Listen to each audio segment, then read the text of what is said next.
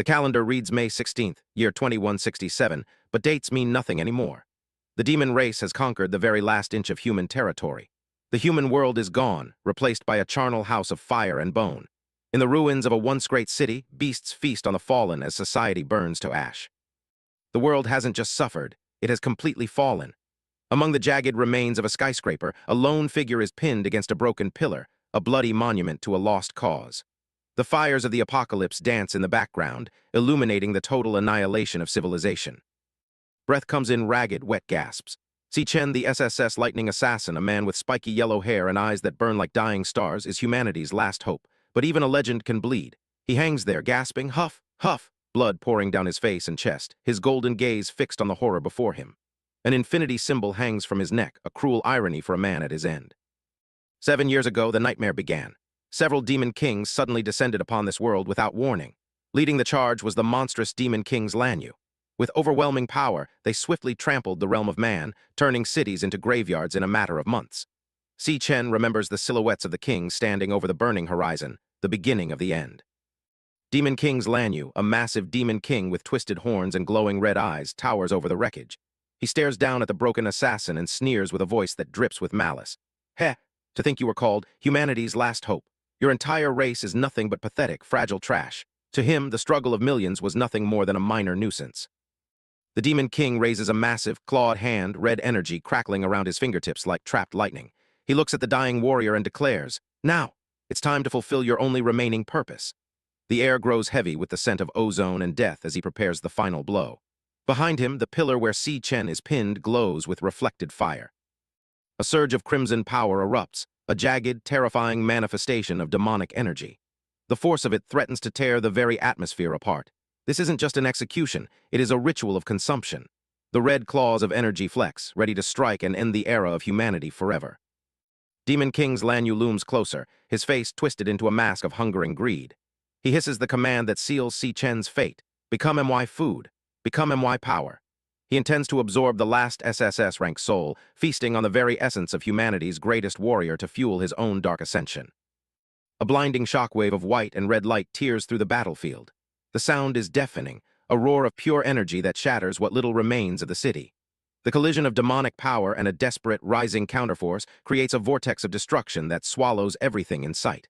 This is the moment where the hunter becomes the hunted. But Si Chen's soul is screaming louder than the explosion. No, MY sister, MY COMRADES. He sees their faces in the white light, the people he failed to protect. The red energy isn't just external anymore, it's the manifestation of his own agonizing grief and the blood he spilled for a losing war. The memory of them is the only thing keeping him from fatting. Images of the fallen flash before his eyes like shattered glass. MY master, every single person closest to me. He sees the silhouettes of those he loved, standing in a sea of blood. The realization hits him with a visceral force. All of them had their lives snatched away by you beasts. The grief transforms into a white-hot, electric rage that surges through his broken veins.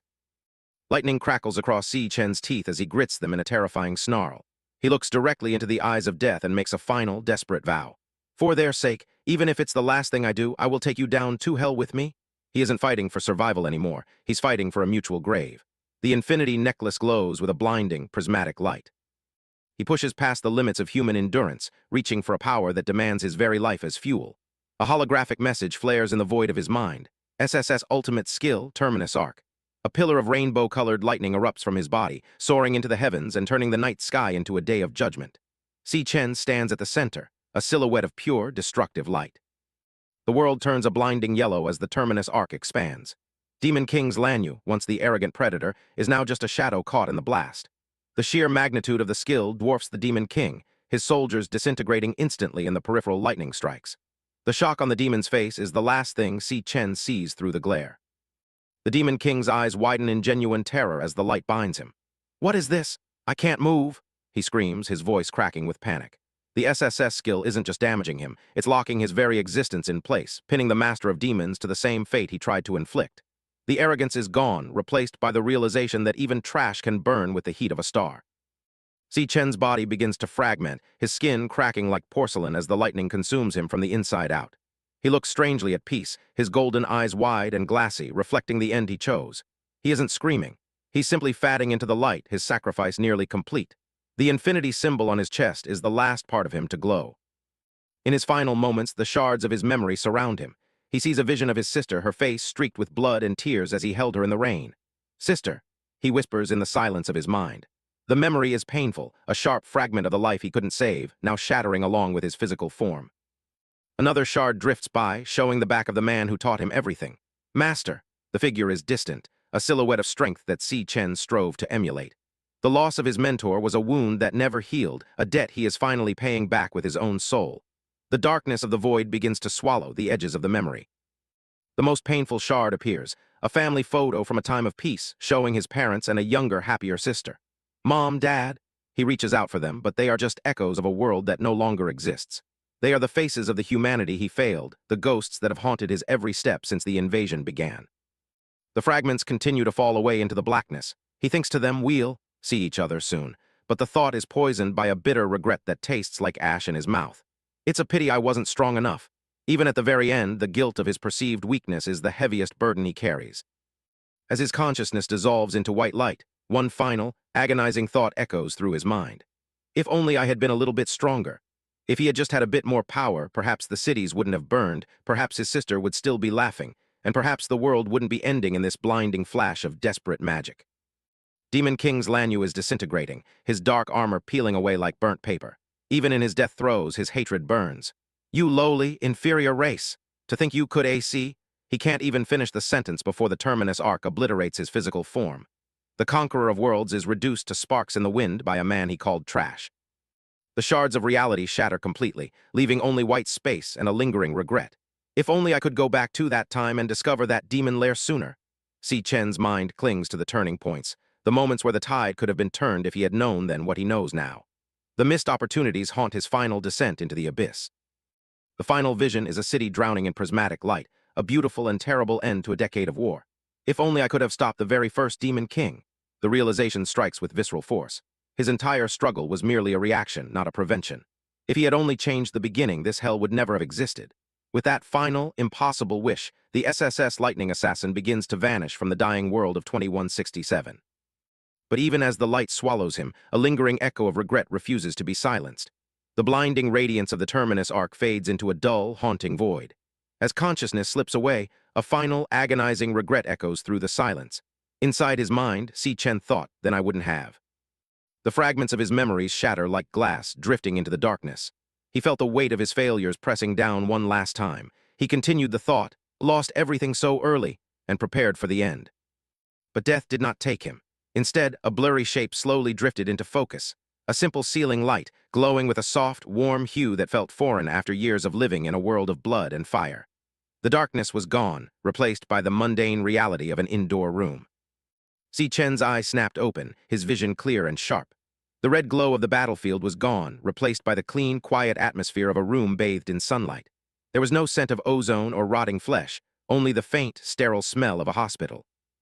He was lying flat on a thin mattress, his body feeling oddly light and whole.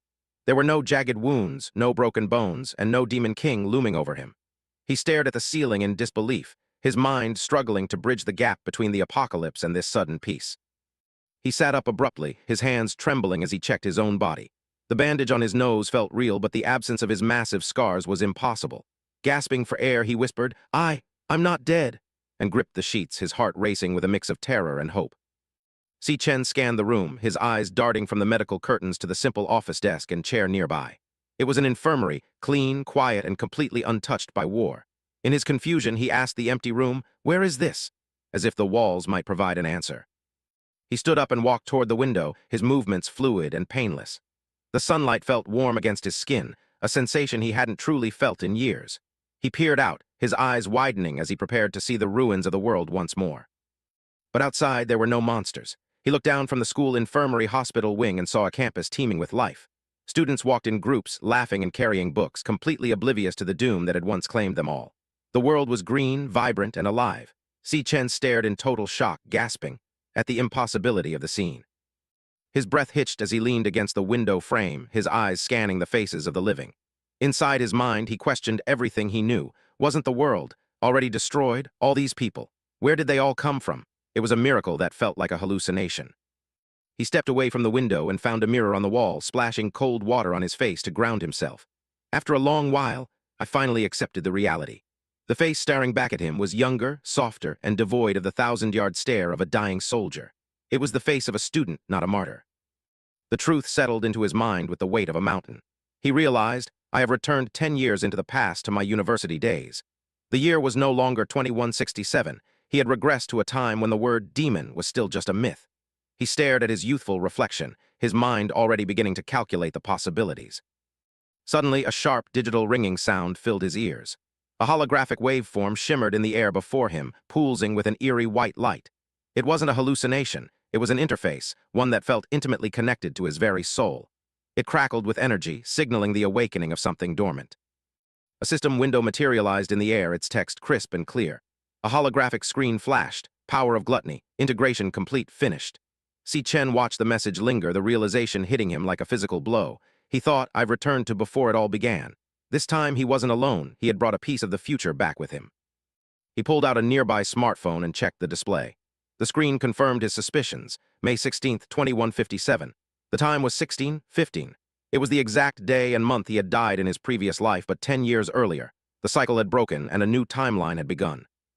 Si Chen stood before the mirror, the glowing system interface reflected in the glass alongside his youthful face. He reaffirmed the impossible truth to himself. I'm back 10 years in the past, May 16, 2157. The sunlight through the window felt like a blessing he didn't deserve, but one he would use to his advantage. His golden eyes narrowed, flickering with a faint, dangerous red light as his killer instincts resurfaced. He realized the strategic importance of this date. This is 3 years before the descent of Demon Kings. He had 3 years to prepare, 3 years to gather strength, and 3 years to ensure that history did not repeat itself. A dark vision of the future flashed through his mind, massive purple tentacles and demonic eyes looming over a helpless city. 3 years from now in 2160, the first Demon King, Wrath, will descend. He remembered the screams and the smell of burning rubber as the world began its slow descent into hell. The vision shifted to the shadows of monstrous beings emerging from a red void. It was Wrath who opened the gates of hell, and because of him the other Demon Kings followed into the human world one by one. That was the starting point. Si Chen's fists clenched at his sides as the memories of the invasion flooded back. He saw the burning ruins and the silhouettes of demons standing over the corpses of humanity, of total destruction, and the reason, I lost everything. The loss of his sister, his master, and his comrades burned in his chest like an unquenchable flame. This time he wouldn't just be a survivor, he would be the executioner. He looked down at his palms, feeling the youthful blood coursing through them. A fierce, predatory grin touched his lips. But now, I am back. The despair of the previous life was gone, replaced by a cold, calculating resolve. He had been given a second chance, and he wouldn't waste a single second. His eyes blazed with a crimson intensity as he formulated his plan. As long as I defeat the first one to appear, Wrath, I can prevent the gates of hell from ever opening. I have a chance to change everything. The mission was clear. Kill the first Demon King and save the world before the war even starts. The system message remained floating in his vision, a constant reminder of the gift he had received. Power of Gluttony, integration complete, finished. As the initial shock began to fade, a new curiosity took hold. Inside his mind, he thought, come to think of it. Standing in the silence of the infirmary, Si Chen found himself unable to pull his eyes away from the shimmering text. This power of Gluttony, it was a name he had never encountered in his previous life, yet the interface had been tethered to his vision since the moment he woke. Inside his mind, he questioned, what is this power of Gluttony interface? It's been floating in front of me ever since I opened my eyes. It was an unknown variable, a mysterious force that defied his memories of the future. Curiosity outweighed caution as he reached out, his fingers brushing against the flickering waves of light. The digital strings vibrated at his touch, humming with a raw, predatory energy that felt both alien and exhilarating. It was as if the system was waiting for his command to reveal its secrets. As he focused his intent, the screen flickered, preparing to display the impossible truth of his new existence. Si Chen stared at the holographic screen floating in the air, his eyes wide with disbelief. A translucent window displayed a set of numbers that defied logic. He gasped as he realized what he was looking at, a status bar from his own past, yet fundamentally changed. Inside his mind, he thought, as the weight of the discovery began to sink in. He leaned in closer to examine the flickering data. The name on the screen was Xiao Zhu, his identity within this mysterious system. But it was the attributes that were truly terrifying. Strength, stamina, elemental power, speed, luck, and spirit were all set to a perfect 100. He questioned his reality, thinking, what is all this game-like data? Are these my current attributes? For a level 1, these stats were nothing short of godlike. He looked down at his youthful hands, then back to the mirror, his red eyes reflecting a cold, sharp intelligence that didn't belong to a university student. He calculated his situation, thinking, I've never seen anything like this before. In the past, I always fought using my awakened power. This was something entirely different, a variable that could flip the world on its head. Memories of the old world's hierarchy flashed through his mind, represented by the glowing icons of different classes, the Star Mage, the Nucleus Warrior, and the Lightning Assassin. He recalled the harsh reality of their society. A thought echoed in his head, only 1 in 10,000 people in this world can become an awakener. In a world of billions, they were the elite, the gods among men. He peered through the window at the sprawling campus, the sun setting behind the modern architecture of his youth. This was the National Awakener University, a place where the future was decided.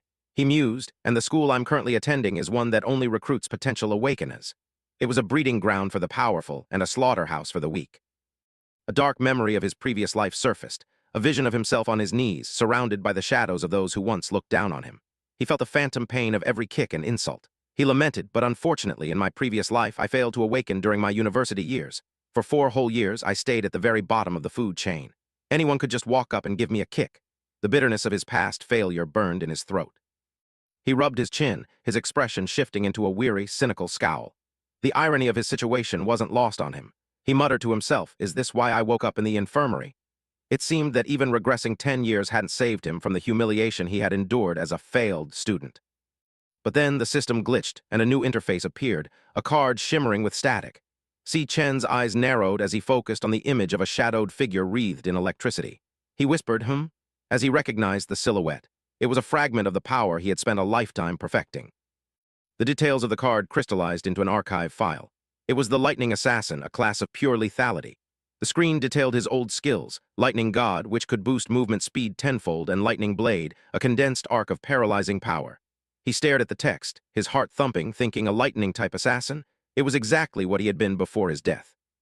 A mental image of his true self flashed before him, a master of storms standing amidst the lightning. He could feel the phantom sensation of electricity dancing across his skin once more.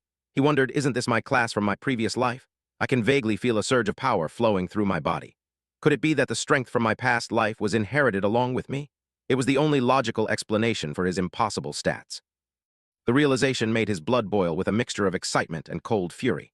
If he already possessed the power of an SSS-Rank hunter, then the 3 years before the invasion would no longer be about survival. They would be about absolute dominance. He asked himself, did I awaken early? The light of the interface bathed his face in an eerie, golden glow. He didn't hesitate. He willed the system to act, watching as a loading bar filled with a sharp, white light. A notification flashed. Switching class? Inside his head, he decided, let's test this power. He could feel the latent energy in his veins beginning to churn, waiting for the command to erupt. A sharp snap echoed in the room, the sound of the world's laws bending to his will. Si Chen's gaze shifted toward the door, his senses suddenly heightened to a degree that was almost overwhelming. He could hear footsteps in the hallway, the heartbeat of a person approaching, and the faint hum of power from nearby electronics. The door creaked open, and a young man with brown hair and large, round glasses stepped inside, his face pale with concern. A status bar appeared above his head, Ma Long E-Rank Flower Chanter. The sight of him made Si Chen's heart tighten. Ma Long stared at his roommate, his voice cracking as he cried out, "Eh?" in pure surprise. Ma Long rushed to Si Chen's side, his hands fluttering nervously as he checked for injuries. "Hey, buddy, you're awake. Is your body okay now?" he asked, his voice full of genuine, frantic worry. Si Chen stood there, frozen, as the system window remained hovering between them. He thought, is your body okay now? While carefully observing his friend. Si Chen looked at the holographic card of the Devourer and then back at Ma Long, who seemed completely unaware of the digital waves around them. He confirmed his theory, thinking, as I thought. No one else can see this interface. He forced his expression into a calm mask and replied simply, "Oh, I'm fine now." But Ma Long wasn't easily convinced. He poked and prodded at Si Chen, his eyes wide with disbelief. "Eh, all your injuries are gone," he shouted, his voice echoing in the small room. "You took such a heavy beating just yesterday. Are you recovering even faster than an awakener like me?" The sheer impossibility of Si Chen's recovery was enough to leave the young chanter reeling. Si Chen looked at his friend, a wave of bittersweet nostalgia washing over him. "This is my university roommate, Ma Long. To anyone else, he was just a low-ranked student, but to Si Chen, he was a ghost from a world that had been erased." The bandage on Ma Long's cheek was a stark reminder of the harsh world they inhabited. He watched Ma Long adjust his glasses, a flurry of thoughts crossing his mind. Although he awakened during college, he was a total bottom tier. In my past life, he was tragically killed on the third day of the Demon King's descent. The memory of his friend's death was a cold, sharp blade in his soul. But now he is truly standing right in front of my eyes. Ma Long tilted his head, wondering, why do I feel like you've actually gotten stronger? Is it just my imagination? The setting sun cast long shadows across Si Chen's face as he looked at his friend. A small, genuine smile almost touched his lips. Only at this moment do I truly feel it. I have really come back. The reality of his regression was no longer a theoretical concept. It was a physical weight, a second chance to save the only person who had stayed by his side. Ma Long suddenly grabbed Si Chen by the shoulders, his panic returning. "Oh, that's right. Tomorrow is the rank test," he blurted out, shaking his friend with frantic energy. "Since you're okay now, let's get back and prepare." The urgency in his voice reminded Si Chen that life at the university was moving forward, whether he was ready or not. Ma Long continued to drag him toward the door, his voice echoing down the hallway. "Even if you haven't awakened yet, it's still crucial for your graduation evaluation," he yelled, his legs moving in a blur as he urged Si Chen to hurry. For Ma Long, the test was the most important thing in the world. For Si Chen, it was merely the first step in a much larger war. They stepped out onto the balcony, overlooking the vast campus under the golden glow of twilight. The National Awakener University was a sprawling complex of glass and steel, a monument to human potential. Below them, the sports fields were alive with the sounds of training and competition, a scene of peaceful preparation before the coming storm. The campus teemed with the vibrant energy of youth and untapped potential. Everywhere Si Chen looked, students were manifesting their powers in small, mundane ways. A girl conjured a swirling ball of purple energy in her palm, while others laughed and talked as if they had all the time in the world. The sounds of laughter echoed across the plaza, a carefree melody that Si Chen knew would eventually be drowned out by the screams of the dying. On the soccer field, a student sprinted with bursts of fire erupting from his shoes, while another launched a ball with superhuman force. They were merely playing with the very powers that would later be used in a desperate struggle for survival. Si Chen watched them, a cold, predatory light in his eyes as he followed Ma Long into the heart of the crowd. He was the only one who knew that this peace was a fragile lie, and he was the only one with the power to keep it from being shattered. Si Chen walked with Ma Long through the crowded campus, the setting sun casting long, golden shadows across the pavement. He looked at the groups of students, their faces bright with life and petty concerns, and felt a strange, hollow sensation in his chest. He whispered to himself, "It's been a long time since I've seen so many living people." Beside him, Ma Long shivered, his round glasses reflecting the sunset as he asked in a shaky voice, "You, what kind of scary things are you saying?" Ma Long adjusted the bandage on his cheek, his expression filled with a mix of exhaustion and genuine concern. He looked up at Si Chen, his eyes pleading for a return to normalcy. "Buddy, let's just walk around the playground," he suggested, hoping a bit of fresh air would clear whatever dark thoughts were clouding his friend's mind. The fallen leaves swirled around Si Chen's feet as he continued to walk, his gaze distant. The peaceful university campus was a stark contrast to the graveyard he had just escaped. A grim thought settled in his mind. I once lost everything completely. The memory of the blood-soaked horizon felt more real than the stone buildings surrounding him. A dark vision of the apocalypse flickered in his mind, showing his past self standing amidst the ash and crumbling skyscrapers of a dead world. He knew the timeline of the coming disaster better than anyone. He realized, if I do nothing, that desperate future will soon arrive again. The weight of his knowledge was a heavy chain around his soul. He stopped walking, his red eyes blazing with a cold, predatory intensity that made the air around him feel heavy. He made a silent vow to himself. I must take action immediately. I have to increase my level as fast as possible. Survival was no longer an option. He needed to become the apex predator before the true monsters arrived. He recalled the basic laws of this era, visions of armored warriors standing over the corpses of massive beasts. In this era, there is only one way for an awakener to level up, by killing monsters in the demon lairs. The raw, primal nature of power in this world meant that blood was the only currency that mattered. His thoughts turned to the political landscape, a vision of do not cross tape sealing off a glowing, purple rift. But almost all demon lairs are monopolized by the great guilds. Outsiders have zero chance to level up. He looked back at his own flickering status window and wondered if these are my current stats. Then how strong am I compared to other awakeners and monsters? The system window displayed his name, Si Chen, and his perfect level 1 stats. He mentally reviewed the world's hierarchy. To distinguish power levels, the government has classified awakeners and monsters into ranks. From highest to lowest, they are S, A, B, C, D, and E. He knew where he once stood, and he knew where he was now. He watched the other students passing by, seeing their low-ranked energy signatures through his hunter's eyes. Most students at the university are stuck at E rank. Only a few geniuses or those with guild backing can reach D rank. They were all small fish in a very dangerous pond, completely unaware of the sharks already swimming among them. The level 1 indicator on his status screen glowed with an eerie, steady light. He looked at the athletic track stretching out before them. Although I can estimate based on experience, I wonder what rank I'd get if I took the test. The upcoming graduation evaluation was the perfect opportunity to test his newfound potential. Si Chen glanced sideways at Ma Long, who was still looking around with a nervous, confused expression. I'm definitely stronger than him, he thought, a cold calculation running through his mind. Ma Long noticed the stare and tilted his head, a literal question mark appearing over his head in his confusion. The piece was shattered in an instant. A basketball, thrown with malicious force, tore through the air and struck Ma Long directly in the face. The impact was sickening, the ball bouncing away as Ma Long's head snapped back. Si Chen watched with a sudden, icy focus, the world slowing down to a crawl as his killer instincts flared. Ma Long collapsed onto the hard pavement, clutching his face as blood began to trickle from his nose. His glasses were knocked askew, and a pained, escaped his lips. He curled into a ball, the sudden violence leaving him reeling in the dirt. Si Chen's gaze drifted toward the source of the attack. A group of 4 students sat on the nearby stairs, their postures arrogant and relaxed. They were the apex predators of the campus hierarchy. The lead bully, a muscular man in a dark tank top, leaned forward with a cruel smirk. Yo, isn't that Si Chen and Ma Long? He called out, his voice full of mock friendliness. K letter 1 EBB, B letter 1 EAFT, and letter 1 EA1T Kong Tern, unnamed bully, looked down at them with eyes full of disdain, a dog tag dangling from his neck. He adjusted his position, his massive shoulders blocking the light.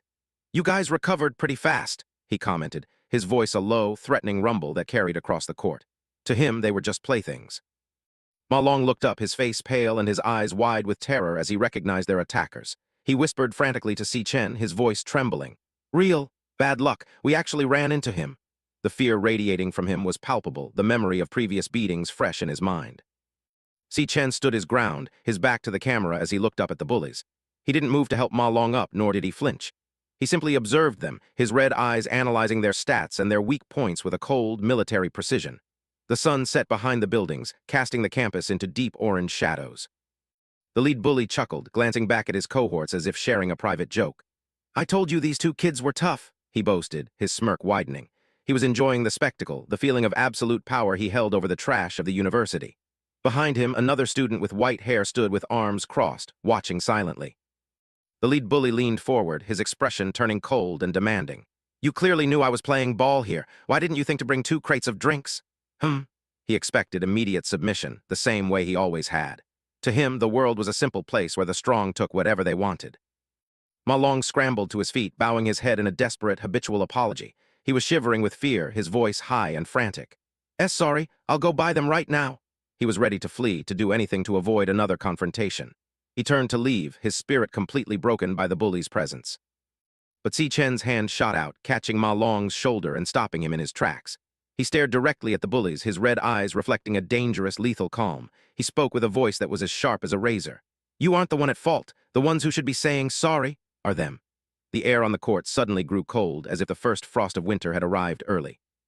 Under the harsh afternoon sun, a group of students sat lounging on the concrete steps, their presence radiating a subtle threat. One of them pointed toward the approaching duo and called out, Yo, isn't that Si Chen and Ma Long? The casual tone of his voice masked the predatory intent beneath it. Gong Cheng leaned back with an arrogant smirk, his muscular frame draped in a dark tank top. He eyed the 2 newcomers with a condescending gaze and remarked, You guys recovered fast. To him, they were nothing more than convenient outlets for his boredom. Ma Long froze, sweat beading on his forehead beneath his messy brown hair. The bandages on his face were a testament to their previous encounters. He thought in a panic, just my luck. Ran into him again. The fear in his wide eyes was palpable. Standing beside his trembling friend, Si Chen remained eerily calm. His gaze was fixed on the bullies above, his posture relaxed yet ready. He didn't flinch, even as the tension in the air thickened to a suffocating degree. Gong Cheng chuckled, turning his head slightly to boast to his companions. I told you these 2 kids can take a beating, he bragged, his voice dripping with sadistic pride. He saw their resilience not as strength, but as a reason to hit them harder next time. As Si Chen stared at his tormentor, something shifted within him. His dark eyes began to glow with a faint, ominous red light. He whispered to himself, it's this guy. Suddenly, like an opening floodgate, some memories from the past welled up, cold and bitter. The memory hit like a physical blow. The sound of rushing water and frantic gasping echoed in his mind. He could feel the cold ceramic of the sink and the suffocating pressure of being held down. Bubbles of air escaped as he struggled to breathe. In the flashback, the scene in the men's restroom was brutal. Gong Cheng had forced Si Chen's head into a sink full of water, the sounds of Gu Lu Lu filling the small space. The other bullies stood around, their faces twisted into masks of cruel amusement as they watched him struggle. From the doorway, Ma Long stood horrified, his voice trembling with a mix of fear and desperate anger. You guys stop it right now, he screamed, reaching out as if to pull them away from his friend. Gong Cheng didn't even look up, his grip tightening on the back of Si Chen's neck. Why stop? I'm helping him, he mocked. He laughed as the water splashed everywhere, completely indifferent to the suffering he was causing. He hasn't awakened yet even now. Gong Cheng shouted over the sound of the struggle. Shouldn't we stimulate him a bit? The cruelty was deliberate, a calculated effort to humiliate someone they deemed inferior under the guise of encouragement. The restroom erupted in raucous laughter. The bullies found the sight of a drowning student hilarious, their egos fed by the absolute power they held over him. Their cackles echoed against the tiled walls, sharp and jagged. Eventually, Gong Cheng pulled him out and let him drop to the floor. He fainted just like that, he remarked with a dismissive wave. Let's go, it's boring now. As they swaggered out, leaving the dripping boy behind, Ma Long rushed to his side, calling out his name in a panic. Ma Long knelt by the unconscious Si Chen, his hands shaking as he tried to help.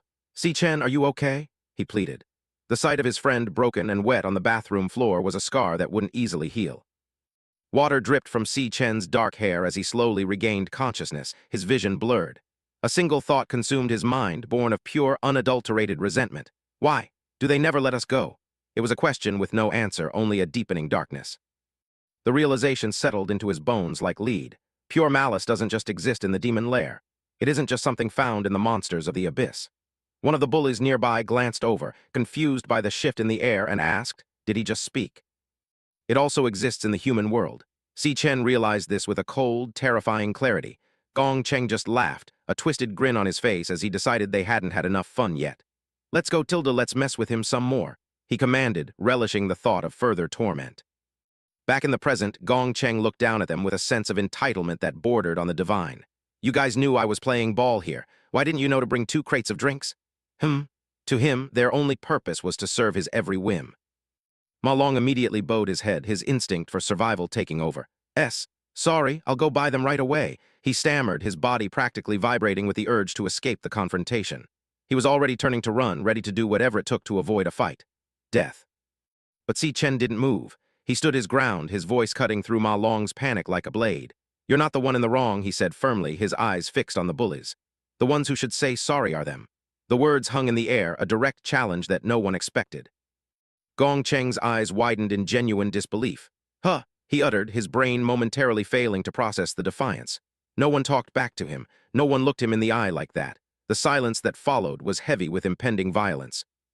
Ma Long spun around, his face pale with terror. Si Chen? What are you saying? He whispered frantically. He couldn't understand where this sudden bravado was coming from, and he was terrified of the consequences it would bring. Gong Cheng stood up, his body surging with E-rank power. Green flames flickered around his arms as they transformed into jagged, stone-like gauntlets. A holographic window identified him. Gong Cheng, E-rank flower warrior. He stepped forward, the heavy thud of his boots echoing on the pavement as he prepared to crush the boy who dared to defy him. Si Chen's eyes flared with a brilliant, predatory crimson, a cold light that the oblivious onlookers would never suspect. He didn't see a terrifying E-rank warrior, he saw a clumsy target. The experience of 1,000 battles surged through his veins, transforming his stillness into a lethal focus. The game of predator and prey was about to be flipped on its head, right in the center of the campus square. He analyzed the situation with the cold efficiency of a master assassin, even as the first whispers of a crowd began to gather. Inside his mind, he thought, this guy named Gong Cheng only dares to bully the weak because his older brother is the strongest student council president. As the glowing stone arms swung toward him, Si Chen reached a grim conclusion. In reality, his own abilities aren't outstanding. He was already 3 steps ahead of the bully, and the public spectacle that was about to unfold. Students nearby began to notice the unfolding confrontation, their faces twisting with a mix of excitement and malicious glee. One student whispered loudly to his friends, "Look over there, Gong Cheng is going to beat them up again." It was clear that this was a frequent and expected spectacle in the school's hierarchy of power. The crowd's mockery intensified as Gong Cheng loomed over Si Chen and Ma Long. Hateful laughter erupted as one student jeered, "Haha, didn't they just get beaten into the hospital?" The jeers continued, highlighting the pathetic status of the 2 victims. One is the weakest awakener, and the other hasn't even awakened. The two most useless guys in the whole school. The cruelty of the student body was as sharp as any blade. Gong Cheng looked down at Si Chen, his body radiating a sickly green aura. He was a mountain of muscle compared to the slender boy standing before him, and he knew it. He didn't just want to fight, he wanted to humiliate. Gong Cheng's face contorted with a predatory smirk as he leaned in closer. "What did you just say?" He hissed, his voice like a coiled serpent ready to strike. He couldn't believe the audacity of the boy who had previously been his punching bag. Si Chen's eyes glowed with a faint, lethal crimson. He met Gong Cheng's gaze without a hint of fear, his voice cold and unwavering. "Don't come bother us again." It wasn't a request. It was an ultimatum delivered by a man who had seen the end of the world. That was all the provocation Gong Cheng needed. He lunged forward with a roar, his fist traveling through the air with enough force to shatter bone. "I think you really need another beating," he screamed, expecting the familiar sound of crunching ribs and a satisfying cry of pain. But the sound that rang out was a sharp, metallic crack.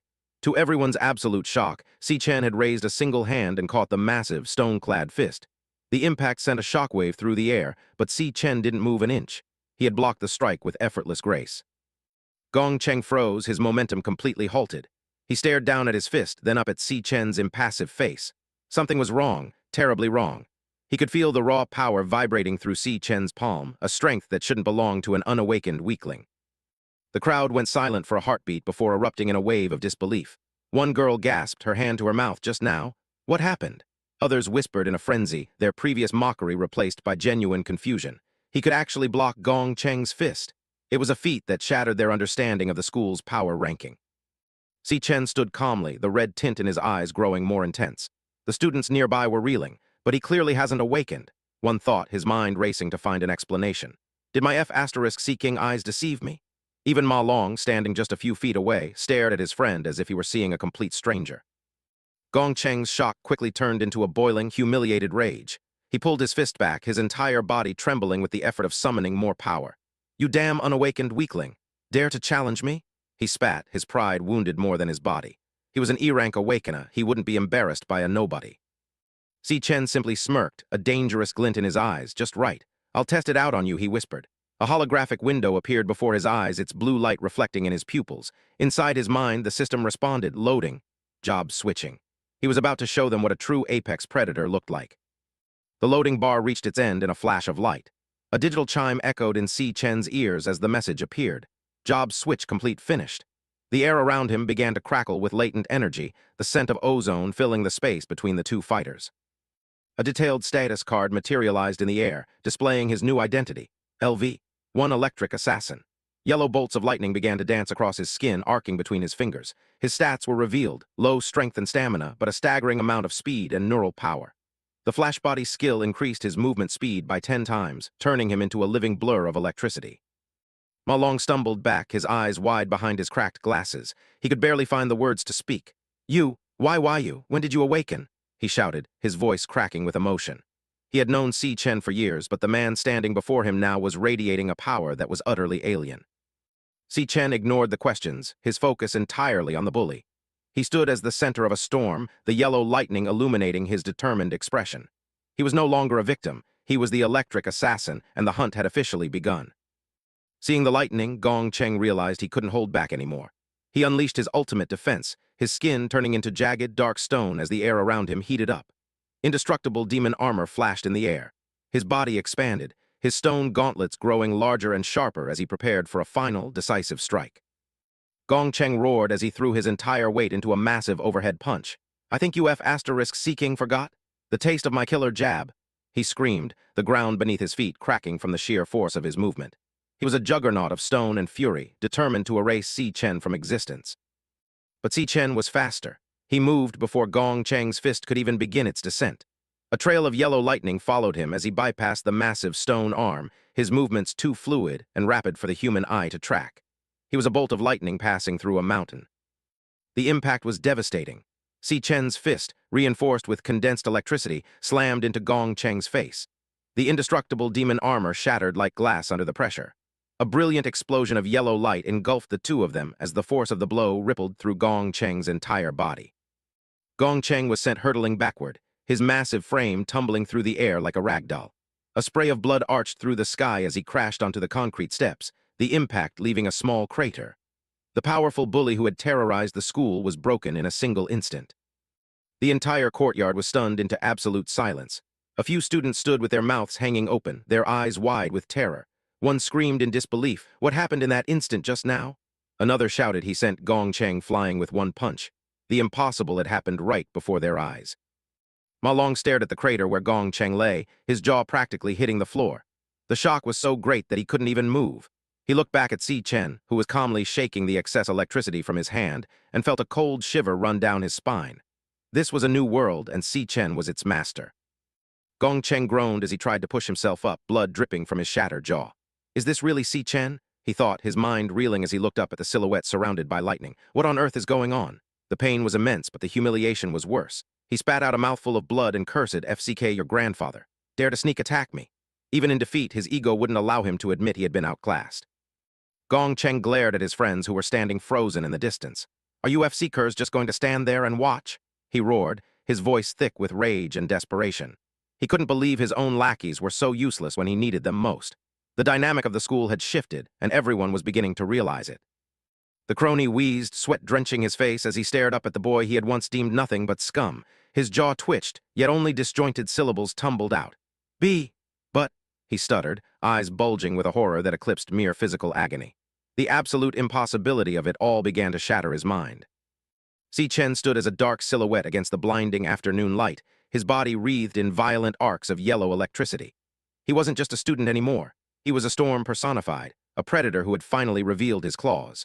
The air around him hummed with lethal energy, vibrating with the silent promise of destruction. Humiliation flared into a desperate, murderous rage in Gong Cheng's eyes.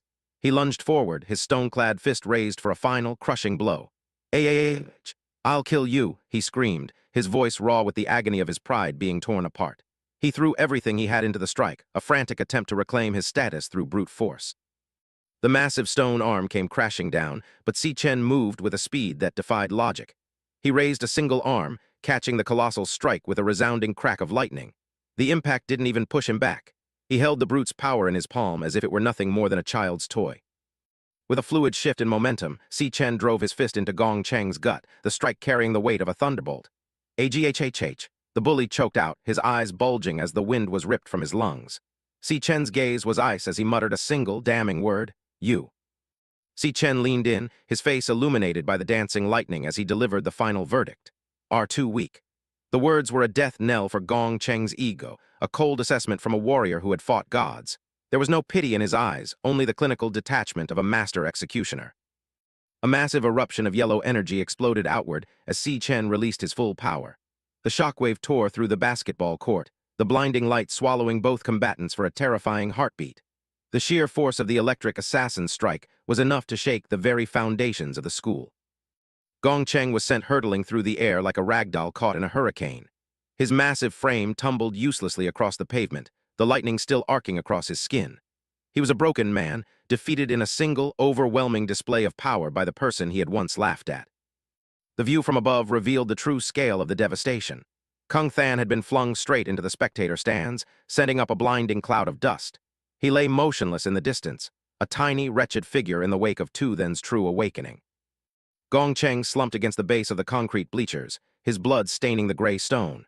His tattered shirt and broken gauntlets were a pathetic reminder of his failed, indestructible demon armor. He was barely conscious, his breathing shallow, and ragged as the reality of his defeat finally set in. The entire area fell into a stunned silence. Students stood paralyzed, their faces pale with shock. Ma Long remained on his knees in the grass, his mind unable to process the violence he had just witnessed. In the center of the wreckage, Si Chen stood calm and unmoved, a predator who had just finished a minor hunt. Ma Long stared at his friend through his cracked glasses, his hands trembling. "Si Chen, when did he?" he whispered to himself, his voice shaking with a mix of awe and terror. He had spent his life trying to protect his friend, only to realize that the person standing there was someone he no longer recognized. Si Chen looked down at his blood-stained knuckles, his expression unreadable. Around him, the whispers of the crowd began to swell into a frantic roar. One question seemed to be on everyone's lips. How could he become so strong? The world they knew had been turned upside down in a matter of seconds. A translucent screen hovered before Si Chen's eyes, displaying his level 1 stats, everything at a flat 100. He stared at the numbers with a cold, analytical mind. "I've reached a few rough conclusions now," he thought. The system was functioning perfectly, but it was only the beginning of his journey. Arcs of electricity continued to dance over his skin as he calculated his next move. 1. Just like before, I can switch to the electric assassin state at any time. 2. Although the system level is currently LV1, he noted. He was testing the limits of his regression, finding the familiar patterns in this new life. He looked back at the impact of the block he had made earlier. The image burned into his mind. Just as I expected, my daily state is enough to deal with the lowest level awakeners. This means my current grade is higher than E, he concluded. His experience as an SSS-Rank Assassin was making up for his lack of raw levels. Si Chen's gaze narrowed, his crimson eyes reflecting a hidden darkness. But exactly what grade is still unclear, he thought. Despite the victory, a nagging suspicion remained. But there is one more problem, he realized, looking away from the broken body of his opponent. The math didn't add up. He stared at the unmoving Gong Cheng, then back at his own level 1 status window. I clearly defeated him. Why hasn't there been any change in the system stats? He questioned. In his past life, every kill, every victory brought immediate growth. This silence from the system was an anomaly he couldn't ignore.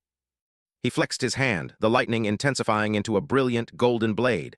Could it be? He thought, a grim realization dawning on him. Perhaps the system required more than just a defeat to progress. He looked toward his fallen foe with a new, much more lethal intent.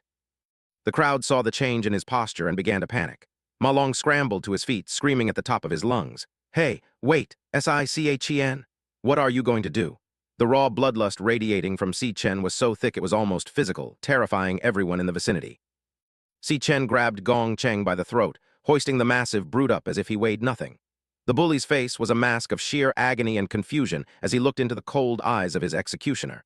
Si Chen's grip was like iron, crackling with lethal energy that pulsed through his victim's body. A question echoed in Si Chen's mind as he tightened his grip, the red in his eyes glowing with a terrifying intensity.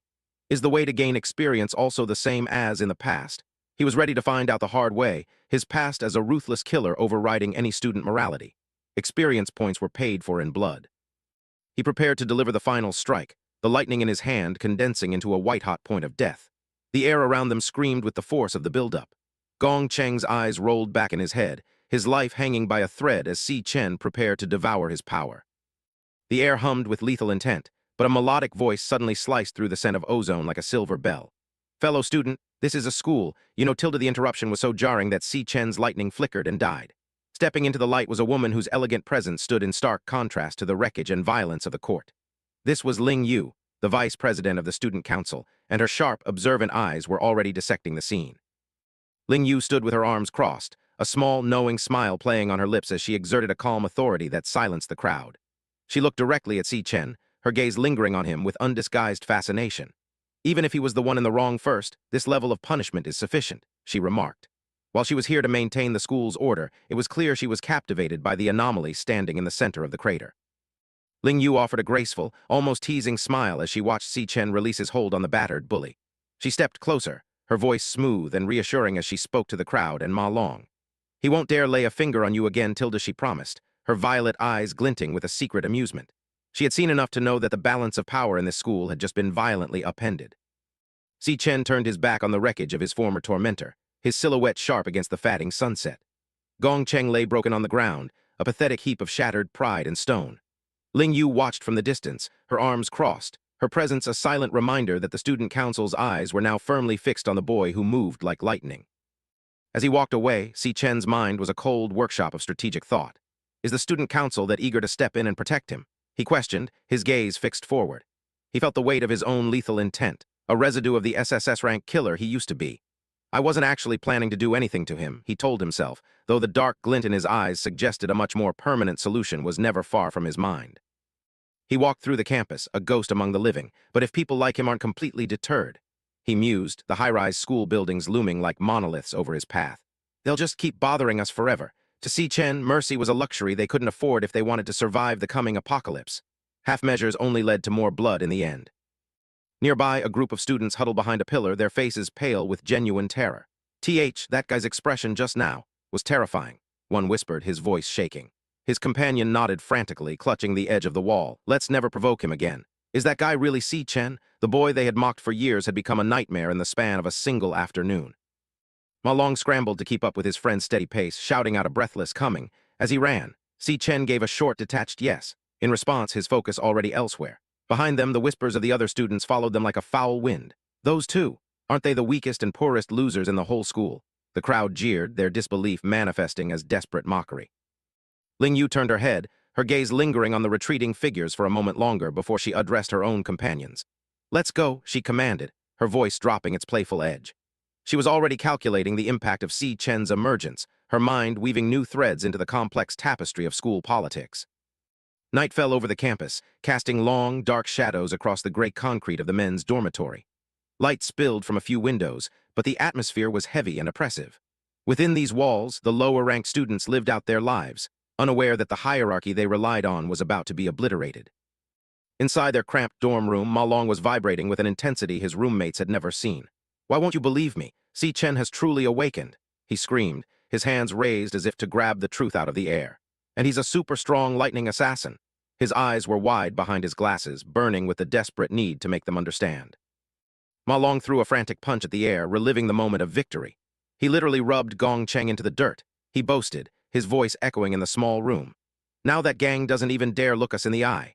He paced between the bunk beds, a triumphant smile on his bandaged face, while his roommates watched him with expressions of profound annoyance. One of the roommates, Xiang Zhuo, a boy with messy hair and an arrogant tilt to his jaw, picked at his ear with a bored expression. As an E-rank nucleus mage, he considered himself the undisputed king of their low-level room. Where is he then?" he asked skeptically, his eyes fixed on nothing in particular. To him, Ma Long's story sounded like the delusional ramblings of someone who had taken too many hits to the head. Xiang Zhuo leaned forward and sharply poked Ma Long on the forehead, mocking his excitement. "If he's that strong, does he really still need to go running?" he demanded, his voice rising in irritation. "Does an awakener even need such basic fitness training? Does that even make sense?" He saw Si Chen's continued training not as dedication, but as proof of his weakness. The other roommate, Xiang Yu, was hunched over his computer, a lollipop protruding from his mouth. He didn't even turn around as he added his own cynical commentary. "Seems like Ma Long's head was really beaten into a pulp," he remarked, his fingers clattering over the keyboard. Xiang Zhuo barked a laugh in the background, shouting, "Exactly. Snap out of it." The two E-rank students were too comfortable in their superiority to accept a new reality. Xiang Zhuo stood in the center of the room, spreading his arms wide as he lectured the trembling Ma Long. "The four of us were put in the same dorm, only because our ranks are the bottom four of the entire year," he reminded him, his voice harsh. "That is an unchangeable fact. He lived in a world where rank was everything, and he was determined to keep Ma Long in his place." A brilliant red light erupted from Xiang Zhuo's hand, illuminating the room in a bloody glow. "And I am the fourth from the bottom, which means I'm the one in this dormitory," he boasted, his face twisted into a mask of smug superiority. "A person can only awaken one class in their life. You two are just support chanters. I'm the only combat class in this entire room, a nucleus mage." To him, this small crumb of power was enough to justify his arrogance. Ma Long hung his head, the weight of Xiang Zhuo's words pressing down on him. The red light reflected in his eyes, a reminder of the rigid class system they lived under. "That is a super fact that can't be changed," Xiang Zhuo barked, his voice filled with a hollow triumph. He was the biggest fish in a very small, very shallow pond. Xiang Zhuo flexed his arm, admiring his own reflection. "That kid Si Chen looks like such a weakling. How could he possibly be a lightning assassin?" he scoffed. "On the other hand, I feel like I've been getting stronger lately. I might even be able to squeeze into a club." His delusion was absolute, fueled by a total ignorance of the monster currently sleeping just a few feet away from him. Xiang Yu remained glued to his screen, his voice monotone and disinterested. "Tomorrow is the final rank test before the graduation evaluation," he noted, the blue light of the monitor reflecting in his eyes. Xiang Zhu continued to pose in the background, unaware of the impending storm. "Everything will be clear then," Xiang Yu finished. Little did they know the evaluation would be the day their world came crashing down. Deep within an E-rank training demon lair, a massive fiery portal roared with infernal energy. Guards stood at attention, their silhouettes black against the blinding orange light. This was a place of danger and power, where only the elite dared to tread, a gateway to a world of monsters and ancient magic. A man stepped from the flames, his presence so heavy it seemed to warp the air around him.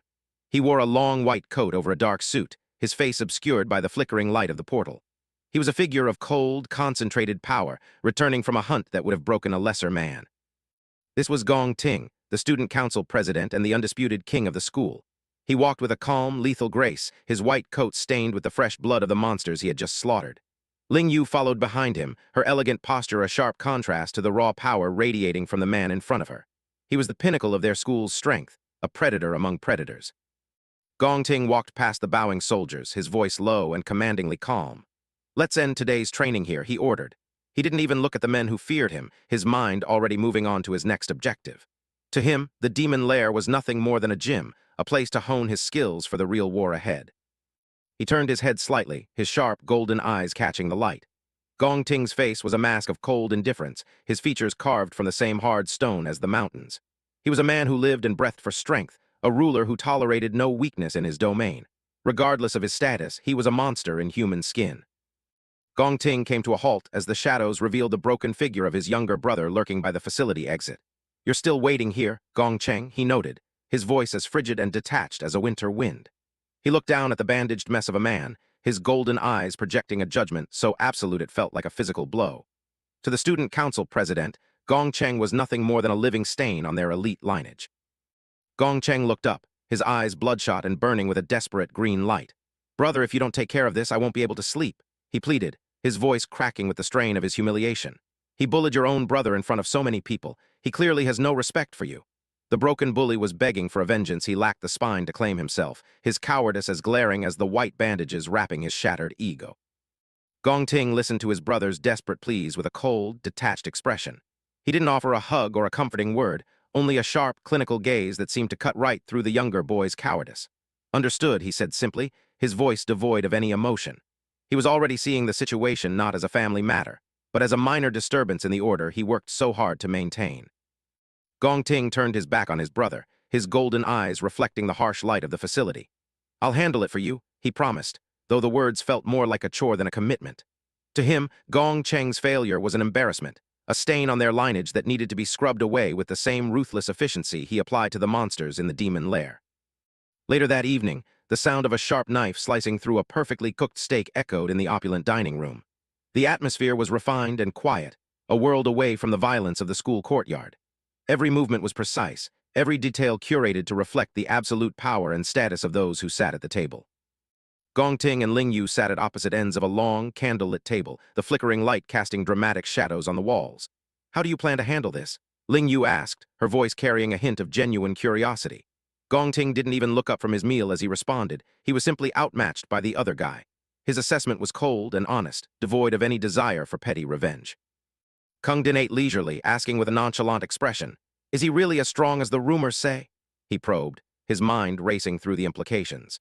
He hadn't witnessed Tu Than's power firsthand, so he wanted to know if the student council vice president considered Tu Than a genuine threat, or merely a minor anomaly that needed managing. Ling Yu continued, her voice echoing in the vast, silent room. "You know the strength and ranks of everyone in this school. Less than 10 people in the entire school have reached D rank, and you've recruited them all into the club," she noted. She was reminding him of the absolute monopoly on power he held, a status that Si Chen was now beginning to challenge. "Besides, others don't have the opportunities to access demon lairs like you do," Ling Yu pointed out, her tone bordering on the cynical. "Those mediocre awakeners have no way to improve," she added. She understood better than anyone that the system was rigged in favor of the elite, and she was fascinated by someone who could break those rules through sheer, unexplained power. Outside, a cold, relentless rain began to wash over the campus. Ling Yu's voice echoed in the darkness, a haunting commentary on the man she followed. "No one can catch up to your pace," she said.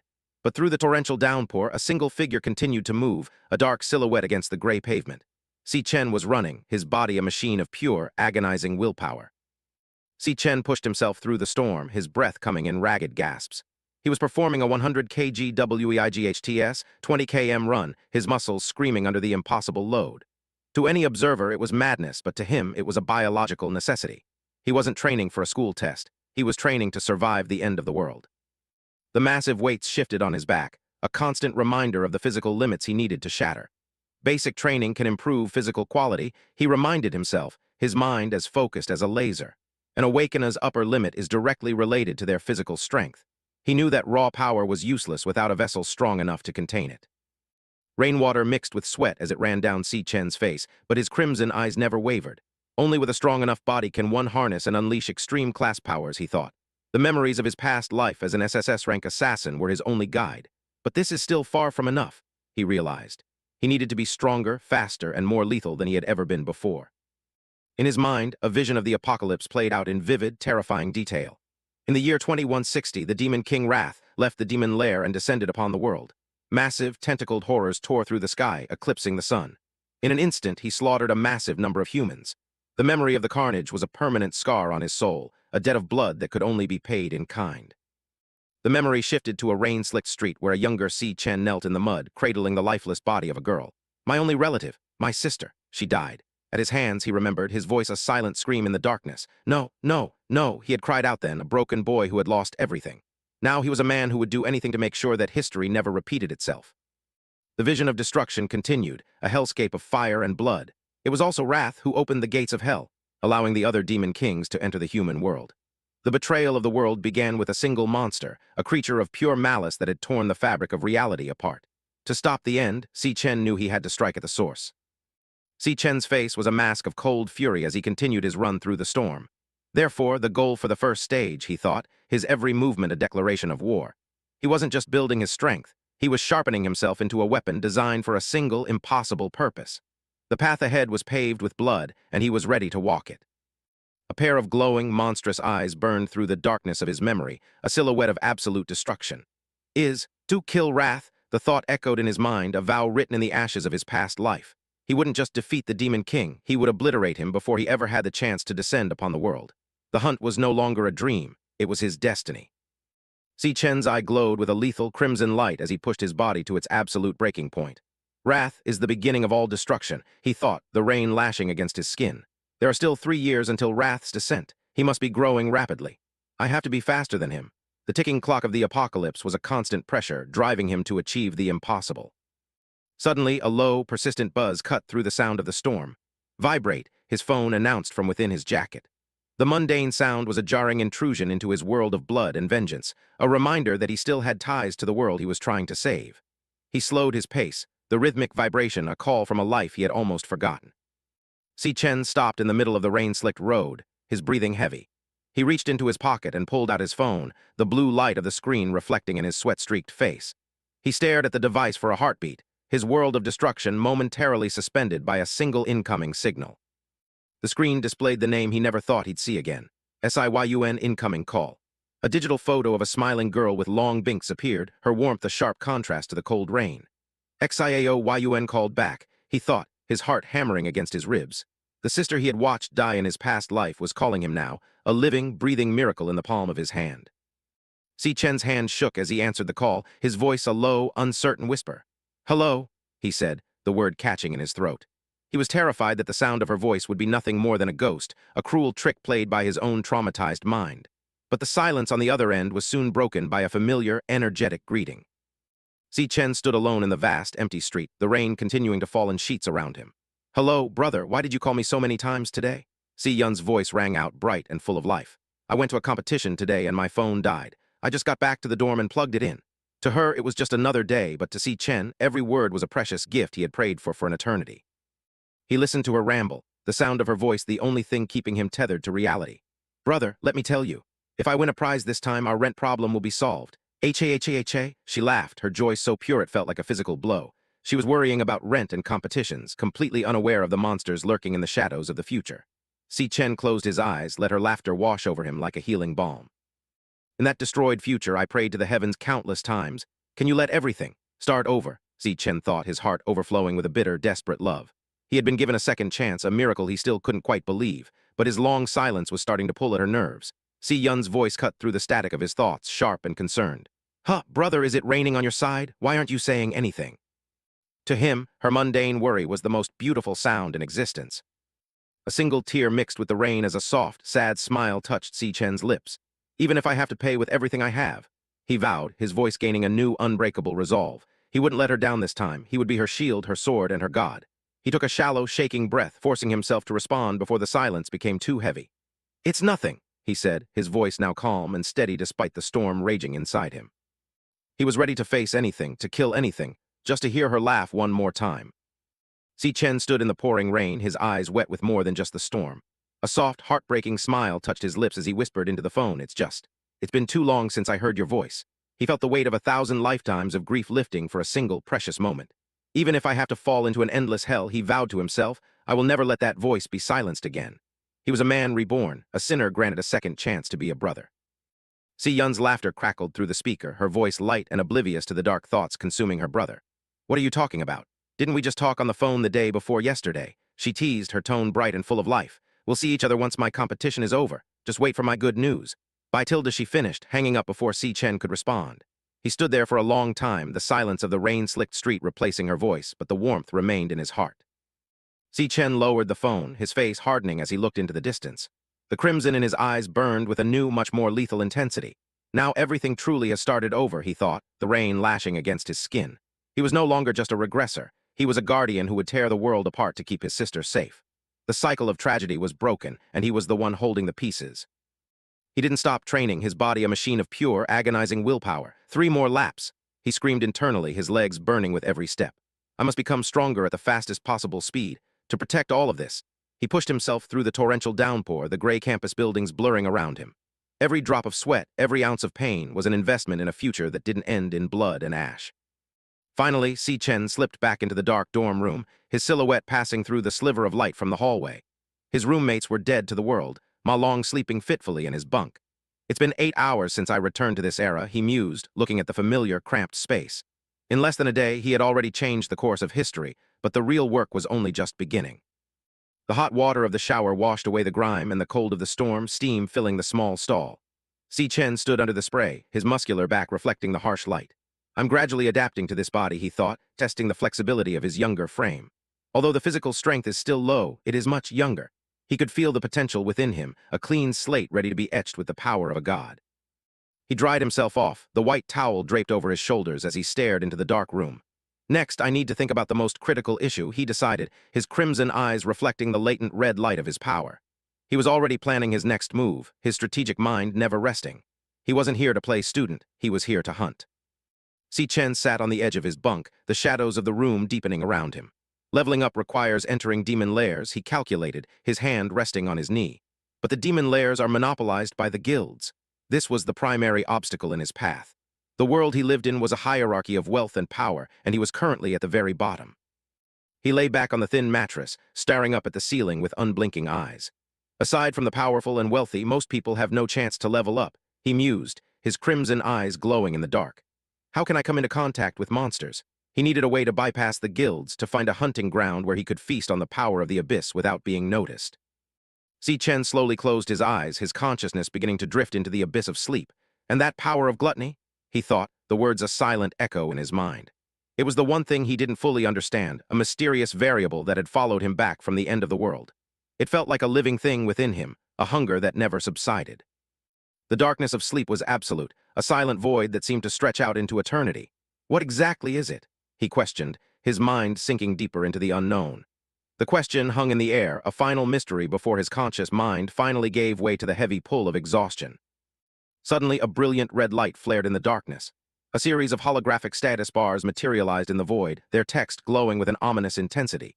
System BOOTING loading, the interface announced. This wasn't a dream. It was an activation, a hidden mechanism within his soul finally coming online. The air itself seemed to vibrate with the hum of alien machinery.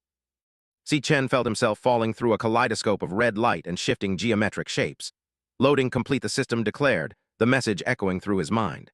He was being transported, his consciousness pulled from his physical body and cast into a world that didn't obey the laws of physics. The sheer force of the transition was enough to make him gasp, though he had no lungs to breathe with. A massive, glowing announcement filled his vision, the letters burning like stars in the void. Finished Gluttony System start. The power he had carried within him finally had a name and a purpose. He had been chosen not just to survive, but to devour, to consume the strength of his enemies until nothing remained but ash. The real game was finally beginning. Si Chen's eyes snapped open, his crimson pupil reflecting the alien world around him. He was a passenger in his own mind, watching as the reality of the Gluttony System revealed itself. The atmosphere was thick with a heavy, ancient power, a force that had been waiting for him for an eternity. He wasn't afraid, he was curious. He was a hunter who had just found a new, much more lethal playground. He landed with a silent thud, his feet touching down on a dark, reflective surface that looked like blood. He crouched for a moment, his senses on high alert, his dark hair falling over his eyes. Around him, the void pulsated with a rhythmic, crimson light, like the beating of a massive, subterranean heart. He was in the center of the beast, and he was ready to eat his way out.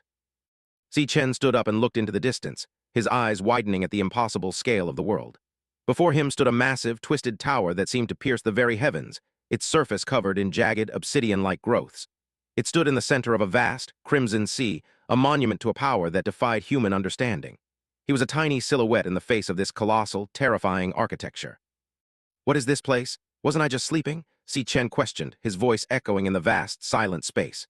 He looked around at the Red Sea and the dark, looming tower, his mind racing to find an explanation. He could feel the power of gluttony vibrating within him, responding to the energy of this place as if it were finally home. He had stepped out of the world of men and into the realm of the Devourer. Back in the waking world, Ma Long scratched the back of his head with a confused, slightly anxious expression. I think he said. He was going for a run. He stammered to someone out of view. He looked at the empty bunk where his friend should have been, unaware that Si Chen's journey had already taken him far beyond the confines of their mundane school life. The storm was coming, and Ma Long was the only one who had even noticed the first drop of rain. Si Chen opened his eyes to find himself in a desolate, crimson-tinted world. He sat up slowly, his mind struggling to bridge the gap between sleep and this new reality. He wondered, what is this place? Wasn't I just sleeping? In the distance, a massive, jagged structure rose toward the bruised sky like a petrified demon. He stared at the ominous sight, murmuring, "And what is that tower?" Movement in the haze caught his attention as twisted, skeletal beasts began to manifest from the shadows, their presence radiating pure malice. The system identified the approaching threats. Death-hound E-rank cloud warriors. They snarled, their jaws dripping with a viscous blue energy. Static began to crackle across Si Chen's skin as a translucent screen flickered into existence. Loading, switching class. He watched the energy build in his palms, thinking a monster. Don't tell me I'm inside a demon lair. The transformation solidified with a final chime, class switch, complete, finished. A status icon confirmed his new identity as a level 1 lightning assassin. Si Chen adjusted his stance, whispering, "I haven't figured out what's going on yet, but first I'll deal with the trouble in front of me." The archive file detailed the potential of his new path. By infusing his entire body with electricity, his movement speed would increase by a staggering 10 times. The hounds didn't wait. They lunged simultaneously, a blur of fur and bone aiming for his throat. Si Chen moved before they could even blink. He was a streak of yellow light, his strikes cleaving through the nearest hound in a violent explosion of blood. As the beast's remains hit the ground, a loot notification appeared. Obtained death forest times 3. He continued his assault, leaping into the air and spinning through the chaos. He felt the raw power coursing through his limbs, thinking, with my current strength. He landed with a thunderous impact, his blade severing heads and limbs in one fluid motion. The battlefield became a landscape of carnage. Electric sparks danced in his eyes as he stood amidst the fallen. He exhaled a breath of steam, his confidence growing. He thought, dealing with these E-rank monsters is child's play. Blood pooled around his feet as the system flooded him with experience points. The weight of his actions hit him, and he realized this all feels so real, it's definitely not a dream. A brilliant pillar of light engulfed him as the notification rang out. Level up. He was now level 2. His eyes widened at the potential, thinking, most importantly, I can gain experience and level up here. The benefits of his growth were immediate. A message flashed, every stat increased by 5 points. He felt a surge of vitality and power reinforcing his muscles. A thrill of ambition raced through him. He looked toward the dark horizon, declaring, I've actually gained a demon lair that I can solo raid. The ground shook as a much larger shadow loomed over him. A boss monster, a high-level E-rank cloud warrior, revealed itself with a menacing growl. The beast unleashed a wave of heat from its maw, roaring with enough force to shatter stone. Si Chen didn't flinch. He steeled his resolve and said, then I'll use this place to properly test my limits. The clash was over in a heartbeat. Si Chen struck with blinding speed, his lightning-infused blades carving through the boss's massive frame. A massive experience reward of 320 points appeared as the creature collapsed. The energy of the kill catalyzed another transformation. He ascended once more, reaching level 3 as a lightning assassin. The victory screen summarized his hard-earned rewards: 18 Death Forest Fangs and a rare Death Forest Crystal. He examined his updated stats, noting how the experience from a boss was several times higher than common mobs of the same level. He thought, I've already leveled up twice in such a short time. Standing over the mangled remains of the boss, a jagged red notification box flickered into existence, its crimson light pulsing like a warning. The screen held a single, chilling prompt: can devour. The weight of the system's message hit him, leaving him breathless as he contemplated the dark potential of those words. He stared at the corpse, his red eyes wide with a mix of horror and fascination as he gasped. Si Chen looked down at the fallen beast, a crimson notification hovering above its corpse. He whispered, what does devourable mean? He reached out his hand, and it began to glow with a strange, pulsating light. He wondered, could it be? His red eyes flared as the realization set in. He thought, This is the true meaning of the power of gluttony. A violent vortex of dark energy erupted, swirling around the carcass as a loading bar materialized in the air. Si Chen clenched his fist, electricity sparking as he harnessed the essence of his fallen foe. A system message chimed, finished. A blue card appeared before him, titled Frost Physique. Shocked, he said, the monster was absorbed into a card. He held the holographic card in his hand, a grin spreading across his face. He thought, I can actually devour my enemies after killing them, and turn them into my own classes. His eyes widened in shock as the sheer scale of this discovery hit him. The revelation was overwhelming. He stuttered, this is exactly. In his mind's eye, he saw the terrifying silhouette of the Demon King Lanyue, a creature of pure destruction. He looked at the crackling energy connecting the dots. He thought, the power of Demon King Lanyue. The system confirmed his suspicion. The power of gluttony originally belonged to the Demon King. I have seized it for myself. Icons representing various elements appeared as he reflected on the absolute laws of this world. He thought, classes are born with inherent strengths and weaknesses. It is an unchangeable law that a person can only possess one class. But the cards floating before him defied everything he knew. He thought, but now, I possess two classes simultaneously. He looked out at the monstrous shapes lurking in the mist. He thought, no, if I can devour other monsters. A dangerous light flickered in his eyes. He vowed, I will possess infinite classes. The adrenaline began to fade, replaced by a deep curiosity. He asked himself, why did I obtain this power? He turned his gaze back to the monolith that pierced the sky. He wondered, and what exactly is this demonic tower behind me? Suddenly, a massive shockwave tore through the air, sending dust and debris flying as the sky seemed to crack. Si Chen braced himself, sweat trickling down his face as he felt a suffocating aura. He thought, this intense pressure, what is going on? Atop the jagged stairs, a colossal figure sat upon a throne of bone. A voice boomed through the void. You finally arrived. I have been waiting for you for a long time. The entity stood, revealing himself to be Purgatory Rakshasa, a towering S-rank star warrior. He was a terrifying sight, wrapped in bandages with hollow, glowing blue eyes and carrying a massive, serrated blade. He growled a single name, Si Chen. Without warning, a massive attack pulverized the ground, sending shards of stone flying like shrapnel. Si Chen threw himself into the air, his body twisting as he narrowly escaped the absolute destruction of the explosive shockwave. He landed hard, skidding across the red dirt until his boots finally caught. As dust swirled around him, the cold reality of the government ranks from E to S flashed through his mind. He groaned, coughing as the terrifying truth settled in. He was facing an S-rank monster. Si Chen's breath came in ragged, burning bursts as he analyzed the dire situation before him. He grit his teeth against the mounting pressure, his mind racing back to the pinnacle of his power. In my past life, I nearly died just to reach S-rank. Right now, my combat power is at most D-rank. He looked up at the towering figure standing amidst a lake of blood, the monster's presence as suffocating as a physical weight. The gap was impossible to ignore, he thought, but the one standing before me is an S-rank boss. The gap in levels is too wide. My stats are being completely crushed. Desperation flared in his red eyes as he took in the twisted, demonic landscape of the soul space. He wondered with a growl, what kind of demon lair is this? Why is there an S-rank monster here? Sweat and blood matted Si Chen's hair as he stared at the beast, his mind desperately searching for any logic to this madness. He thought, and, how does it know my name? The Purgatory Rakshasa loomed like a god of death, its massive, jagged blades ready to end him in an instant. Si Chen reflected on the brutal engagement they had just endured, thinking, we've exchanged dozens of blows. During this time, he had countless opportunities to kill me. A massive surge of purple energy from the Rakshasa's blades sent Si Chen flying through the air like a ragdoll. He gasped, as the sheer force of the impact threatened to shatter his bones. He hit the ground hard, his body skidding through the red dirt and leaving a furrow in the earth.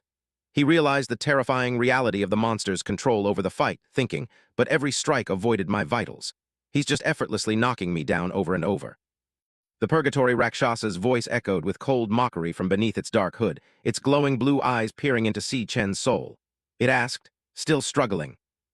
Si Chen pushed himself up, his muscles screaming in protest. His bare chest was covered in abrasions, but his gaze remained unbroken. He thought, he wants me to submit. The Rakshasa stood before the steps of the demonic tower, its presence suffocating. It spoke again, the words echoing through the desolate space. You'd best reconsider the choice I gave you. Will you stay here and guard this demonic tower with me? This is a rare opportunity. Si Chen's eyes hardened, the red in them burning with a fierce, untamable light. He roared his defiance in his mind. No matter what, I will never stay in this hellhole. A sudden blinding beam of purple energy erupted from the Rakshasa's blade, tearing through the air and slicing into Si Chen's shoulder. Blood sprayed in a violent, crimson arc. He recoiled from the sudden pain, his eyes wide with shock as he stared at the spray of his own blood. He gasped. The purgatory Rakshasa's aura intensified, purple flames licking at the edges of its form as it gripped its massive weapon. It threatened, "Do you truly think I won't kill you? It's only because you are the only one capable of coming here that I have been this patient with you." The silence that followed was heavy with the stench of death. Around them, the massive remains of skeletal creatures seemed to pulse with a haunting purple light as the Rakshasa loomed over the landscape. The Rakshasa gathered a colossal amount of energy, its blades vibrating with power. Status messages flashed in the periphery of the soul space as the monster's stats surged. Strength up, stamina up. The monster declared, "I'll ask you one last time." Massive boulders were torn from the earth by the sheer pressure of the Rakshasa's mana, hovering around the monster as it stood atop a floating island of rock. It looked down at the diminutive human below and asked, "Stay, or be crushed into a pulp." Si Chen didn't back down. Lightning began to arc across his body, his eyes glowing with a deadly yellow light that mirrored the static around him. He snarled, "I choose." He launched himself forward, a bolt of living lightning tearing through the crimson sky. He screamed, "To kill you." The Purgatory Rakshasa dismissed the desperate effort with a single word that carried the weight of a mountain. "Ridiculous!" It unleashed a star-shaped explosion of energy that obliterated everything in its path. Si Chen pushed his speed to the absolute limit, moving in a series of lightning-fast zigs and zags to evade the heart of the blast. He used every ounce of his experience to predict the monster's movements. He closed the distance, his eyes locked on the Rakshasa's every twitch. He analyzed the monster's attack pattern with cold, clinical precision. His eyes darted across the Rakshasa's form, analyzing the micro-movements of its stance. He thought, "I've seen through it during our exchange." He focused every ounce of his combat experience on the Purgatory Rakshasa's movements, timing the rhythm of its monstrous power. He watched the monster's grip on its massive serrated blade and calculated, before every swing, he has a 0.4-second wind-up. I can use that moment to observe the angle of his wrist. As the Rakshasa swung its massive blade, a cross of purple light sliced through the air with terrifying speed. Si Chen moved with preternatural instinct, dodging the lethal strike while his mind continued to dissect the monster's combat pattern. He thought, predict the path and dodge the blade, but he knew he needed to find more than just an escape route. Si Chen narrowed his eyes, tracking the monster's every micro-movement. His tactical mind, honed through years of death-defying battles, calculated the timing perfectly. He realized a critical weakness. More importantly, after a strike, he has a 0.2-second recovery lag. Lightning arced across his skin, crackling with desperate intensity. He braced himself for a final, all-or-nothing gambit, thinking, as long as I aim for that opening, while he's defenseless. With a thunderous boom, Si Chen lunged forward, his entire form becoming a blur of static. He roared with every ounce of his remaining strength, "I'll pierce his heart in an instant." A holographic notification flickered amidst the chaotic electrical discharge. Lightning blade. It condensed electricity into a lethal edge, applying paralysis to anything it touched. Si Chen watched the energy surge through his opponent, thinking, although a D rank can't kill an S rank, the paralysis from my full power burst should hold him for a few seconds. Without a moment's hesitation, he activated another high-tier skill. Lightning God infused his entire body with high-frequency electricity, instantly increasing his movement speed by tenfold. He calculated his escape, thinking, he's too fast. I didn't have enough time to pull away before. He became a golden streak across the desolate landscape, the ground shattering beneath his accelerated steps. He grit his teeth, pushing his heart to its limits. These few seconds are enough for me to escape. His gaze was locked onto a distant, radiant beacon on the horizon. He had bet everything on this single path. I've been observing during the fight. This is the only light source in sight. He reached out, his fingers inches away from the blinding glow, the hope of survival finally within his grasp. But as his hand touched the light, it shattered like glass into 1,000 pixelated fragments. Si Chen's heart plummeted, the light source vanished. A chilling voice whispered directly into his ear from the void. Unfortunately, that was just an illusion I left behind. The exit you seek doesn't exist. This place isn't a demon lair at all. The darkness pulsed with malevolent energy, coal-black flames licking the edges of the soul space. Purgatory Rakshasa's laughter echoed throughout the void. But to find the flaws in my attack so quickly, interesting. The monster's form stabilized, revealing a terrifying silhouette crowned with massive, curving horns and wreathed in violet mana. Purgatory Rakshasa, the S-rank star warrior, looked down at his prey and said, "You truly are the one who can bring hope."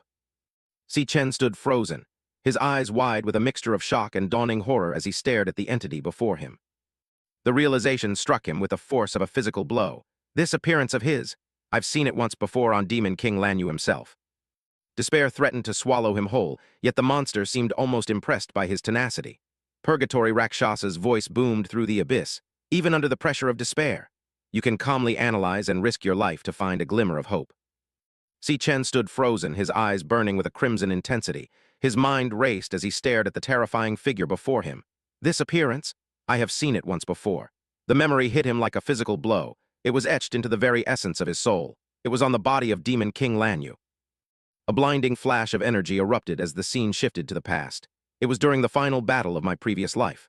The sky was a chaotic mess of fire and lightning. Two titans clashed, their power tearing through reality itself. Si Chen remembered the sheer weight of that confrontation, a struggle for the fate of the world. Out of the darkness, a monstrous head emerged, its single eye glowing with a malevolent red light. It was a fragment of the past, a spectral visage of the terror that had once ruled. This creature was a nightmare made flesh, its jagged form pulsing with ancient power. The memory shifted again, showcasing the versatility of his ancient foe. During that fight, he switched between several high-rank classes effortlessly. One moment he was a beast of shadows, the next, a colossal dragon of ice, its wings spanning the horizon as it rained down destruction upon anything in its path. Chaos reigned as fire and shadow collided. A massive explosion of golden light tore through a horned demon, sending shockwaves that shattered the environment. The intensity of the conflict was absolute, a visceral display of raw, unfiltered strength. A towering emerald monstrosity with multiple glowing eyes lunged forward, its many tentacles lashing out like whips. Si Chen watched as his past self soared through the air, dodging the jagged limbs of this forest-bound nightmare. Every move was a gamble against death. A brilliant orb of light descended, illuminating the desolate landscape. Within the radiance, a divine silhouette stood tall, its presence commanding the very elements. Si Chen felt the resonance of that power, a force that had once defined his ultimate challenge. Si Chen narrowed his eyes, his gaze sharp and golden. The memories flooded back with agonizing clarity. I remember it vividly. Among those many forms, there was one that stood out above all others. He focused on the shadow looming over him in the present. The entity materialized fully, its skeletal frame wreathed in violet flames. Purgatory Rakshasa towered over the landscape, its massive horns curving toward the heavens. It was a regal and terrifying sight, a remnant of a power that should have been lost to time. Purgatory Rakshasa stared down at him, its presence suffocating. A chilling thought crossed Si Chen's mind. Does this mean he was devoured by Lanyue's power of gluttony? The realization that his current power was built upon the remains of such legends was daunting. Si Chen touched his face, feeling the cold sweat and the marks of his struggle, and since that power is now integrated into my body, he paused, his mind reeling from the implications. Does that mean I am now the container for all that rage and despair? He looked across the crimson sea toward the monolithic tower and the figure standing before it. This place is actually inside me. The scale of his inner world was beyond anything he had imagined, a mental fortress where ancient kings were held in check. Purgatory Rakshasa let out a rasping chuckle, its many sharp teeth gleaming in the dark light. HMPH, not only is your mental fortitude impressive, but you're also sharp as a razor. You've proven yourself worthy of everything this place holds. The demon's voice echoed through the void, filled with a begrudging respect. Everything here? Si Chen whispered, his voice trembling slightly. He looked up as a majestic light descended, revealing a golden artifact. It was a key shimmering with an otherworldly glow. A holographic screen flashed, Key of the Void, rank SSS. It was described as the only key to the gates of the demonic tower. The key floated gracefully, pulsating with an ancient power. Purgatory Rakshasa reached out with a skeletal hand. This is the key to the tower, the entity declared. It was more than just a tool, it was a legacy of the devoured. Purgatory Rakshasa stood between two massive, glowing blades embedded in the ground. Lanyue once devoured countless ferocious demons. The strongest among them have all been sealed behind me, within this very tower. The revelation sent a shiver down Si Chen's spine as he gazed at the monolithic structure. The demon's voice boomed with a dark intent. Devour them, grow stronger, let them all become your fuel. Si Chen stood in shock, watching the Key of the Void drift toward him. His body was battered and bloodied, but his spirit was beginning to burn with a new purpose. A system message chimed in his mind. Obtained Key of the Void X1. Si Chen reached out and grasped the artifact, his hand shaking. He looked at the towering demon with a mixture of fear and confusion. Why are you doing this? Why help me like this? He couldn't understand why a sworn enemy would offer such a gift. Purgatory Rakshasa's hand flared with blue energy as it moved toward the ground. Even among the demon race, there is a line between good and evil. The demon kings slaughtered my entire kin just to satisfy their own greed. The bitterness in the demon's voice was palpable, a centuries-old hatred finally boiling over. The entity's spectral flames roared as it looked at Si Chen. I have been waiting for an eternity for a chance at revenge. And finally, that chance is standing before me. He took a step forward, his chains rattling. That guy was right. You are the only hope, only you can succeed. Si Chen's face hardened as he processed the demon's words. Who are you talking about? That guy? There was another force at play, someone or something that had predicted his path. The mystery only deepened, but the weight of his new responsibility felt heavy on his shoulders. The tower stood silent and imposing in the background. The answers are all hidden within this tower. Go find them for yourself. Purgatory Rakshasa's figure began to fade into the crimson mist, leaving Si Chen alone with the looming threat of the unknown. His mind flashed with a single punctuation mark. As the demon began to dissolve into pure energy, its final command echoed through the space. Take my power, and make them pay. The blue and purple flames swirled around Si Chen, ready to be absorbed into his soul. The ritual of inheritance had begun. Si Chen gasped, his voice a mere whisper against the growing roar of energy.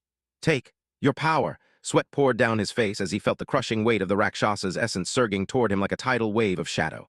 It was more than a gift. It was a baptism of fire, a forced evolution that would rip his soul apart and reassemble it into something capable of God-slaying. The demonic face of Purgatory Rakshasa loomed inches from his own, its eyes burning with a fierce, desperate determination. From this moment on, you must become unstoppable. The command thundered through the mental void, shaking the very foundations of the tower. Open the gates of the demonic tower, devour everything inside. But even as the power surged, the demon's gaze darkened, the celebratory moment giving way to a grim, impending warning. Purgatory Rakshasa leaned in, its skeletal face a map of ancient scars and glowing malice. A chilling warning echoed through the mental void. The demons in there won't go as easy on you as I did. Its single, luminescent eye flared with blue energy, the light crackling like freezing lightning. They are the most cunning and vicious entities in existence. Every word carried the weight of a death sentence, yet Si Chen didn't flinch. He absorbed the demon's intensity, knowing the true trial was only just beginning. The demon's voice boomed again, a command etched in blood and shadow. But you must endure it all. You must conquer them all. It loomed over Si Chen, its silhouette devouring the light. The final ultimatum hung in the air. You must stand at the very peak of this world. Si Chen met the demon's gaze, his own red eyes reflecting a resolve that burned brighter than the hellish landscape around them. He was no longer just a survivor. He was a predator in the making. Dark, monstrous silhouettes of the demon kings loomed in the crimson haze behind the Rakshasa. Until finally, you devour every single one of those demon kings. The prophecy was a promise of absolute slaughter. Si Chen watched the shadows of his future enemies, his mind already calculating the paths to their destruction. This was the burden he had accepted, to become the ultimate devourer of those who thought themselves gods. The massive form of the Purgatory Rakshasa began to crumble, its essence dissolving into shards of pure energy. Only a man, with that kind of resolve, the demon whispered, its voice fatting into a spectral rasp. The very air seemed to weep as the ancient warrior's physical presence surrendered to the will of its successor. Si Chen watched as the source of his new terror began to merge with his own soul. Si Chen stood alone in the vast sea of blood, his reflection ripples on the dark surface. A single, vibrant pink flame hovered before him, a fragment of the demon's absolute power. Is worthy of my power. The final confirmation echoed through the silence. He reached out, his hand steady even as the atmospheric pressure of the mental space threatened to crush him. He had passed the trial of the soul. Now he would claim the prize. As his fingers brushed the glowing wisp, a surge of adrenaline and raw data flooded his consciousness. A pink loading bar materialized in his vision, pulsing with the rhythmic thrum of a heartbeat. The inheritance was initializing. He could feel his very cells being overwritten, his muscles tightening and his senses sharpening to a lethal edge. The process was visceral, a painful yet intoxicating rebirth. A blinding golden light erupted, and a holographic system window shattered the darkness, devouring level up. Below it, the text glowed with triumphant intensity, LV 10 SICHEN. He stood at the center of the eruption, his fist clenched tight. He could feel the level jump coursing through him, a massive leap in strength that felt like lightning trapped beneath his skin. Level 10, a milestone that most would take months to reach, conquered in a single night of spiritual warfare. The system interface flashed again, declaring a total victory. An item card appeared, Rakshasa's underworld bone with a quantity of 2. The jagged, purple-edged blade shimmered with a deadly aura. These weren't just trophies, they were weapons forged from the very essence of the demon he had just bested. He felt the weight of the underworld in his inventory, a tangible proof of his triumph in the realm of spirits. Si Chen's eyes snapped open in the mental void, his gaze cold and calculating. He thought, I understand. I'll carry your will with me. The weight of the Purgatory Rakshasa's revenge now rested on his shoulders. He didn't see it as a burden, but as a roadmap. Every drop of blood he spilled would be a tribute to the power he had inherited. The final notification chimed, devouring complete. A vibrant purple card materialized, showcasing the Purgatory Rakshasa in its full glory as a star warrior. Beneath the statistics of strength and elemental power, 2 lethal skills were listed, Bone Grip Ruin and Triple Gravity Strike. Si Chen's hand hovered over the interface, a dark smirk playing on his lips. I'll make them pay in blood. The vow was silent but absolute, a promise to the ghost that had become his strength. The hellish landscape vanished, replaced by the sterile morning light of a dormitory window. A loud, irritating shout broke the silence. Wake up. Everyone get up. The transition was jarring, from a field of blood and ancient demons to the mundane reality of a student's morning. The mundane world felt fragile, a thin veil over the chaotic power Si Chen now contained within his chest. Si Chen's eyes fluttered open, his pupils still dilated from the spiritual battle. The sunlight felt harsh against his skin. He lay still for a moment, the taste of copper and the roar of the Rakshasa still echoing in his ears. His red eyes slowly focused on the ceiling, the familiar cracks in the plaster a stark contrast to the shifting shadows of the demonic tower. He was back, but he was not the same man who had fallen asleep. He sat up slowly in his bunk bed, his movements fluid and unnaturally precise. Ah! A single syllable escaped his lips, a breath of realization. He looked around the small, cramped room, the air thick with the smell of unwashed clothes and cheap instant noodles.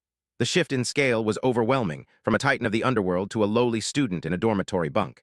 It felt like a costume he was forced to wear. Across the room, his roommates were already scrambling. Hurry up, don't be late, one yelled while pulling on a shirt. We have to wear our school uniforms today. Si Chen watched them with a detached gaze, his mind still half buried in the blood sea. He thought, am I back in the dorm? The question seemed absurd given the physical reality around him, but the memories of the night before were far more vivid than the morning light. He pulled back the collar of his shirt, checking his chest and torso. My wounds are completely healed. He remembered the visceral pain of the Rakshasa's attacks, the feeling of his ribs cracking and his skin tearing. Now there wasn't even a scar. Was everything that happened just a dream? He touched his skin, searching for any trace of the battle, his red eyes wide with a mix of suspicion and awe. A thought triggered the system, and a blue holographic window shimmered into existence before his eyes. It confirmed everything. Name, Si Chen, level 10. Below, the items from the mental space were clearly listed, Rakshasa's underworld bone and the key of the void. My system proves it. It was all real. Even the loot I got in that dream came back with me. He stared at the digital confirmation, a surge of adrenaline returning to his veins. The power wasn't a hallucination. It was a weaponized reality. He analyzed the numbers on his status screen. Strength, speed, stamina, every major stat sat at a clean 150. I jumped to level 10 in a single night. A grim smile touched his lips. In this world, such progress was unheard of, a miracle that would terrify the academic board. He wondered to himself, I wonder what rank I'd be classified as now. He was a wolf hidden in a flock of sheep, and the upcoming test would be his first chance to show his teeth. Hey, Si Chen? A voice cut through his thoughts. He looked up to see Xiangzhu standing over him, his expression a mix of arrogance and annoyance. Xiangzhu was the self-proclaimed king of this small dorm, a nucleus mage who prided himself on his mid-tier E-rank status. Si Chen watched him with a calm, predatory gaze that made the air in the room feel suddenly heavy. He wasn't the easy target Xiangzhu was used to. Xiangzhu smirked, leaning in with a mocking tone. Someone was talking big about you last night, Tilda saying you become some kind of powerhouse. He laughed, the sound grating and full of condescension. To him, Si Chen was still the bottom dweller, the weakling who existed only to be stepped on. He had no idea he was mocking a man who had just inherited the legacy of an ancient demon king. Nearby, Ma Long looked on with wide, nervous eyes, his glasses slipping down his nose. He stayed silent, his posture hunched and defensive. He had seen the change in Si Chen firsthand the day before, and the fear was still fresh in his mind. He watched the interaction with bated breath, knowing that Xiangzhu was walking straight into a meat grinder without even realizing it. Xiangzhu's eyes narrowed, a flash of genuine anger crossing his face. You're actually looking to topple my reign as the top in this dorm? He couldn't stand the way Si Chen was looking at him, not with fear, but with a cold, detached indifference. It was an insult to his perceived authority, a challenge to the petty hierarchy he had spent years building through intimidation. Si Chen just stared back, his expression unreadable, his red eyes boring into Xiangzhu like twin embers. The roommate scoffed, turning toward the door. Let's go. The rank test is about to start. Let me see what you're really made of. He gestured for the others to follow, his voice booming with a false confidence that Si Chen found almost pathetic. The test wasn't a challenge, it was an execution. Xiangzhu took a massive bite of a bread roll, chewing with a vulgar intensity as they walked out. He spoke through a mouthful of food, his arrogance undiminished. Our dorm might look like a bunch. He paused to swallow, his eyes scanning the crowd of students outside.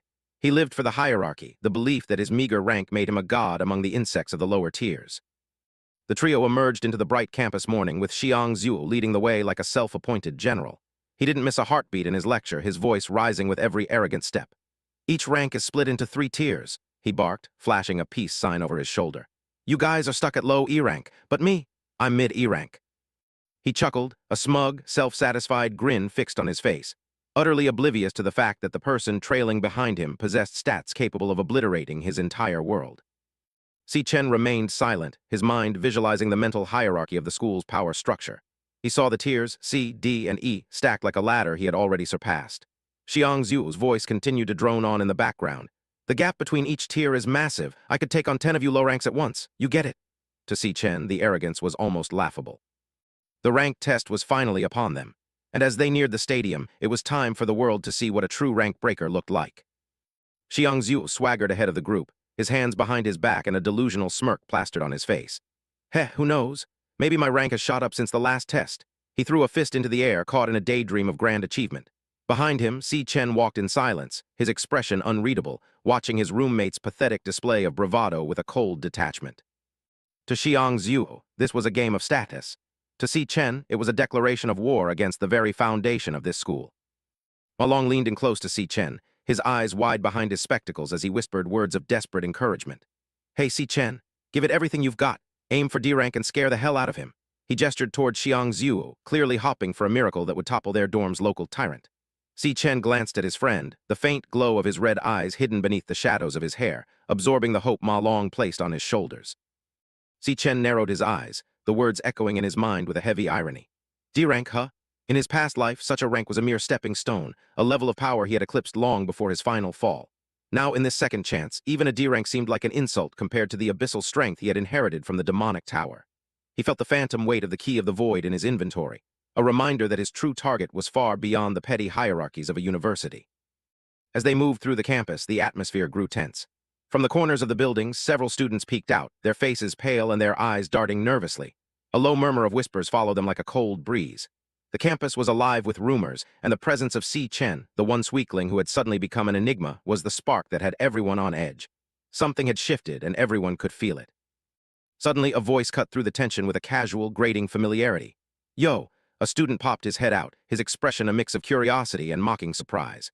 Behind him, Ma Long looked on, his mouth slightly agape as they reached the heart of the testing grounds. The day of the official ranking was no longer a distant threat. It was a reality staring them in the face, and the predators were already coming out of the woodwork. The massive stadium loomed before them, filled with hundreds of students and faculty. A giant digital screen flickered to life, broadcasting the official announcement. National Awakener University official rank test ceremony. "Everyone's here pretty early," Xiang Zhu remarked, his eyes scanning the crowd with a mix of excitement and anxiety. The air was thick with the scent of competition and the low hum of hundreds of awakeners channeling their internal energies in preparation for the coming trials. As they navigated the corridor, a group of familiar bullies blocked the path, their postures aggressive and territorial. "Hey, move it," one yelled, shoving a student aside. "Don't touch me, loser." Xiang Zhu's face paled as he recognized them. It's Gong Cheng's lackeys. These were the very men who had once made their lives a living hell, and their presence alone was enough to send a ripple of fear through the dormitory group. But Si Chen just kept walking, his stride steady and his gaze fixed forward. One of the lackeys, a white-haired boy with a perpetual arrogant scowl, glanced over his shoulder. "We should probably stay away," he whispered, even as his eyes locked onto the group. There was a dark tension in his gaze, the remnants of the humiliation his leader, Kung Than, had suffered. He looked like a cornered beast, desperate to regain a shred of authority in a world that was rapidly shifting beneath his feet. Xiang Zhu's eyes went wide, his jaw dropping in absolute shock as he realized the direction of the lackey's attention. "They're looking this way?" he stammered, his body tensing for an assault that he knew he couldn't survive. Beside him, Ma Long shared the same terror, his glasses nearly falling off as he watched the feared bullies turn toward them with expressions that weren't full of malice, but something far more confusing, pure, unadulterated shock. Si Chen walked past them without a single glance, his black hair casting a shadow over his face. He carried himself with the quiet authority of a king walking through a den of thieves. He didn't need to look at them to know they were there. His senses were already tuned to their every heartbeat and the frantic pace of their nervous breathing. He was the center of the storm, and he was perfectly calm. The lackeys stood frozen, their eyes bugging out of their heads as they watched Si Chen approach. "See," the white-haired one started to stammer, his arrogance completely shattered. The sight of the man who had effortlessly dismantled their leader was enough to turn their blood to ice. They looked as if they had just seen a ghost, or worse, the very personification of their impending doom. In a move that left the entire hallway in a stunned silence, The bullies suddenly dropped their heads in a deep, respectful bow. "Big brother Si Chen, you've arrived." Their voices rang out with a desperate sincerity, a complete 180 from their usual predatory behavior. Xiang Zhu and the others stood paralyzed, their minds unable to process the sight of the school's most notorious lackeys acting like humble servants before the boy they had once considered a bottom feeder. Xiang Zhu's mind was in a complete tailspin, his eyes bulging as he stared at the bowing bullies. What the? Why are they being so respectful to Si Chen? He thought frantically, his entire worldview crumbling in real time. Could everything Ma Long said actually be true? Beside him, Ma Long crossed his arms and let out a smug, knowing HMPH. Tilde, what did I tell you? The validation was sweet, even as the scale of Si Chen's new influence became terrifyingly apparent. Si Chen didn't stop, his eyes closed as he continued his steady march through the corridor. Behind him, the lackeys remained in their deep bow, their fear palpable in the stagnant air. The petty dynamics of student bullies meant nothing to him anymore. He was moving toward a far greater purpose, and these distractions were merely pebbles beneath his boots. The power of the Devourer was absolute, and its influence was already spreading through the school like a silent plague. Suddenly, a sharp, commanding voice sliced through the silence. "Oi!" Si Chen's eyes snapped open, his crimson pupils glowing with a sudden, lethal intensity.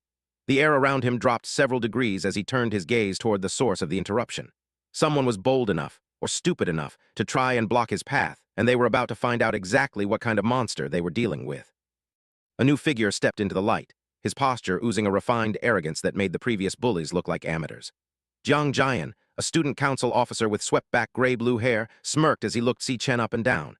"I heard someone had a little incident with Gong Cheng yesterday." He was wearing a loud, floral shirt beneath his uniform jacket, a mark of a man who believed his status placed him above the rules.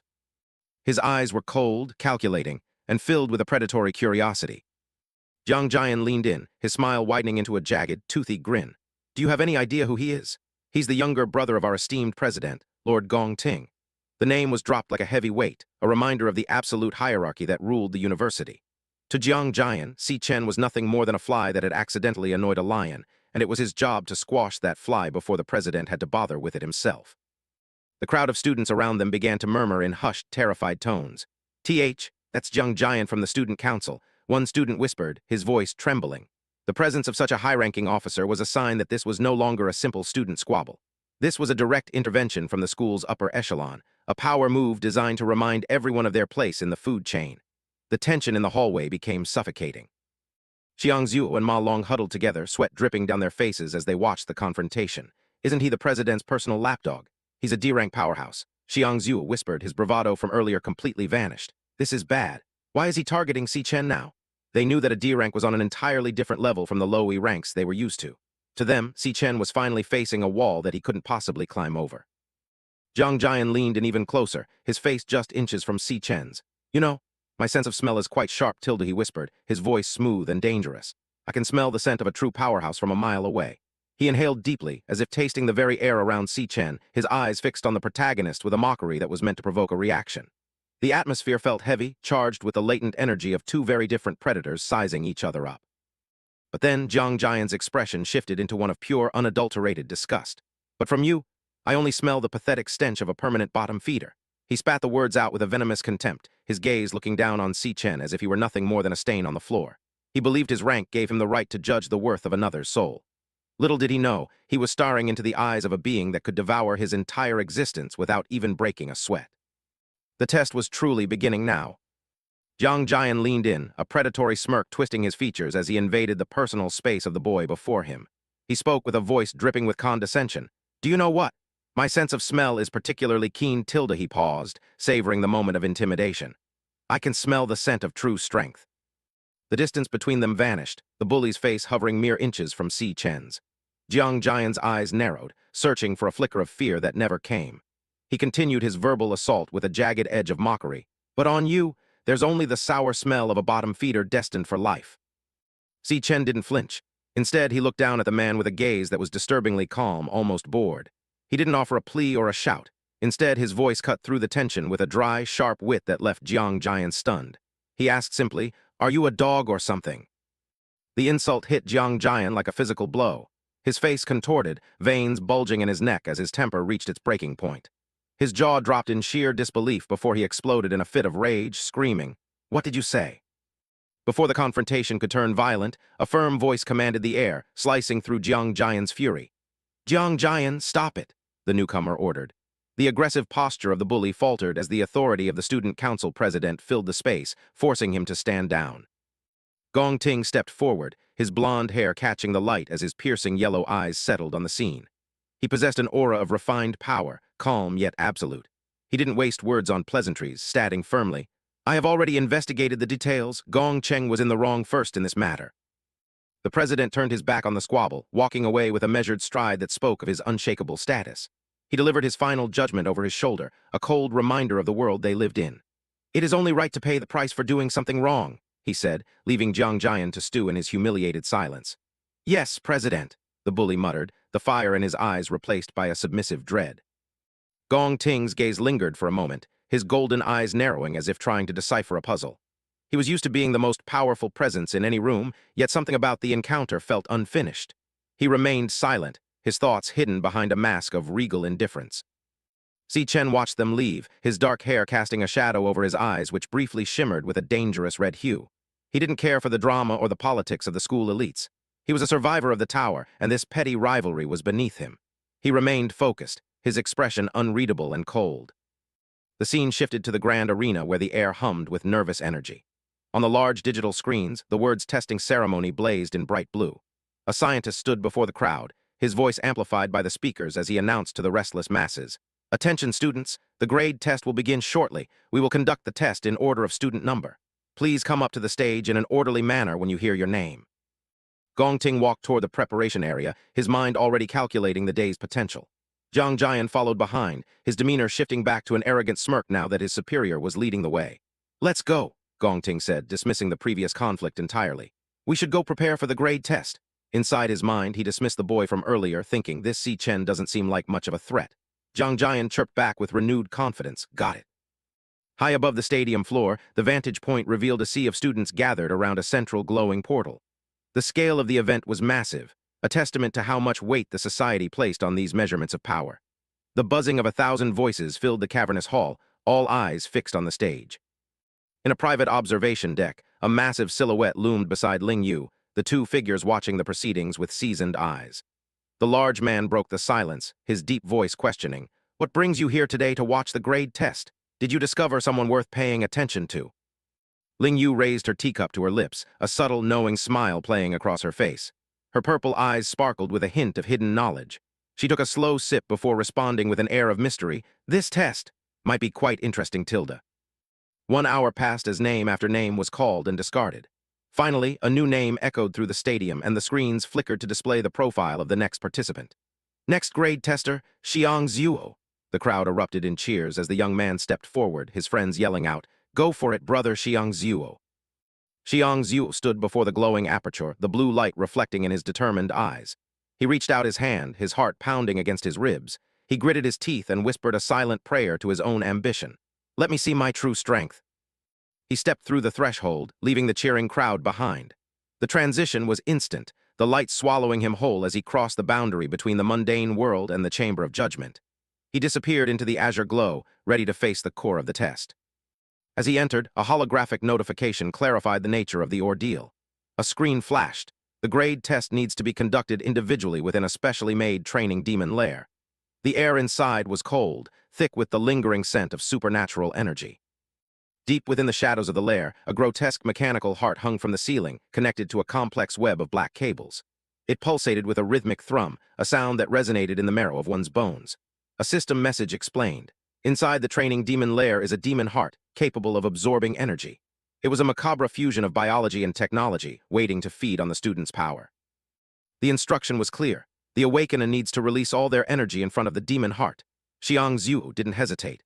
He roared, channeling every ounce of his internal power into a concentrated orb of light between his hands. The energy flared brightly, casting long, erratic shadows against the walls of the lair. With a violent surge, he unleashed the blast. The energy collided with the heart, an explosion of light and sound filling the small chamber. The demon heart didn't break. Instead, it began to pull the raw power into itself, its many cables vibrating with the sudden influx of mana. The heart glowed with an intense, sickly light as it processed the data. It acted as a conduit, its veins of energy pulsing rapidly as it translated raw strength into quantifiable numbers. A mechanical voice droned over the sound of surging power. The demon heart will then transmit the sensed energy to external equipment via cables. The process was visceral, a literal draining of the student's essence. Outside, the machinery buzzed and sparked as the data streamed through the stadium's network. The cables groaned under the pressure of the transmission, humming with a high-pitched electrical drone. Every circuit in the facility seemed to react to the energy being harvested from the boy within. The violent surge of mana finally subsided, leaving the air heavy with ozone as the machine finished its calculations. On the stadium's massive digital display, the feedback solidified into a definitive verdict. A system message hummed. Finally, the energy will be presented on the screen in the form of data. Beside Xiang Zhu's profile, a cold, glowing letter appeared. He had been categorized. Grade, E mid-tier. It was a solid performance for a common student, yet it lacked the spark of true elite talent. Yuan Long and his team of scientists recorded the result with the practiced neutrality of men who had seen thousands of such tests. E-grade mid-tier recording complete, one remarked, his fingers flying across the terminal. But Yuan Long didn't pull away.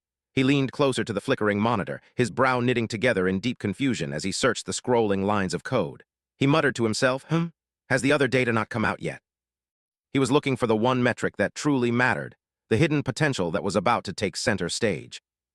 Ma Long's voice cracked with excitement as he leaned forward, hands clasped in anticipation. He shouted, "Here it comes! This is the main event!" Beside him, Si Chen remained a statue of indifference, his crimson eyes tracing the movements on the stage with a gaze that felt years older than the students around him. A holographic overlay flickered, illuminating the technical specifications of the assessment. It explained that besides the current grade, it can also measure another data potential. A subtext clarified the stakes, the highest grade achievable for that profession in the future. The blue screen hummed with static, preparing to judge the next soul. The system continued its cold analysis. People with high potential have a very high probability of receiving key attention from the state. The screen flashed a potential C, the bright white letter pulsing against the digital background, a symbol of mediocrity that still managed to keep the students' hopes alive. The buzzer sounded, signaling the end of the current session. A notification appeared, test complete.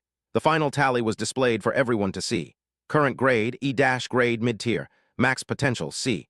It was a common result, the ceiling of a commoner's future. Xiang Zhu stepped out of the portal, his shoulders slumped and beads of sweat rolling down his temple. He looked at his own hands with a mixture of disgust and exhaustion. He whispered to himself, "Looks like my grade hasn't improved at all in these 2 years. I was hopping to push for D grade." Down on the stairs, his friends hurried to meet him. "Relax, brother Xiang Zhu, till we're even weaker," Ma Long shouted, trying to lighten the heavy mood. Xiang Zhu sat with his head in his hands, a metaphorical storm cloud reigning over his dejected form. The group wallowed in their shared mediocrity. One student sighed, "You're not the only one who can't reach D grade. Aren't we the same?" The data confirmed their plight. Xiang Yu had an E-grade result with low-tier potential C. Ma Long followed with an E-grade low-tier and potential C. Even their best, Xiang Zhu, had only managed E-grade mid-tier with the same potential C. Where would this school get so many D grades? Maybe there won't be a single one this year, they lamented. Suddenly, a loud chime echoed through the stadium, and a new result blazed across the monitor. The crowd gasped. Test complete. Current grade, D grade low tier. Max potential, B. Ma Long's eyes nearly popped out of his head, his mouth agape in pure shock as he stared at the impossible numbers. Wotilda, the crowd roared in unison. An announcer's voice boomed over the speakers. "The first D grade of this year has appeared." On stage, a student stood triumphantly before the portal, their success a beacon of light for the rest of the struggling class. They looked up at the D low-tier grade and potential B with wide-eyed amazement. Some time later, the atmosphere had reached a fever pitch. Another portal flickered and a student stepped out, arms spread wide as he basked in the glory. The display behind him was staggering, test complete. Current grade, D grade low tier, max potential A. He laughed as the blue light of the portal bathed his back. Ma Long buried his face in his hand, the weight of the day's revelations crushing his spirit. He stayed silent for a moment before groaning. "That's already the 8th D grade." The disparity between the elite and the average was becoming painfully clear. High above the stadium floor, Yuan Long, an old scientist with Rao Tak B-letter 1E1C and a headset, stared down at the data tablet alongside his colleague. He mused, "To think there are so many D-grade talents this year. Although they are all low-tier, it's rare for students who haven't had real combat experience." His colleague nodded in agreement. Indeed, normally only 2 or 3 graduates per year can reach D-grade. Following this trend, this year's graduation combat assessment will be worth watching. The intercom crackled one more time, silencing the restless crowd. A single box appeared on the main display, next grade tester. A pair of polished black shoes stepped onto the stage, the rhythmic click of heels echoing with authority against the hard floor. Gong Ting stepped into the light, adjusting the lapels of his tan coat. He was the picture of power and pedigree, a calm mask hiding his deep-seated ambition. He looked out over the sea of faces with unblinking eyes. A student in the crowd whispered urgently, "It's finally his turn," as the name Gong Ting appeared on the monitors. The spectators were in a frenzy, their voices melding into a chaotic chant. "The president and the young master of the Imperial Guild," someone cried out. Another added with awe, "The chosen one with countless titles." The pressure of the stadium was palpable, a physical force pressing against the testers. Amidst the worshipping crowd, Si Chen stood still, his black hair messy and his red eyes cold. He watched Gong Ting with a predatory focus, his mind calculating the real strength hidden beneath the blonde's perfect exterior. He didn't join the cheers, he only observed. The rumors spread like wildfire through the stands as Gong Ting's profile stayed on the screen. It said he reached D grade in the test 2 years ago. The highest grade measured so far this year is D grade low tier. Our school's highest grade in history is only D grade mid-tier. I wonder what level he can reach. Every eye was glued to the figure standing before the portal. Inside the testing chamber, the demon heart hung in the center, its surface pulsating with a sickly teal glow. The black cables snaked around it like veins, twitching with every synthetic heartbeat. Thump, thump, thump, thump.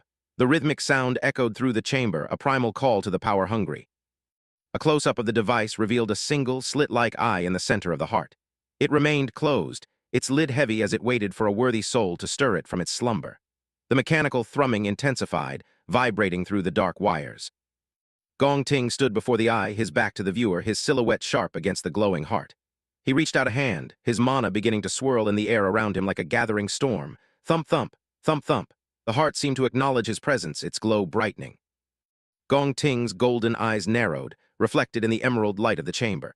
He knew the world was watching, but he had a different game to play. Inside his mind, he plotted, "Only by revealing my full strength during the graduation combat assessment can I cause the biggest sensation. For now, I must hold back some of my power." A sharp zing of energy cut through the air as his mana spiked.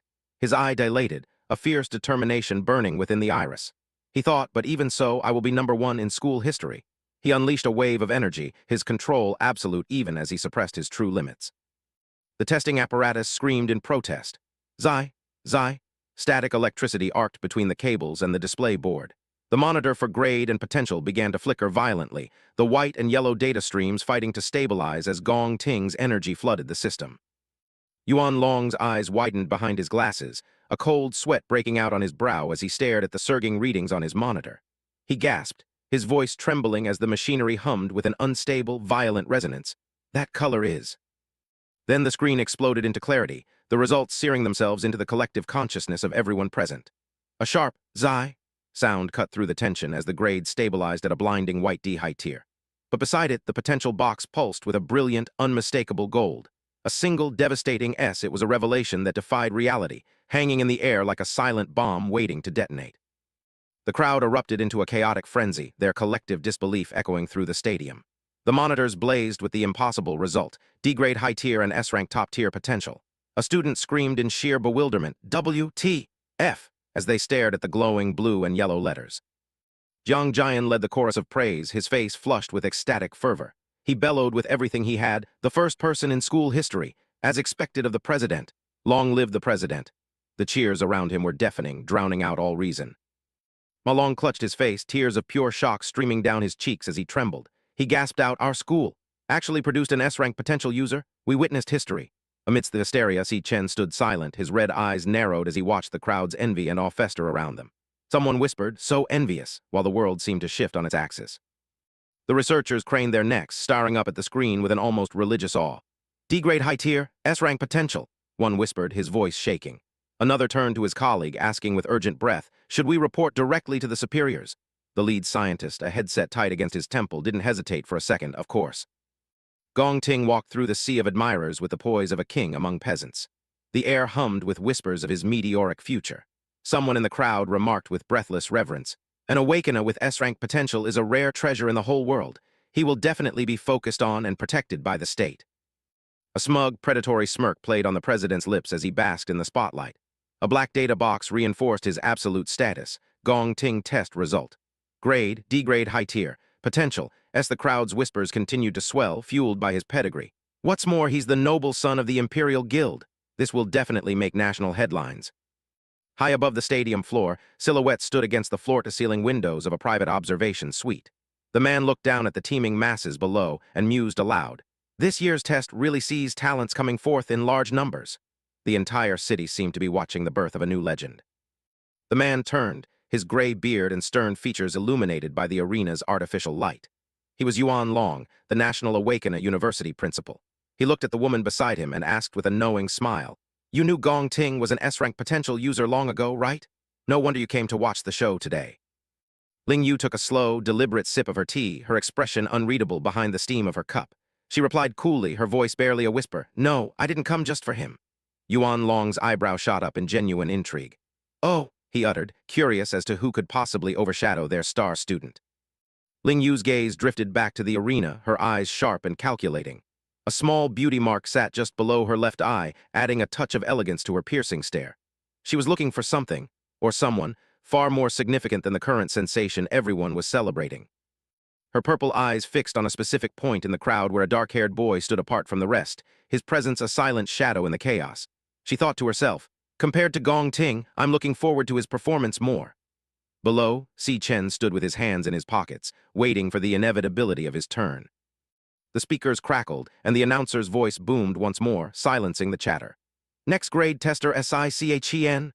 The protagonist looked up, his face a mask of cold, unshakable determination as his name appeared on the massive monitors. He was ready to shatter their reality. Jiang Jian's mocking laughter cut through the air as Si Chen passed him on the way to the stage. "Oi, kid," the bully sneered, his floral shirt clashing with his arrogant grin. "You'd better bring some damn honor to that dorm of yours. When your results come out, don't you dare show us another low E rank." Si Chen didn't even give him a sideways glance. The bully doubled over, his mouth wide in a grotesque, hysterical laugh as he pointed at the group. "If all four of you end up as bottom-tier trash in one room, you'll be the biggest laughingstock in the whole university. H-A-H-A-H-A." His laughter echoed off the stadium walls, a jarring sound in the tense atmosphere. Infographic boxes hovered over Si Chen's friends, highlighting their relative weakness. Xiang Zhu, mid-E rank potential Si Xiangyu, low E rank potential Si Ma Long, low E rank potential Si Jiang Jian's voice dripped with pure venom. "A bunch of weaklings like you, showing up to the graduation combat assessment, will be nothing but a disgrace." Si Chen stood amidst his dejected friends, his red eyes burning with a hidden fire. Ma Long's face turned betrayed, his eyes bulging behind his glasses as he screamed back at the top of his lungs, his voice cracking with emotion. "Why, you just wait. Si Chen is going to blow your damn eyes wide open." The intensity of his belief was the only thing holding the group together. Si Chen's profile flickered onto the massive stadium display, his stoic face mirrored on a dozen screens for the entire student body to see. He walked toward the glowing blue threshold of the testing portal, his silhouette solitary and unyielding against the blinding light. The crowd went silent as the underdog approached the abyss. His friends watched from the stands with bated breath, their anxiety palpable. "Si Chen," Ma Long whispered the name under his breath like a prayer, his eyes fixed on the retreating back of his roommate. Jiang Jian laughed in the background, a sharp contrast to the group's desperate hope. Si Chen stepped into the abyss of the testing lair, the cables snaking through the dark, emerald darkness like giant mechanical serpents. A voice whispered in the void, a thought echoed by every spectator in the stadium. "Can he really do it?" He descended deeper into the mechanical heart of the facility. Deep within the chamber, the massive, monstrous mechanical eye of the demon heart snapped open. It focused on the intruder with a cold, blue stare, sensing a power that didn't belong in this world. The machine hummed with an aggressive tone, ready to devour the energy of the next tester. Si Chen's eyes ignited with a hellish red glow as he surrendered to his inner power. He bared his teeth in a predatory snarl, his face contorted by the raw strength of the purgatory Rakshasa. His hand reached out, fingers tensing into sharp claws as he prepared to show the machine the true meaning of fear. The narrator's voice grew grave as the scene shifted to the harsh realities of their world. In this era, for an awakener to secure the best future, joining a high-rank guild is the only path, and the only chance for most to prove their worth to those guilds. Shadows of warriors with jagged blades loomed in the red-tinted void, fighting for survival. "Is the graduation combat assessment?" The words appeared in jagged white text against a background of monstrous silhouettes with bared fangs and glowing eyes. It was a trial by fire, a ritual where only the strongest could hope to emerge with their dreams intact. The rules for the brutal competition were laid out in stark, uncompromising terms. Candidates were to form a squad of up to 10 members, granted the total freedom to choose their own teammates for the ordeal. As the silhouettes of students stood in readiness, prepared to fight for a future they barely understood, the stakes were revealed to be higher than any of them could have ever imagined. Winning meant every single member would be directly recruited by the nation's most prestigious force, the Imperial Guild. The grand, soaring architecture of the guild's headquarters towered into the sky, a monument to ultimate power and wealth. For most, this was a fantasy come true, but Si Chen looked at the guild's silhouette and saw the first piece of a much larger puzzle, a gateway that would lead him toward his ultimate vengeance. The true nature of the examination hung in the air like a heavy fog. Si Chen realized that this test wasn't just about determining one's rank. It was a calculated cull, a search for the elite hidden among the masses. It had a far more crucial purpose, scouting the future. Jiang Jian burst into the room, his face flushed with triumph as he hauled another student forward. He roared with arrogant joy, "Boss, this is Yan Lin, low D rank." The bully's voice echoed through the hall, a grating sound of premature victory. "With him, our 10-man squad is finally complete. All 9 D ranks of this year are in our team, and with your brother Gong Cheng added to the mix, first place is practically ours." The underlying truth was cold and pragmatic. It's about scouting the perfect teammates for the graduation assessment. In this hyper-competitive environment, a strongest team will inevitably be born. Gong Ting stood at the center of his entourage, his expression one of bored superiority as his sycophants clamored for his favor. One student beamed, pumping a fist into the air. "The final MVP will definitely be yours, President Tilda." Outside the testing chamber, the silence was deafening. Ma Long adjusted his glasses, sweat beading on his forehead as he stared at the closed doors. He bit his lip, worrying to himself, how long has Si Chen been in there? The massive display screen flickered, showing Si Chen's name beside an agonizingly empty result box. The crowd began to murmur, the tension rising with every passing second of inactivity. Ma Long's heart hammered against his ribs as he wondered, why isn't there any movement at all? Jiang Jian's mocking laughter broke the spell, a jagged sound that drew the eyes of the remaining students. He sneered, "I bet his power is so pathetic the machine can't even register a rank. Ha ha." Another student shrugged, turning to leave. "The testing is basically over. Let's go, back to the dorm." The bully leaned in toward the president, his tone oily with faux friendship.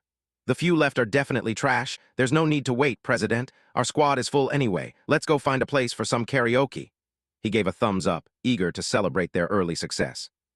Gong Ting closed his eyes, his patience finally wearing thin with the mediocrity surrounding him. He let out a soft sigh and gave a curt nod. "Fine," he whispered. "Call the rest of the team." Jiang Jian grinned, ready to lead the way out.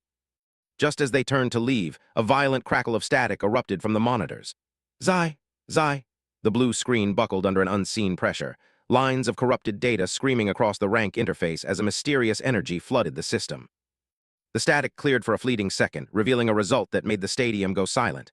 Beside Si Chen's name, a brilliant white letter burned into the pixels. High D rank. Gong Ting froze, his golden eyes narrowing in disbelief. "Zai!" The portal hummed with a low, ominous vibration. Ma Long and the other students stood frozen in the field, their mouths agape as they stared at the impossible reading. The air around the crowd seemed to thin, the silence of the stadium absolute as everyone tried to process the sudden leap in power from the supposed loser. Then the dam broke. The students erupted in a cacophony of disbelief. "D rank, high tier!" Ma Long lunged forward, his voice a frantic scream of vindication. "Whoa, what did I tell you guys? I wasn't wrong, was I?"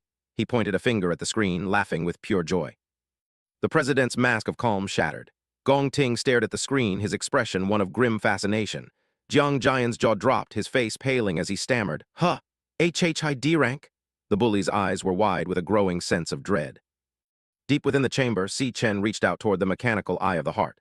A holographic window flashed, current rank result, high D rank, but the machine was struggling to contain what was inside. System DETCTD instability in the demon heart. A second warning followed, potential deviation in RESULTS. Candidate, please retest. Si Chen ignored the warnings, his red eyes fixed on his own internal statistics.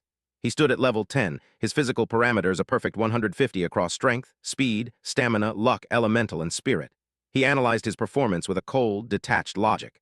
I was just using my basic, unswitched physical form, so level 10 base stats are equivalent to high D rank. A new prompt appeared, bathing the dark room in a flickering light. Loading, class switching.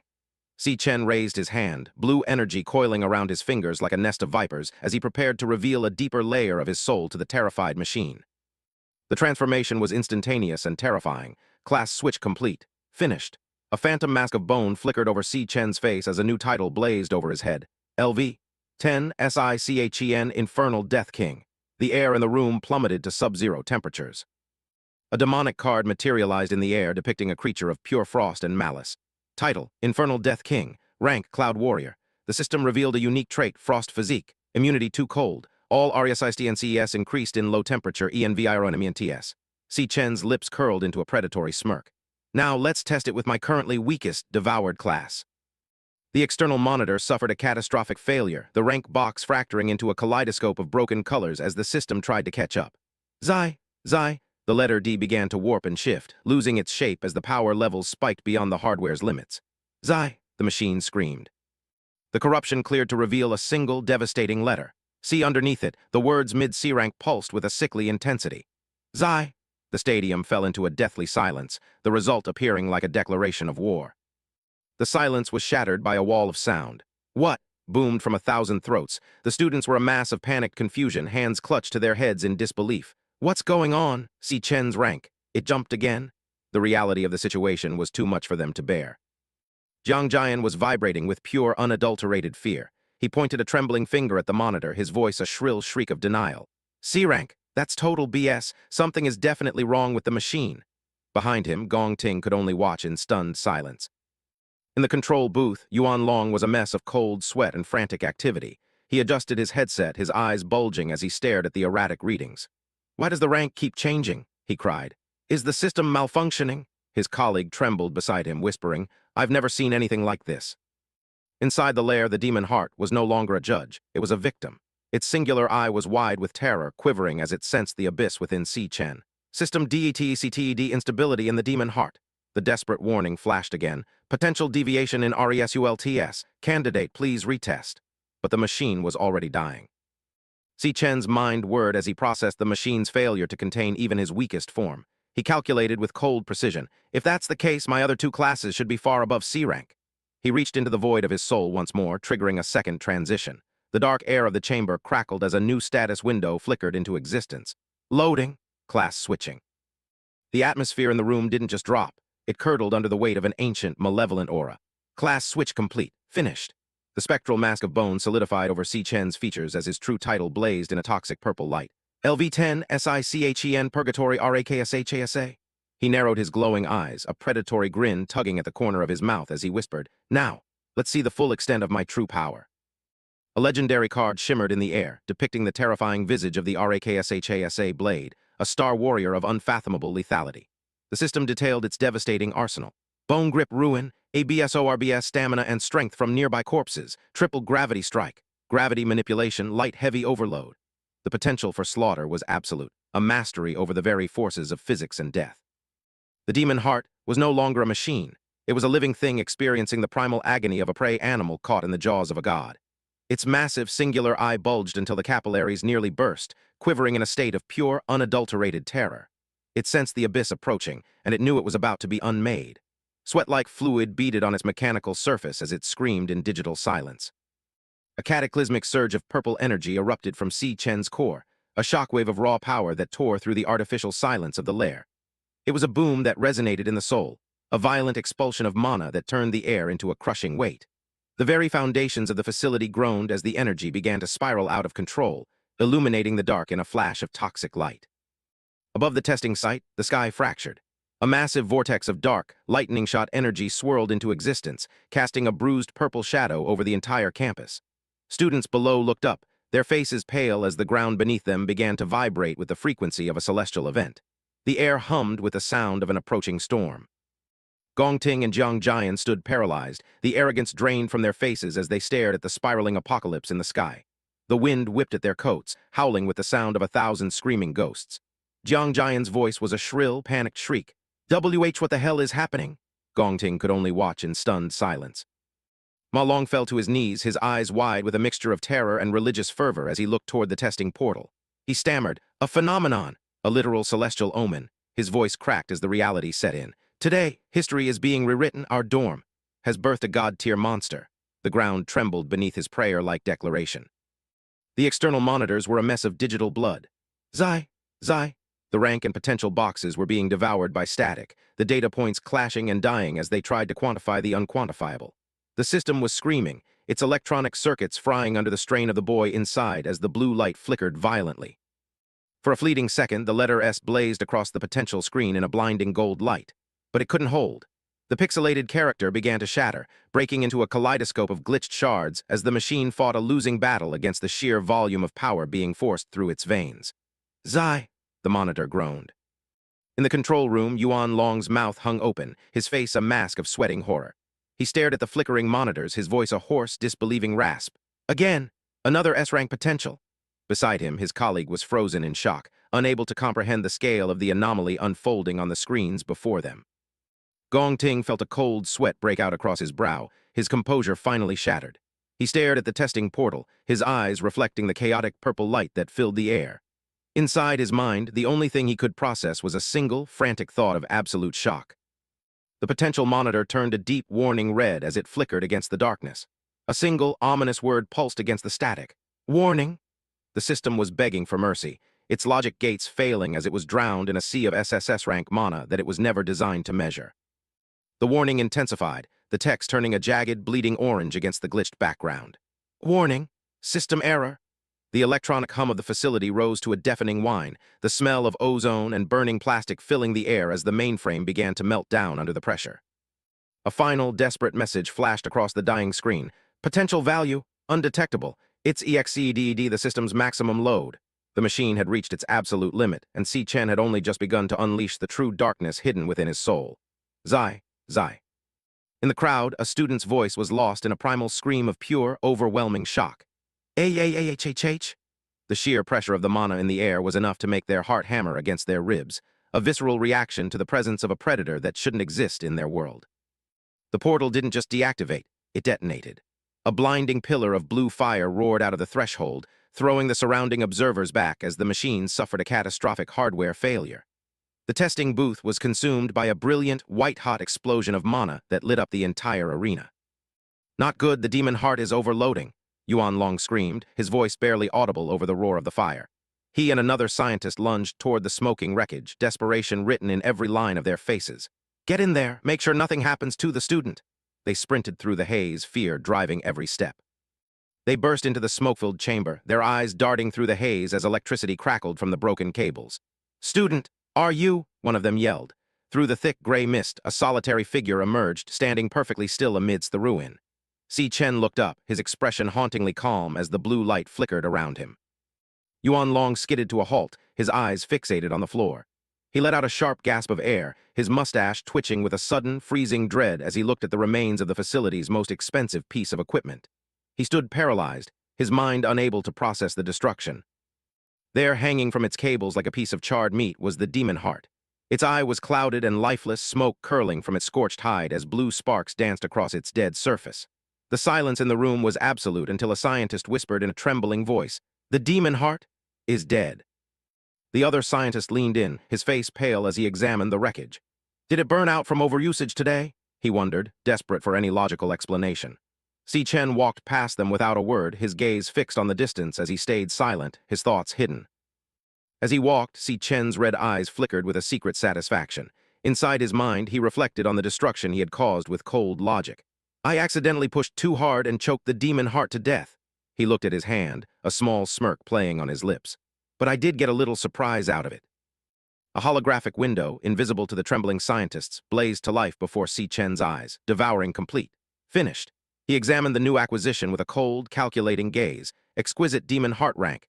The system prompt clarified the extent of his new sight. Can perceive the power rank of all things within a 100-meter radius. Provides danger warnings if a threat enters the range. Inside his mind, a dark realization took root as he thought. So the power of gluttony can even devour the core of a machine.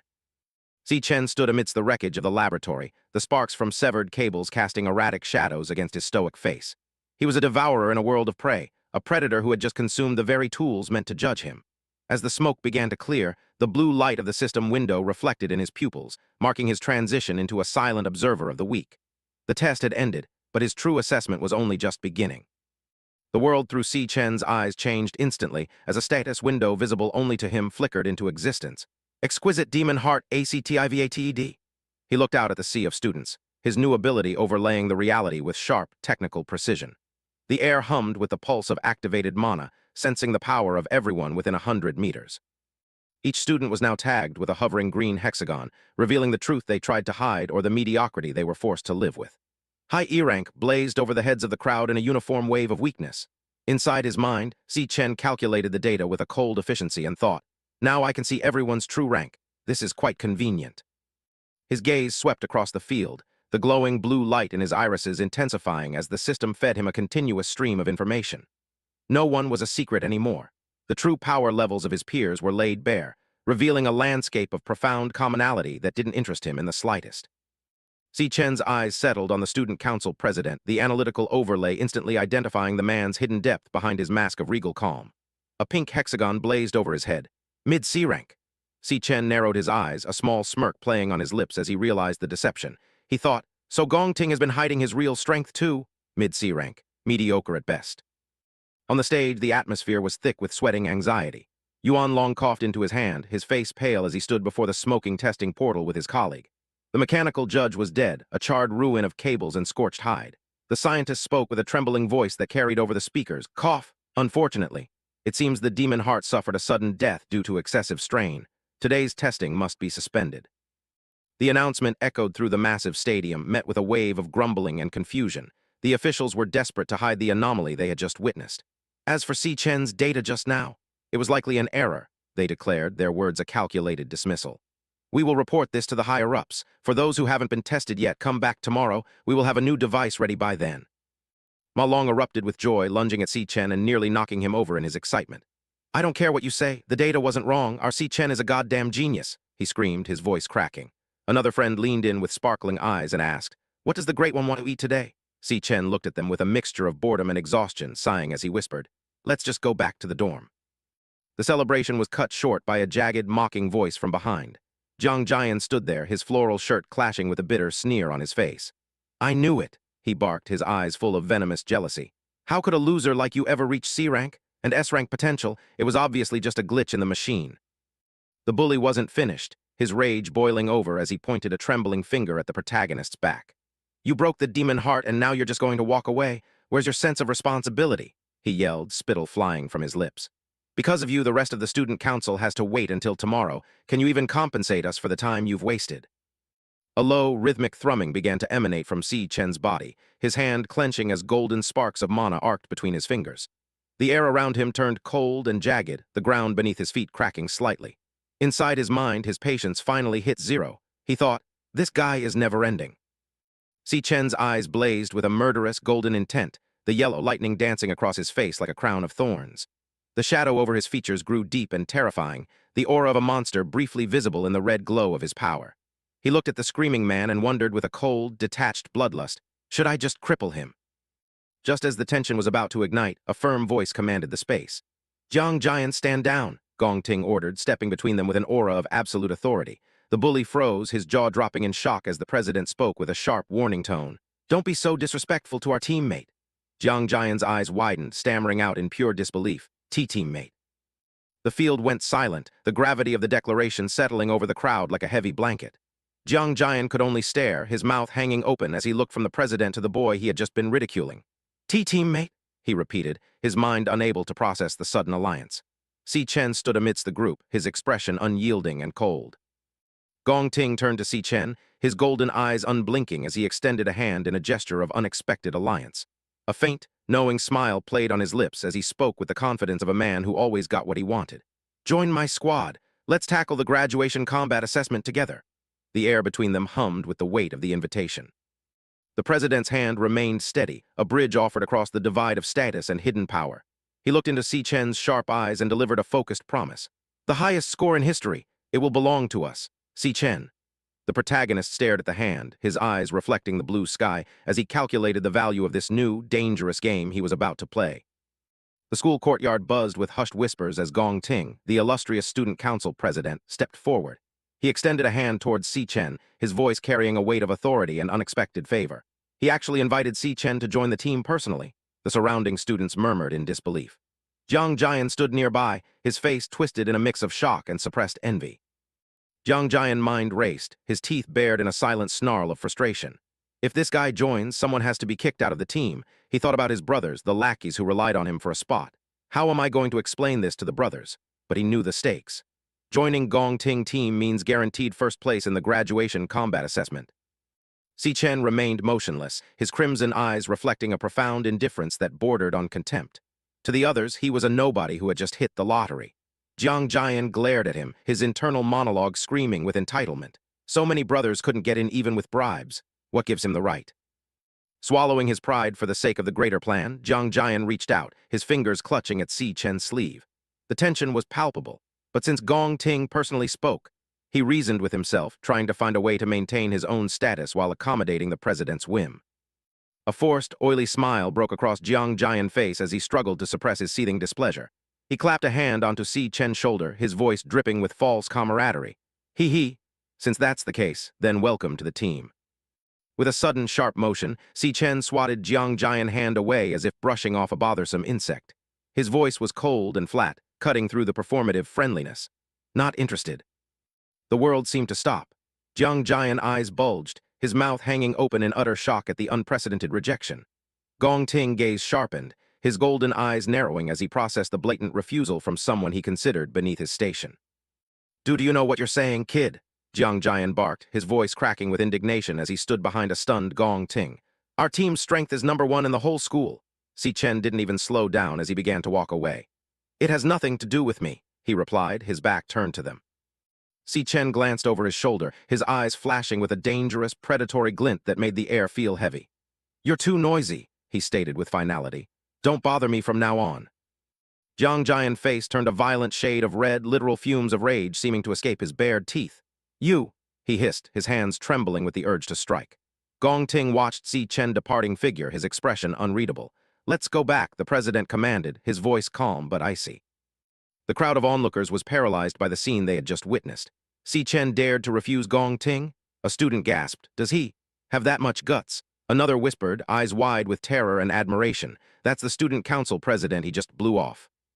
Si Chen continued his solitary walk, leaving the chaos behind.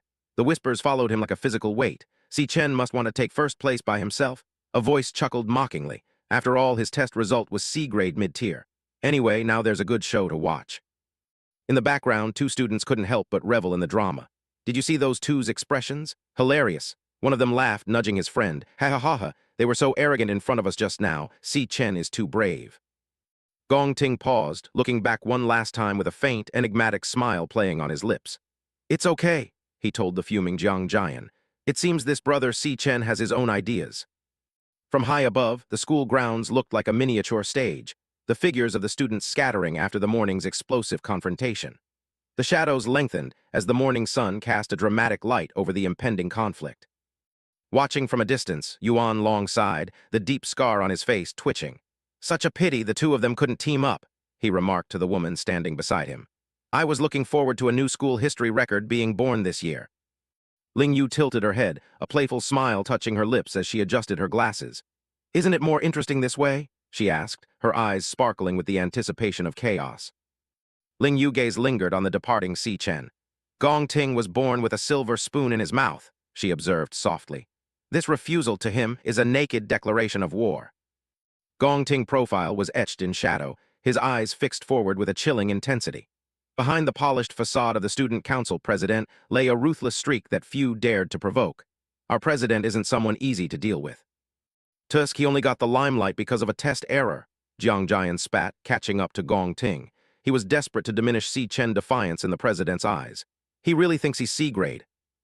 Gong Ting's golden eyes narrowed, his mind calculating every variable. What if the test wasn't wrong? The thought gnawed at him. Even if there's only a 1 in 100 million chance, I absolutely cannot let anyone else take away my first place.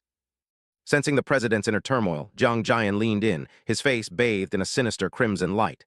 No matter what, he's just a student with no combat experience, he whispered conspiratorially. While we are elites who have secretly battled in the demon lair with you several times, how about I go teach him a lesson on your behalf, Tilda?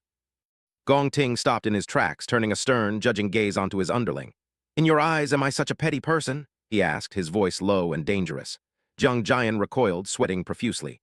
No, I misspoke. I'm not in the mood for karaoke today, Gong Ting declared, his voice cold as he turned toward the parking lot. He gave a sharp, dismissive wave, leaving the group behind. You and the team members arrange things yourselves.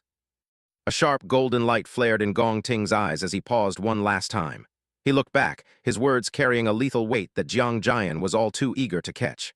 "Anything you do," he whispered, "has nothing to do with me." Jiang Jian watched Gong Ting walk away, his eyes lingering on the president's retreating back with a complex mix of submission and simmering rage. He adjusted his collar, the vibrant floral pattern of his shirt a stark contrast to the dark thoughts swirling in his mind. A slow, jagged grin spread across Jiang Jian's face as he whispered into the air, "Heh, understood Tilda has absolutely nothing to do with you."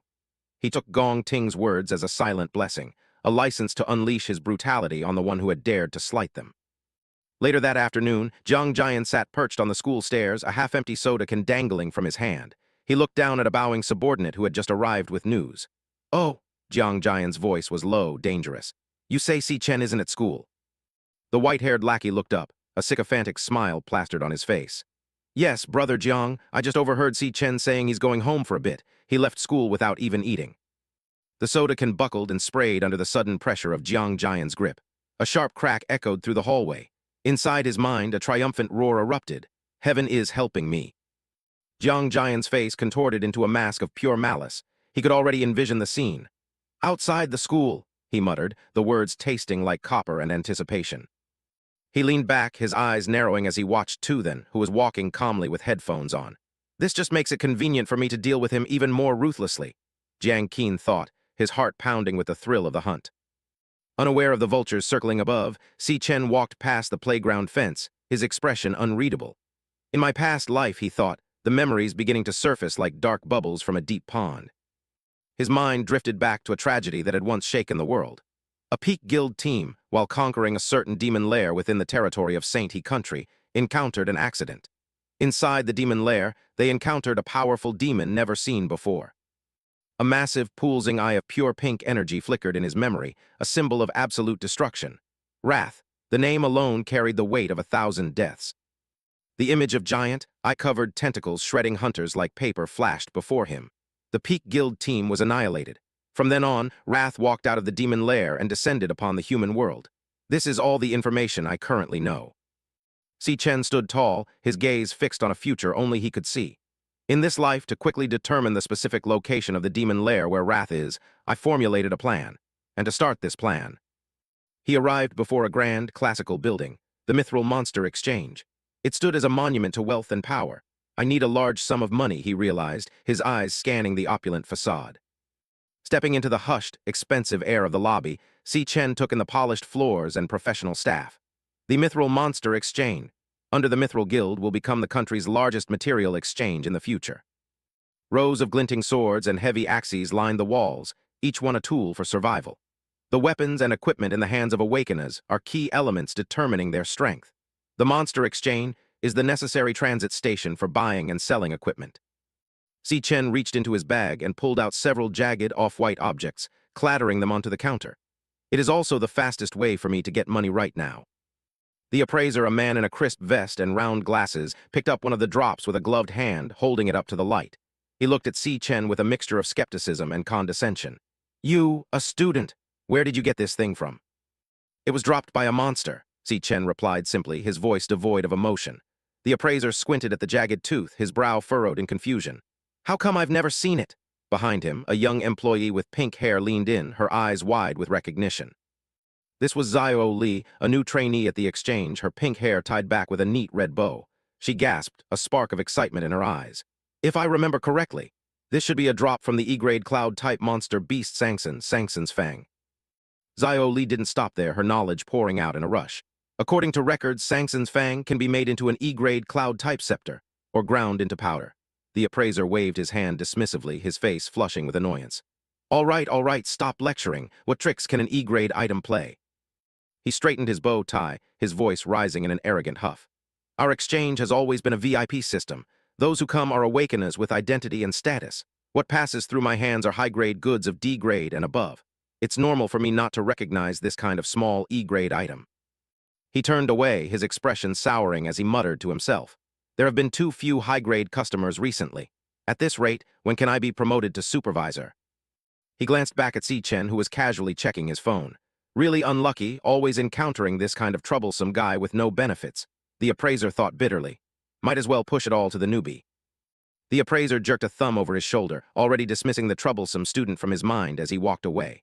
"Hey, little Lee, his remaining procedures are handed over to you. Work hard, I have high hopes for you," he called out with hollow encouragement. Zio Lee bowed quickly, her voice bright and professional. "Yes." Zio Lee returned to the counter a few moments later, her movements efficient and polite. She slid a black box embossed with the gold mithril logo toward Si Chen along with a digital transaction slip.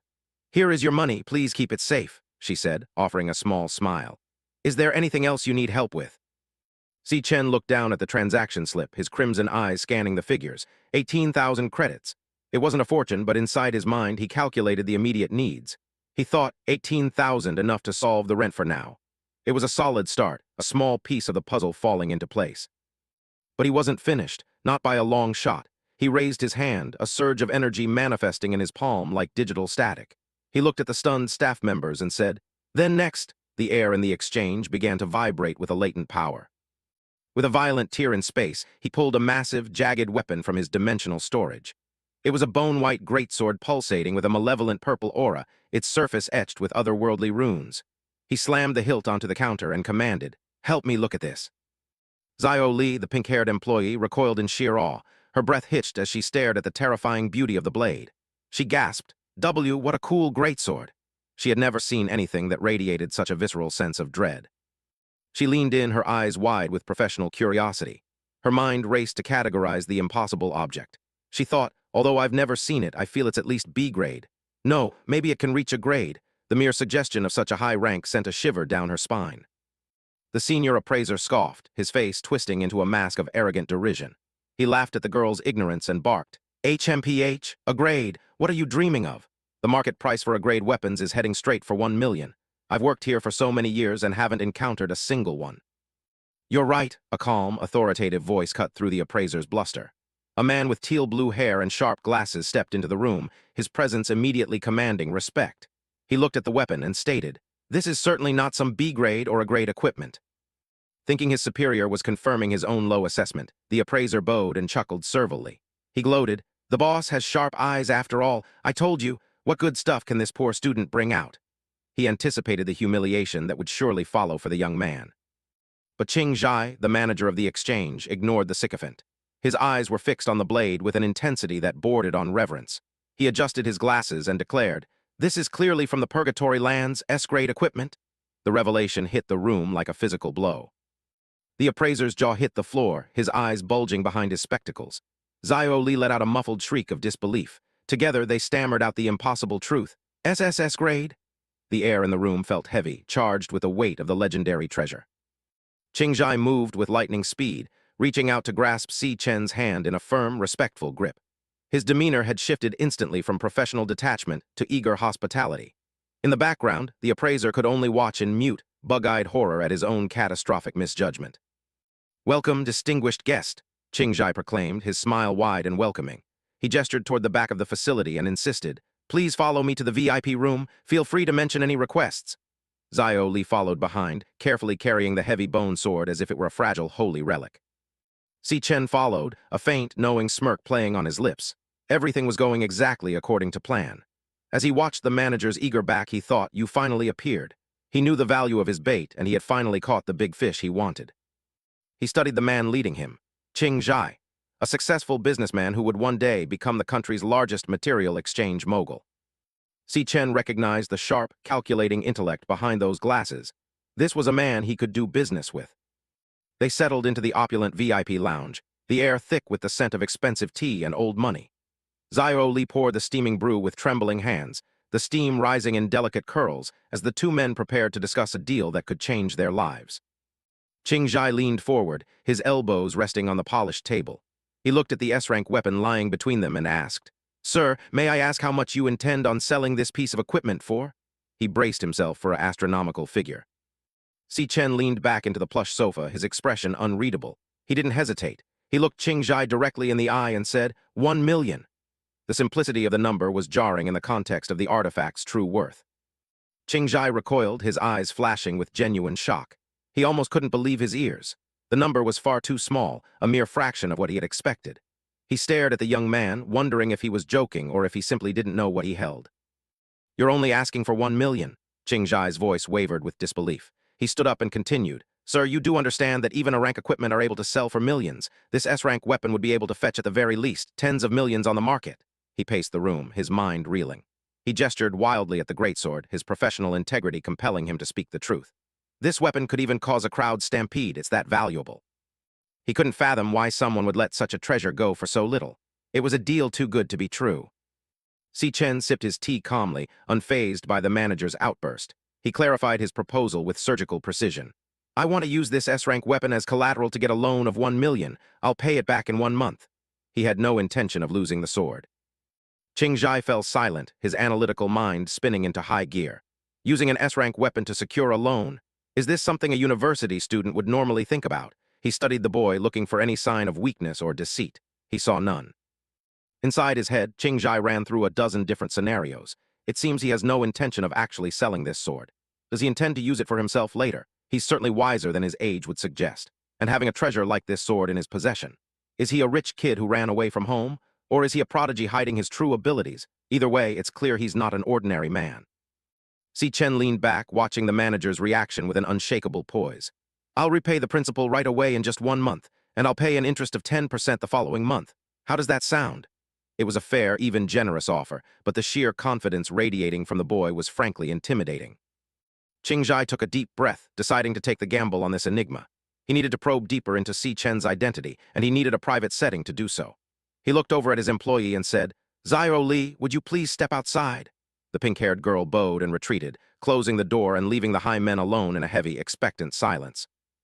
In the opulent silence of the VIP room, Qingzhai leaned forward, his fingers steepled as he studied the young man across from him. The sunlight filtered through the heavy emerald curtains, casting long shadows over the ornate furniture. If I'm not mistaken, he began, his voice smooth and calculating. Qingzhai adjusted his glasses, a faint, predatory smirk playing on his lips.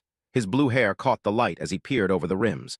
The school you attend is National Awakener University, he stated with absolute certainty, and the seniors there are about to graduate. He leaned back into the plush sofa, crossing his legs with effortless elegance. To my knowledge, National Awakener University holds an annual graduation examination. This year's examination is scheduled to take place in exactly 1 month from now, and the prize money awarded to first place is exactly 1 million, which completely lines up with your proposed loan repayment amount and date. A sharp glint flickered in Qingzhai's eyes, a look of pure strategic intrigue. He didn't blink as he delved deeper into his deduction. If I had to take a guess. Si Chen sat motionless, his face partially obscured by shadow, a single crimson eye glowing with a cold, steady light. He said nothing, allowing the silence to hang heavy between them. Qingzhai continued his interrogation, his voice dropping an octave. You're confident that you'll take first place in the examination, aren't you? Qingzhai stood up, packing the room with the grace of a panther. He looked at the massive bone sword lying on the table, its aura reflecting in his glasses. You could have just waited 1 month to collect the prize money, yet here you are, urgently trying to offer up this rare item as collateral for a loan. This indicates that you are in desperate need of this money, and surely you wouldn't turn to such a risky option unless it was a last resort. A slow, knowing grin spread across Qingzhai's face. He had seen the truth behind the mask. If that's the case. He turned back to Si Chen, his expression shifting from analytical to aggressively generous. Then I can loan you 1.5 million in cash on the spot, with 0 interest for 1 month. Qingzhai extended a hand, the gesture open and inviting, his silhouette framed by the bright window. Consider this the start of a friendship between us. Si Chen looked up, his expression one of calm surprise. He studied the manager's face, searching for the ulterior motive he knew was there. He remained silent, his mind already calculating the next dozen moves. Qingzhai's smile remained fixed, but his eyes sparkled with a professional hunger. And rest assured, I will keep everything discussed today strictly confidential. And remember, if you have any trading needs in the future, please consider our exchange facility as your first option. I'll make sure to cut you the best deal, what do you say? Si Chen's gaze lingered on Qingzhai, a faint, imperceptible smile touching his lips. With just a few details, he was able to infer my situation and my needs. Impressive. And instead of taking advantage of my predicament once he figured it out, he even offered me better terms for the sake of a long-term partnership. It's no wonder Qingzhai will be able to make the Mithril Exchange into the world's premier exchange in the future. Si Chen reached out, his hand meeting Qingzhai's in a firm, decisive handshake. His internal monologue shifted to a darker, more global objective. In order to eliminate wrath, I can't just rely on my own strength. The two men stood silhouetted against the bright light, their hands joined in a pact of mutual interest. That's why I'll need to start making some trustworthy allies, Si Chen reasoned. A heavy, magical contract scroll was unfurled on the table. Si Chen placed his hand over the ancient parchment, and a golden magic circle erupted with a low, vibrating buzz. The energy crackled beneath his palm as the terms were magically bound. The magic contract is complete. The funds have been transferred to your account. A holographic notification dinged in the air. Si Chen checked his phone, seeing the confirmation of the $1.5 million. Qing Zhai stood by, his smile satisfied as the deal for the abyssal netherbone was finalized. Qing Zhai's curiosity was piqued. He looked at the young student, wondering what other secrets he held. Speaking of which, since you're using such a great weapon as collateral, what are you going to use for the graduation examination? Would you like me to lend you some equipment? He gestured toward the racks of glinting swords and heavy armor lining the walls. We do not have any S-rank equipment currently, but we still have quite a selection of high-rank items including some A-rank and B-rank equipment. Si Chen didn't even look at the weapons. He raised his hand, the familiar digital static of his inventory system crackling around his fingers. No need, he said flatly. In a flash of violet light, another massive bone greatsword materialized in his hand, identical to the one he had just pawned. It pulsed with a terrifying, abyssal energy. I've still got another weapon just like the one I gave up, he stated, his voice devoid of emotion. The room fell into a stunned, horrified silence. Qing Zhai's jaw dropped, his eyes bulging behind his glasses. Zhao Li and the senior appraiser were equally paralyzed by shock. Holy censored, someone muttered, the sheer impossibility of the situation leaving them speechless. Si Chen turned and began to walk away, his hands shoved casually in his pockets. He left the staff staring after him in disbelief. Qing Zhai watched his retreating back, a sheen of sweat on his forehead. There really are so many talented youths these days. Please take care, he managed to stammer out. Zhao Li stood in a daze, her mind reeling from the day's events. Qing Zhai turned to her with a wide, celebratory grin. Thankfully, Zhao Li continued helping such an important client. You're being promoted to supervisor right away. The girl's eyes went wide as her dreams were suddenly realized. Si Chen stopped near the towering glass doors of the exchange, looking out over the grand hall one last time. The transaction was a success, but his mission for the day was far from over. Oh, that's right, he murmured to himself, a sudden realization sparking in his crimson eyes as he calculated his next move. He turned his head, his gaze sharp and purposeful as he checked the time. I need to buy something, he said with quiet finality. With his family's financial future finally secured, he vanished into the city crowd, intent on finding a gift to mend a past he had once lost. The tires of the taxi screeched slightly as it pulled up to the curb. Si Chen stepped out, his school uniform sharp against the bustling city backdrop. He closed the door behind him, his expression focused and determined as he prepared for the reunion he had waited years for. He stood before the towering glass facade of the Kangchang County long-distance bus terminal. People hurried past him with luggage and destination tickets, but Si Chen remained still, his eyes scanning the arrivals. This place held the weight of 1,000 memories, most of them painful. Looking out at the horizon, a wave of bittersweet nostalgia washed over him. He remembered the darkness of his previous existence. In my last life, my family struggled financially for a while. Back then, I graduated but still hadn't awakened yet, so no guild would accept me. He was a man without power in a world that only valued strength. The memories shifted to a younger, more desperate version of himself. He saw himself racing upstairs, sweat dripping from his chin as he clutched delivery bags. I'm running out of time on this delivery, he had thought back then. I scrambled to pick up odd jobs and still barely made enough to scrape the rent money together. Every cent was a battle for survival. The cold, blue glow of an ATM screen flickered in his mind. Remaining balance, $105.60. It was a humiliating figure, a number that dictated the hunger and stress of his daily life. It was the price of a life lived on the edge of ruin. He recalled the dim lighting of their small, cramped apartment. Yunny and I had to live pretty frugally in order to survive, he mused. He could see his past self head in his hands, muttering, we're broke again after paying this month's rent. But his sister, Si Yun, had reached out with a comforting hand and a bright smile. It's okay, big bro, I just found a tutoring job, she had chirped, trying to carry a burden that wasn't hers to bear. Then came the letter that should have been their salvation, yet became a source of secret heartbreak. International Central Art Institute Admissions Acceptance Letter. Student, Si Yun. It was her ticket to a brilliant future, the culmination of all her talent and hard work. But instead of joy, there was only a quiet, devastating resignation. I guess I got in after all, Si Yun had whispered, her fingers trembling as she gripped the paper.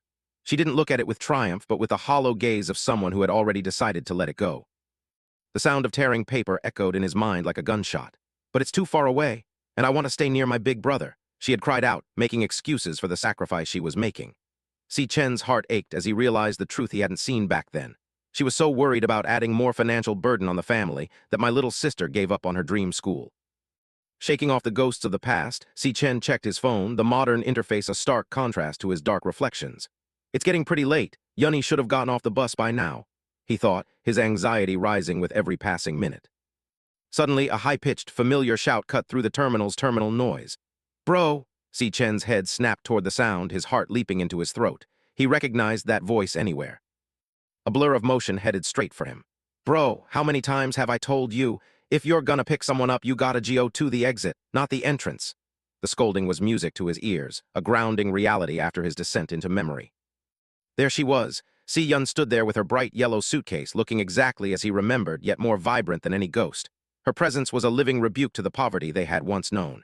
In his mind, the old refrain played one last time, we're broke again after paying this month's rent. But this time, he knew it was a lie. Si Chen's crimson eyes widened, fixated on his sister as if she might vanish if he blinked. 7 years, he whispered to the wind. 7 years since he had seen her in the original timeline. 7 years of regret, now replaced by an impossible second chance. Si Yun waved her hand enthusiastically, her pigtails bouncing with every movement. Big bro, come give me a hand with this luggage, she called out, her voice full of life and demanding affection. When he didn't move immediately, she walked right up to him, waving a hand in front of his face. Big bro, why are you just standing there like a dummy? She teased, her brow furrowed in playful confusion at his sudden catatonia. Si Chen didn't answer with words. He lunged forward and pulled her into a fierce, desperate hug, burying his face in her shoulder. The warmth and the scent of her hair were real. She was here. He held her as if he could shield her from the entire world. Si Yun's eyes went wide with shock at the sudden, intense display of emotion. She gasped, her body stiffening in his arms. The silence between them was heavy with the things he couldn't say. It's been 7 years. He thought again, the weight of a lifetime behind the simple realization. He squeezed her even tighter, a small, genuine smile finally breaking across his face.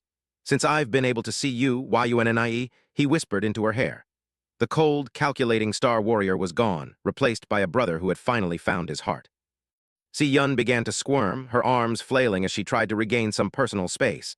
Bro, she grunted, her voice muffled by his coat. She was touched, but the intensity was starting to become a bit much for the busy terminal. Finally, she managed to break free, puffing out her cheeks in mock outrage while jabbing a finger at his chest. Are you trying to choke me to death? She yelled, her annoyance a thin veil for her own happiness at seeing him.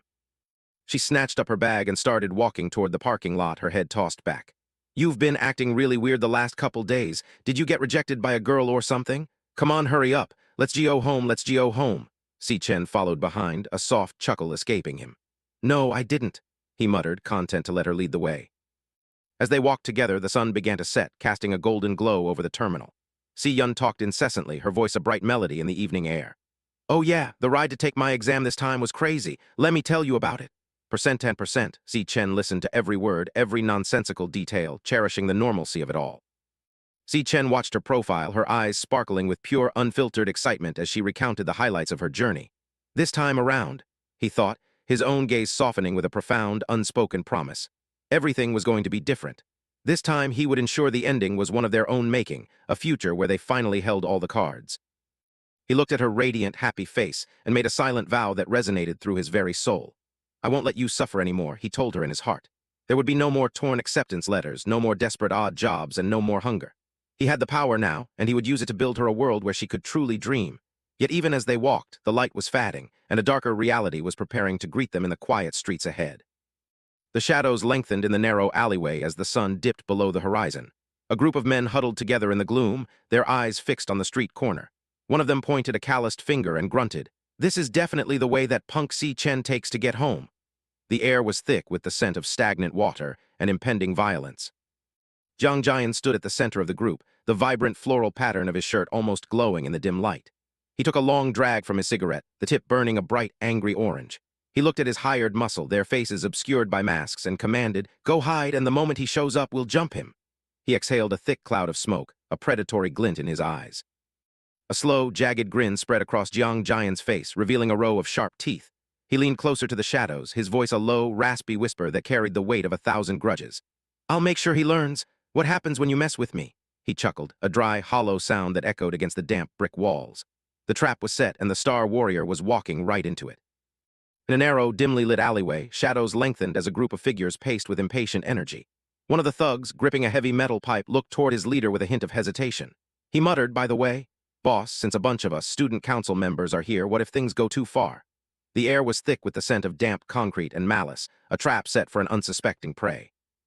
Kiang Dai, a high-ranking member of the student council with silver undercut hair and a cigarette dangling from his lip, let out a dismissive scoff. "I was just gonna teach him a little lesson. But that dude's attitude pisses me off." He adjusted his red floral shirt, his eyes narrowing with pure contempt. "That low-tier E-rank piece of trash actually thinks he's a C-rank now. That trash has no idea who he's messing with." To Kiang Dai, the mere idea of Si Chen rising above his station was an insult that needed to be erased with blood and broken bones. Kiang Dai's mind flashed back to the encounter that had ignited his rage. He saw Si Chen's profile, cold and detached, those dark eyes glowing with a faint, predatory red light. In that memory, Si Chen had dismissed him with terrifying indifference, saying, "You're too loud. Don't bother me ever again." The memory only served to fuel the fire in Kiang Dai's chest. He wouldn't rest until that look of superiority was wiped off Si Chen's face forever. Behind Kiang Dai, his cohorts stood ready, their faces masked and weapons drawn. One thug slapped a wooden bat against his palm, the sound echoing sharply against the brick walls. Kiang Dai snarled, "When it's time, you guys better leave me a piece, 'cause I'm gonna destroy him." He gripped his weapon tighter, his knuckles turning white. He won't be able to take the graduation in 2 weeks when I'm done with him. The graduation ceremony was meant to be a new beginning, but for Si Chen, Kiang Dai planned to make it an ending. A cold azure light began to emanate from Kiang Dai's hand as he drew a jagged, serrated combat knife.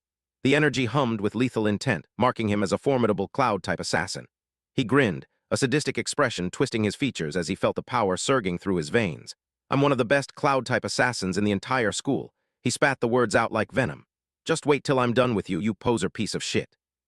The name Kiang Dai burned in the air, a declaration of the violence to come.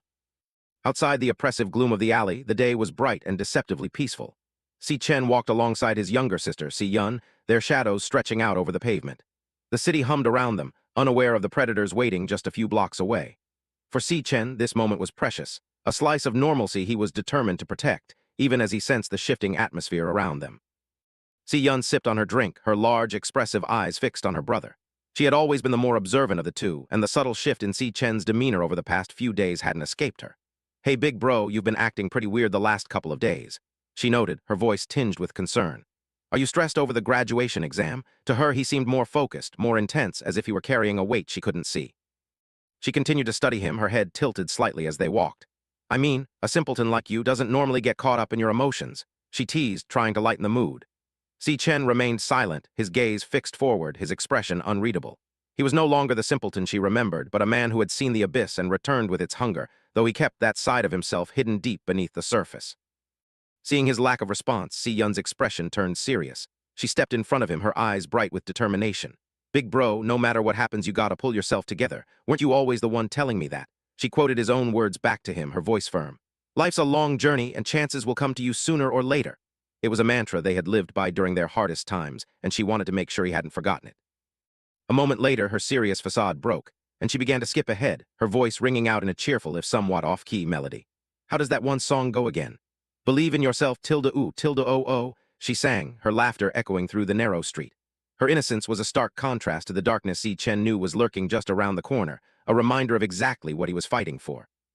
Si Chen watched her with a soft, bittersweet smile. He thought to himself, "Si Yun so perceptive, she noticed something was different about me the moment we met." He was grateful for her intuition, yet pained by the secrets he had to keep. "She still doesn't know that I've awakened, so she probably thinks we're still strapped for cash." He knew the truth would change everything, and for now he preferred her to live in her peaceful world. He gave her a reassuring look, trying to soothe her lingering worries. "I promise I'm okay," Si Yun tilde said, his voice gentle. But his sister wasn't entirely convinced. She watched him out of the corner of her eye, her thoughts swirling. He's still trying to deny it. Is it because of his male pride? She wondered if he was just trying to be the strong older brother, even when he was struggling inside.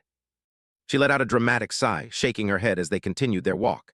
Men begin forming emotional walls as they get older. HMPH, I guess the book was right after all. She shot him a playful, mocking look. "Looks like you're getting old, big bro." Si Chen could only respond with a confused grunt, his mind occupied by a sudden shift in the air, a familiar, foul scent that didn't belong in the sunlight. As the siblings turned into a secluded alley, a figure watched them from the deep shadows. The observer's eyes were cold, calculating every movement they made. A masked thug peered around a corner, his eyes widening with predatory glee as he saw Si Chen and Si Yun entering the trap. He signaled to the others, his voice hushed but excited. "Hey boss, that guy's got a girl with him." The news spread through the group like wildfire, their anticipation reaching a fever pitch as they prepared to strike. Qiang Dai's eyes lit up with a sadistic joy as he heard the report. "This is perfect. Ha ha, this alley's got no cameras," he laughed, the sound muffled by his mask but no less menacing. "Guys, this is our lucky day," to him. The lack of surveillance meant they could indulge their darkest impulses without fear of consequence.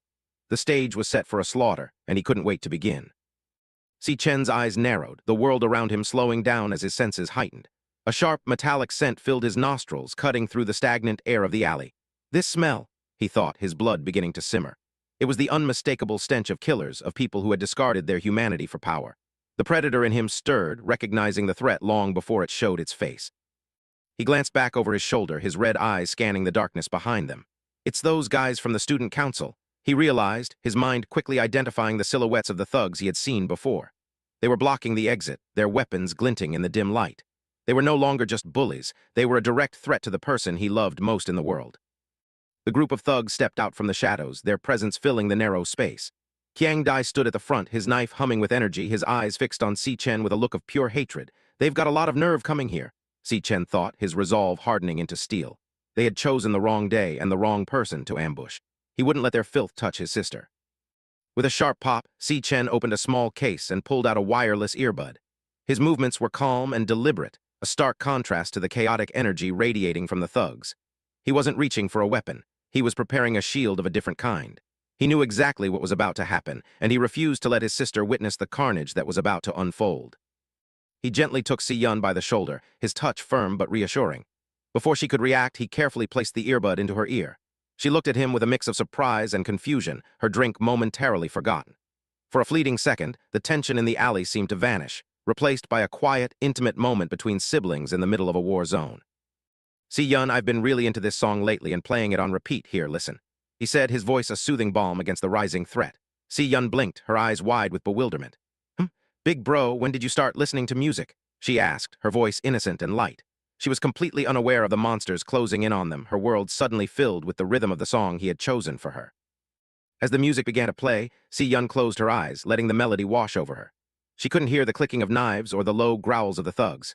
Well, I guess music can show a person's mental state, she thought, a small, peaceful smile playing on her lips. To her, this was just another weird, sweet gesture from her brother, unaware that it was the only thing keeping her from seeing him become a monster.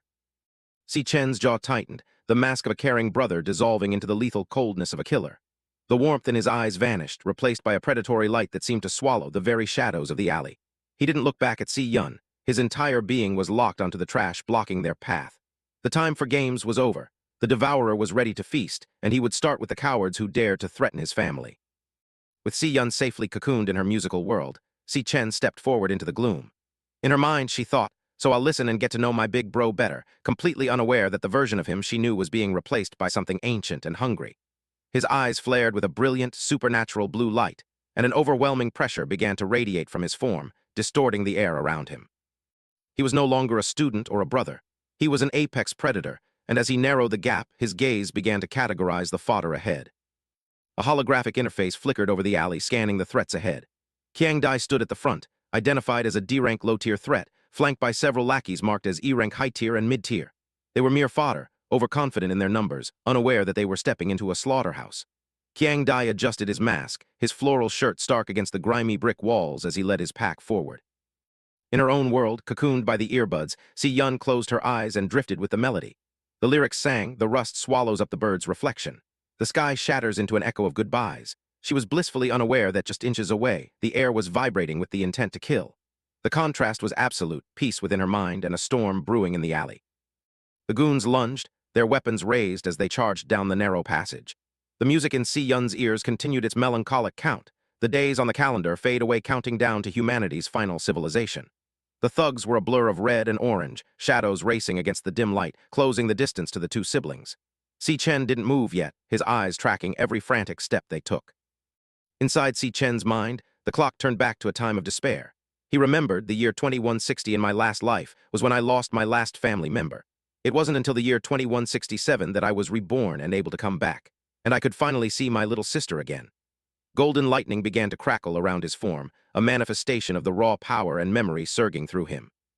He was no longer just a student. He was a vengeful ghost from a doomed future.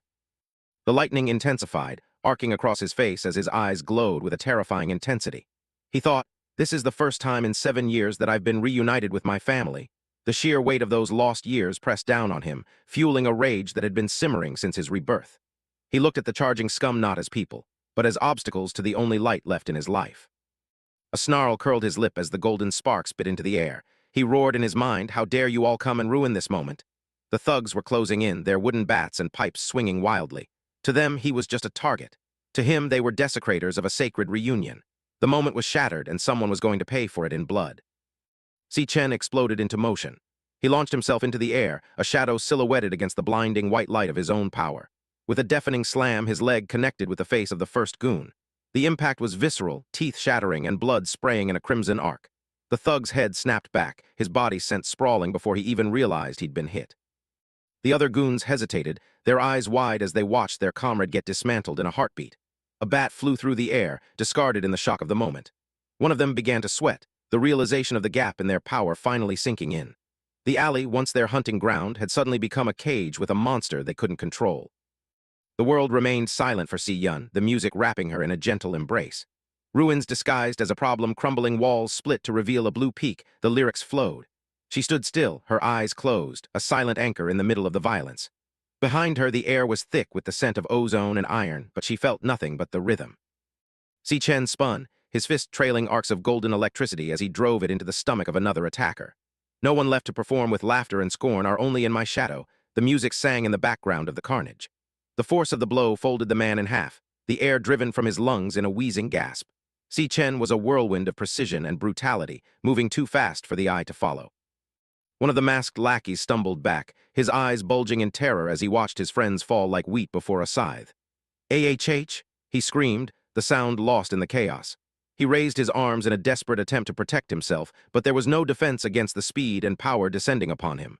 The predator had finally cornered his prey. Bam, bam! The sound of bone meeting flesh echoed through the alley as Si Chen systematically dismantled the group.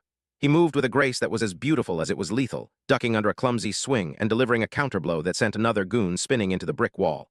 Blood splattered across the pavement, each strike punctuated by the crackle of lightning. Si Chen was no longer holding back. He was a force of nature. With a sudden burst of speed, Si Chen leaped high into the air, soaring over the remaining goons. A magnificent star shoots across the galaxy, the lyrics punctuated his flight. From his vantage point, he could see the entire battlefield, a mess of broken bodies and terrified faces. He descended like a thunderbolt, targeting the next victim with cold, calculated intent. A goon tried to lunge at him, his face twisted in a desperate snarl. "ARGH?" he grunted as he swung his weapon. But Si Chen was already inside his guard. He reached out with a hand that seemed to blur, his fingers clamping onto the man's arm with the strength of a hydraulic press. The goon's eyes went wide as he realized he had been caught in a grip he couldn't break. Si Chen's grip tightened, the golden lightning arcing from his fingertips into the man's flesh. "I reached my hand out towards fate," the song whispered. There was no mercy in his gaze, only the cold determination of a man who had already lost everything once. He wouldn't let history repeat itself, not while he still had the strength to fight. He prepared to deliver a final, crushing blow. With a sickening crack, Si Chen snapped the goon's arm like a dry twig. The man's face contorted in a silent scream of agony as the bone shattered under the pressure. The force of the move sent the thug reeling back, his body limp and broken. Si Chen didn't even pause to watch him fall. He was already moving on to the next target, his movements fluid and unrelenting. The scream finally broke through the man's throat, a raw sound of pure pain. "At last I can hear that faint echo again," the lyrics crooned. "AH?" he managed to choke out before another blow silenced him. His eyes were wide with a terror that transcended physical pain, the terror of a man realizing he was being hunted by something far more dangerous than himself. His reality was shattering, one bone at a time. "Arm," the goon finished his cry as Si Chen's fist connected with his jaw, the force of the impact vibrating through the air. Blood sprayed across Si Chen's hand, but he didn't flinch. His expression remained a mask of cold fury, his eyes never leaving the thugs who remained standing. To them, he was a nightmare made flesh, a reminder of the consequences of their arrogance. He was the reckoning they had never expected. Boom, an explosion of golden light and blood erupted in the center of the alley as Si Chen unleashed a final, devastating attack. The remaining lackeys were sent flying, their bodies hitting the walls and pavement with dull thuds. "I'll give everything I have to protect that fragile star." The song reached its emotional peak. The smoke and dust cleared to reveal Si Chen standing in the center of the devastation, a lone guardian in the ruins. Qiang Dai stumbled back, his eyes bulging in sheer, unadulterated shock. "Holy shit," he gasped, his voice trembling with fear. "What the hell is up with that guy?" He watched as his entire squad was systematically dismantled in mere seconds. The arrogant bully was gone, replaced by a terrified boy who realized he had just picked a fight with a demon. The cigarette fell from his lips, forgotten in the chaos. How can he be this strong? Qiang Dai's mind screamed as he watched Si Chen approach, his form wreathed in golden lightning. The air crackled with power, the ground beneath Si Chen's feet cracking with every step. Crack! The sound echoed in the silence of the alley, a heartbeat of impending doom. Si Chen looked like a god of war, his presence overwhelming every sense, his intent clear and lethal. Si Chen struck another goon, his fist a blur of golden light that left a trail of crimson in its wake. The impact was so great that it sent a shockwave through the air, knocking the breath from the man and sending him spinning into the shadows. Si Chen didn't miss a beat, his body already pivoting toward the next target. He was a machine of destruction, fueled by a rage that had been centuries in the making. With another visceral bam, Si Chen's fist connected with the chest of a thug, the sound of cracking ribs clear in the still air. A spray of blood erupted from the man's mouth as he was sent flying back, his weapon clattering uselessly on the pavement. Qiang Dai could only watch in horror from the distance, his knife trembling in his hand. The massacre was nearly complete, and he was the only one left standing. Si Chen stood as an avatar of retribution amidst the broken bodies of the student council goons, his fist dripping with crimson and humming with residual golden electricity. He raised his gaze, pinning Qiang Dai with eyes that held no mercy. The bully was panting, his knife hand trembling with a white-knuckled grip as his eyes darted frantically across the alley, searching for an exit that didn't exist.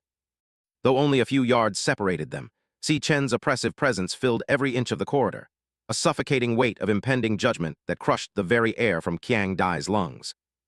Qiang Dai bared his teeth, his face slick with sweat as his bravado crumbled into a frantic, high-pitched snarl. He shrieked, I'm the strongest cloud-type assassin." The boast was a hollow shield, a thin veil over a soul that was shivering in absolute terror. He gripped his blade until his knuckles turned bone-white, realizing too late that his ranks, titles, and arrogance meant nothing against the monster standing before him. The silence of the alley stretched taut, like a wire about to snap, as Qiang Dai's fear finally pushed him past the point of reason. Qiang Dai's sanity snapped. The silver-haired bully lunged forward, his face contorted in a mask of pure, unadulterated rage. He screamed at the top of his lungs, You motherfucker, you think I can't beat you?" He swung his blade with a desperate, wild intensity, his world narrowing down to a single point, the man who had just dismantled his pride. But his movements were frantic, fueled by fear rather than skill, a dying gasp of a failed predator. Si Chen moved before Qiang Dai could even complete his swing. He leaned back, the jagged knife missing his chest by a mere inch, and countered with a strike that was as fast as a lightning bolt. His fist connected with Qiang Dai's jaw with a sickening thud, sending a spray of blood and spit into the air. The bully's eyes rolled back in his head, the force of the blow rattling his brain inside his skull. The knife slipped from his fingers, a useless trinket in the face of true power. The impact was visceral, a violent explosion of force that sent Qiang Dai hurtling backward. His body tumbled through the air like a discarded rag doll, his floral shirt billowing as he slammed against the pavement. A sharp grunt of pain escaped his lips, the air driven from his lungs in an instant. The arrogance that had defined him just moments ago was gone, replaced by the cold reality of his own helplessness. Qiang Dai hit the ground with a dull thud, his body skidding across the grimy brickwork. He tried to scramble away, his hands clawing at the concrete, but his limbs felt like lead. The world was spinning, a chaotic blur of light and shadow. Behind him, Si Chen stood perfectly still, his silhouette wreathed in the fading sparks of his aura, a silent judge waiting to deliver the final sentence. The world went red for Qiang Dai as another blow descended upon him. This time, it was a crushing kick to the ribs that sent him sliding into a pile of trash. The impact shattered bone and bruised muscle, a symphony of destruction that left him gasping for breath. Blood began to pool in the corners of his mouth, the metallic tang of iron filling his senses as he realized just how far out of his league he truly was. Si Chen loomed over the fallen bully, his shadow swallowing the light. He didn't say a word, his silence more terrifying than any threat. He simply stood there watching Qiang Dai struggle to breathe, his eyes cold and devoid of any mercy. The alley felt smaller now, the air thick with the scent of ozone and the heavy weight of impending judgment. The slaughter was nearly over. Two of Qiang Dai's teeth flew through the air. The alley was littered with the remnants of the failed ambush, broken bats, discarded knives, and the groaning forms of the student council lackeys. The battle had been short, brutal, and entirely one-sided. Qiang Dai's body was a chaotic mess of bruises and lacerations. He wanted to scream, to beg for mercy, but his body was still tumbling uncontrollably, propelled by the residual force of Si Chen's strike. Another powerful impact shook the alley as Qiang Dai's body slammed straight into the street. The sound echoed off the damp brick walls, a violent exclamation point at the end of a bloody sentence. Dust and debris were kicked up into the air, swirling around the two figures like a localized storm. The fight was over. All that remained was the aftermath. From Qiang Dai's perspective, Si Chen was nothing more than a dark, monstrous silhouette against the blinding white light of the alleyway's exit. Two glowing red eyes burned through the gloom, fixed on him with a terrifying intensity. It wasn't the gaze of a fellow student or even a rival. It was the gaze of an ancient, hungry entity that had finally found something to devour. The shadow loomed closer, the pressure of Si Chen's presence becoming almost physical. Qiang Dai felt like a bug beneath a descending boot, his entire world narrowing down to those two crimson points of light. He tried to speak, to beg, but his throat was constricted by a primal terror that defied logic. He was no longer a person, he was just prey. Si Chen stood over the broken mess that was Qiang Dai, his voice cutting through the silence like a cold blade. "I clearly told you," he whispered, the words echoing with a lethal weight, "to never bother me ever again." He looked down at the silver-haired bully with an expression of pure, unadulterated contempt. The warning had been given, and it had been ignored. Now the consequences were being delivered.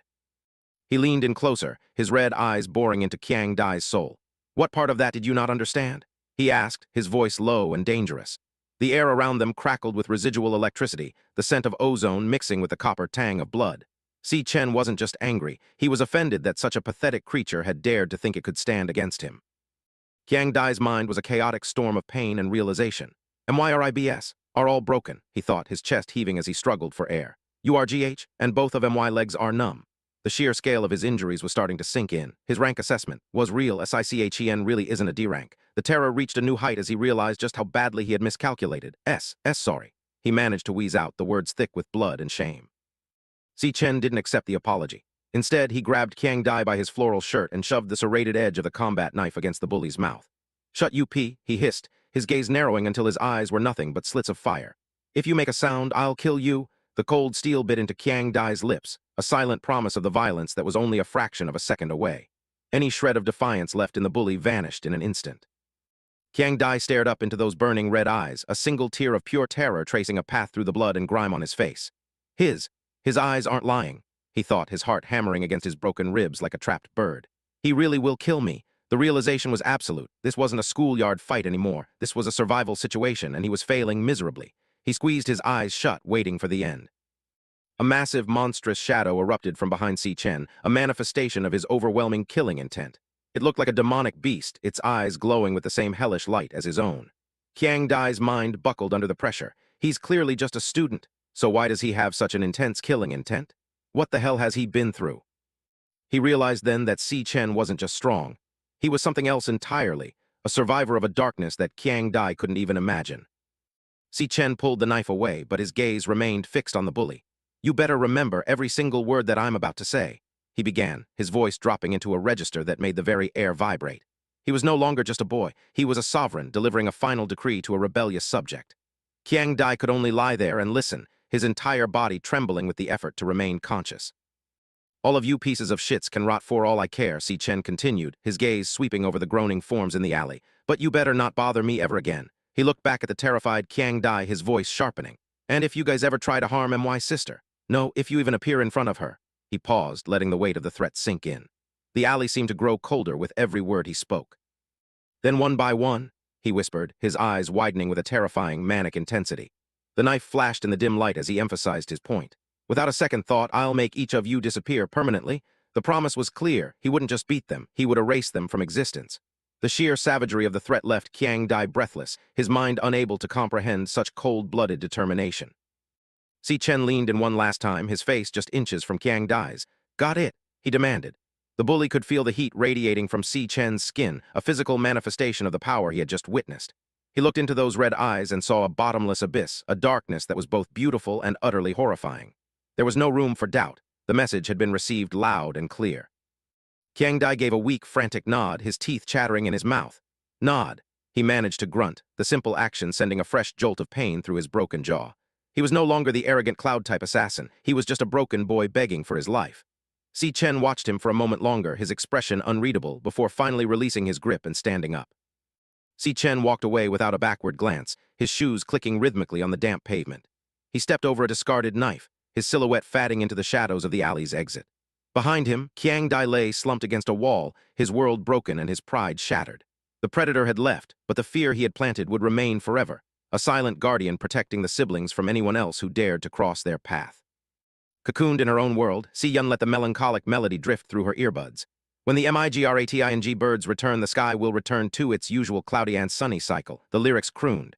A strange, inexplicable sadness washed over her, pressing against her chest like a physical weight. It feels so lonely, she thought, her lips curving into a bittersweet smile. She couldn't understand why a simple song from her brother would make her feel like she was drowning in a grief far older than her own. A single tear traced a path down her cheek as the song reached its final haunting notes. The calendars no longer modeled and beneath the dawn, my shadow is nowhere to be seen. The music ended, leaving a hollow silence that made her heart ache. Why does this song make me want to cry? She wondered. She was blissfully unaware of the violence that had just occurred behind her back. But the crushing loneliness in Si Chen's heart had somehow found its way into her own, leaving her desperate to reach out to him. Si Yun's mind whirled as she pulled the earbud out, the lingering echoes of the song still tugging at her heartstrings. She looked at her brother, her eyes searching his face for any sign of the sadness she'd felt. It's only been a few days since we've seen each other. But he's acting like he's gone through a lot, she thought, her brow furrowing in confusion. The brother she knew was a simpleton, but the person standing before her felt like someone who had lived 100 lifetimes. How can you possibly be this lonely? Haven't you always had me by your side? She let out an exaggerated wail, waving the earbud in the air as if it were a smoking gun. Big bro, she cried, her voice echoing through the quiet street. Aren't you taking this joke a little too far? She was trying to force a laugh to bridge the sudden distance she felt between them, but her hands were trembling. She didn't want him to be lonely. She wanted him to be the goofy, reliable brother she'd always known, not this mysterious stranger with eyes full of ancient shadows. Si Chen didn't answer right away. Instead, he reached into his pocket and pulled out a small, velvet-lined red box. He held it out to her, a faint, gentle smile playing on his lips. The alleyway around them, littered with the broken bodies of their attackers, seemed to fade into the background as he focused entirely on his sister. He wanted to give her something more than just protection. He wanted to give her the dreams he had failed to safeguard once before. Yunny, I got this for you, he said, his voice soft yet steady. He opened the lid, revealing a sleek golden instrument nestled in white silk.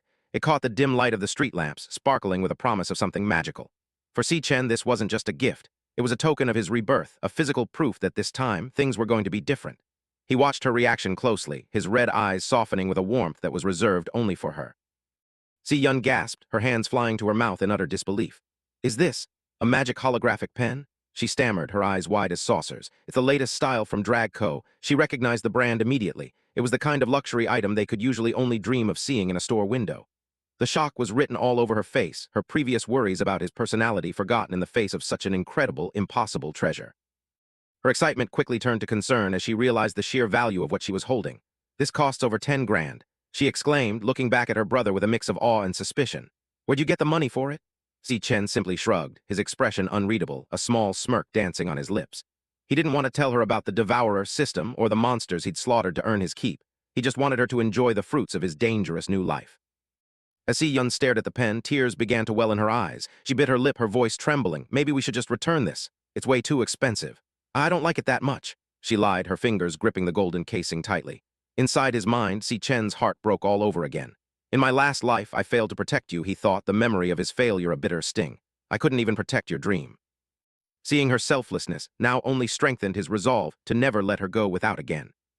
He looked at his hands, still stained with the invisible blood of the men he'd just crushed. In this life, he vowed silently, his eyes hardening with a terrifying purpose, I'll protect everything about you. He was a different man now, a predator who would tear apart anyone who stood in the way of his sister's happiness. The pen was just the beginning. He would give her the world, and he would build it on the bones of his enemies. The scene in the alleyway was grim, a stark contrast to the siblings' emotional moment. The thugs lay scattered across the pavement, groaning in agony as they clutched their broken limbs. Ambulance. One of them managed to wheeze out, his voice a pathetic rasp. They were broken, defeated, and utterly irrelevant to Si Chen now. He had delivered his warning, and he was moving on, leaving the trash behind to be swept up by the authorities. I'll protect everything about you, his mind echoed as he turned away from the carnage. Si Yun tentatively pressed the tip of the pen against the air, her eyes lighting up as a spark of pink light erupted from the nib. She began to draw, her movements fluid and excited as she realized the magic was real. For a moment, she was just a girl playing with a toy, the darkness of their reality forgotten in the joy of creation. She didn't see the blood on her brother's hands. She only saw the light he was bringing into her life. Woke, she shouted in delight as a shimmering, holographic goldfish materialized in the air, its fins fluttering as if it were swimming in a phantom sea. Wow, Tildo, I can't believe it really works.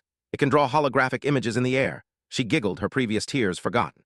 Si Chen watched her, a genuine sense of peace washing over him. This was what he had fought for, what he had returned from death to see, his sister's pure, untainted joy.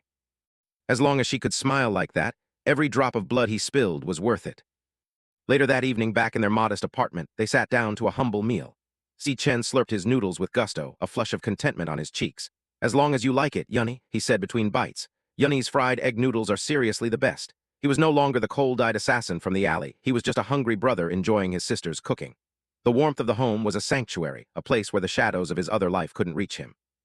Si Yun watched him with a skeptical eye, her arms crossed over her chest.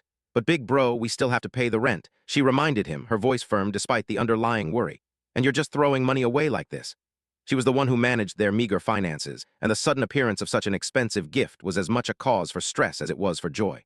She wanted to believe him, but her practical nature demanded answers he wasn't ready to give. Si Chen leaned back, his expression a picture of exaggerated confidence. I've already paid this year's rent in full, he announced, his voice booming with pride. Si Yun froze, her eyes widening in pure shock. What? She stammered, the news hitting her harder than any holographic pen. To her, paying the rent in full was a miracle, a burden lifted that they had carried for as long as she could remember. She stared at him, trying to see if he was joking, but his smile was unwavering. He scratched his nose, a nervous habit he'd had since they were children, and launched into his cover story. Well, I started a small business with a friend, and we made some money, so, he chuckled softly, a series of heh sounds escaping his lips. He was laying it on thick, hoping his awkwardness would pass for genuine sheepishness rather than a calculated lie. He couldn't tell her that he was basically a one-man army selling monster parts to the highest bidder. Si Yun wasn't buying it for a second. She narrowed her eyes, a shadow of suspicion crossing her face. Bro, you suck at lying, she thought, her lips curling into a skeptical pout. You're being way too sus. Okay, so now you're keeping secrets from me. She felt a pang of annoyance, but it was overshadowed by a deeper sense of relief. Regardless of how he'd gotten the money, they were safe for now, and that was more than she'd ever dared to hope for. But, she thought, her gaze softening as she looked at him across the table. Her eyes drifted to his face, taking in the small details of his expression. There was something different about him, something she couldn't quite put her finger on. He seemed older, yes, but also lighter, as if a great weight had been lifted from his soul.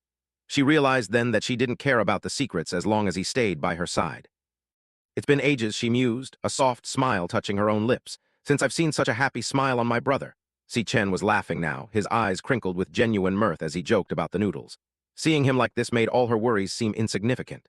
She decided then and there that she wouldn't push him for the truth. If he wanted to keep his secrets, she would let him, as long as he kept that smile on his face. She reached out and rested her hand on his shoulder, a small gesture of solidarity and love. She didn't need to say anything. The touch spoke volumes. They had always been a team, facing the world together, and this change, however mysterious, wasn't going to change that. Si Chen looked at her, his eyes warm and grateful, the two of them sharing a quiet moment of connection in their brightly lit kitchen. Anyways, she said, her voice turning serious as she looked him in the eye. No matter what happens, big bro, just make sure you don't push yourself too hard. She was still worried about the source of his new wealth, fearing he might be involved in something dangerous. She didn't want him to sacrifice himself for her comfort. She just wanted them to be together, safe and sound. Si Chen listened, her words a gentle reminder of why he was doing all of this in the first place.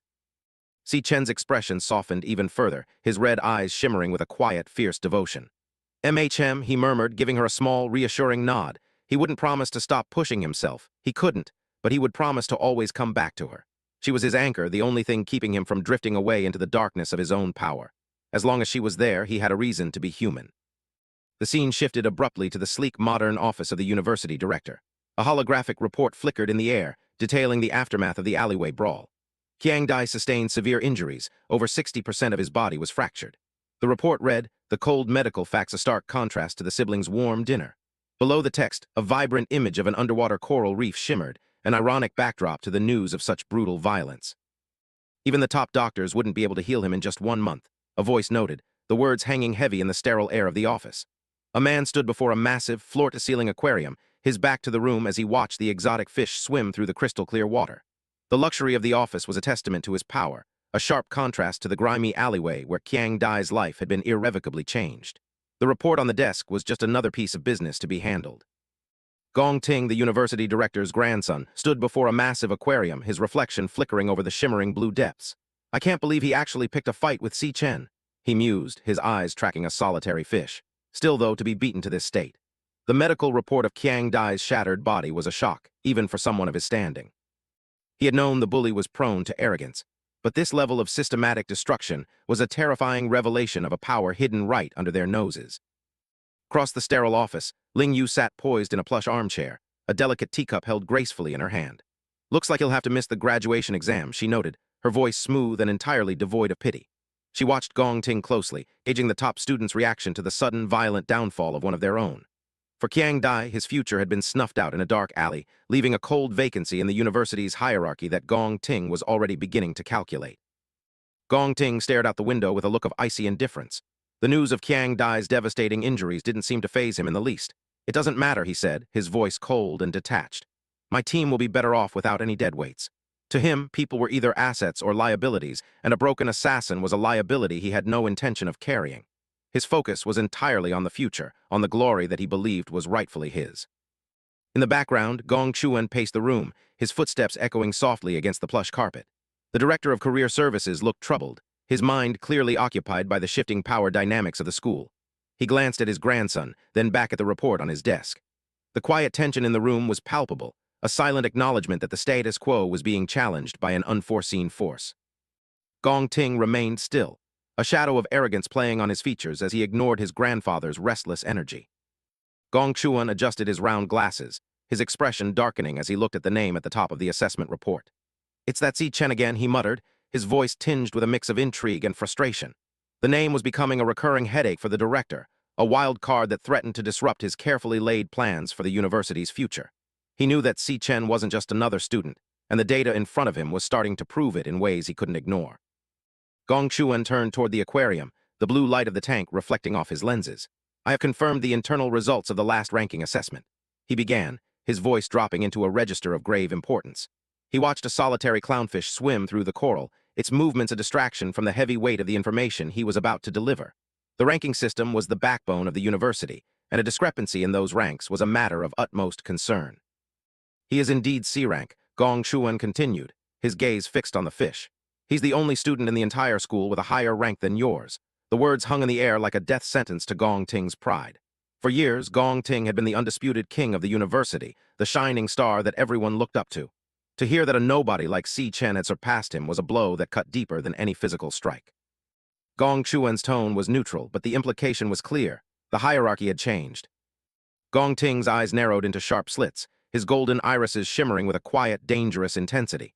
He didn't speak, but the silence was deafening. Every muscle in his face was tight, his mind racing as he processed the news.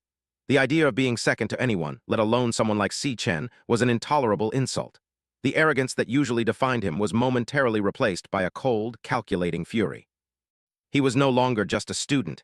He was a predator who had just discovered a rival in his territory. Gong Chuan loomed over the scene, his shadow stretching across the room. "Your father has invited the vice chairman of the Alliance this time to personally inspect your performance at the graduation examination," he warned, his voice low and urgent.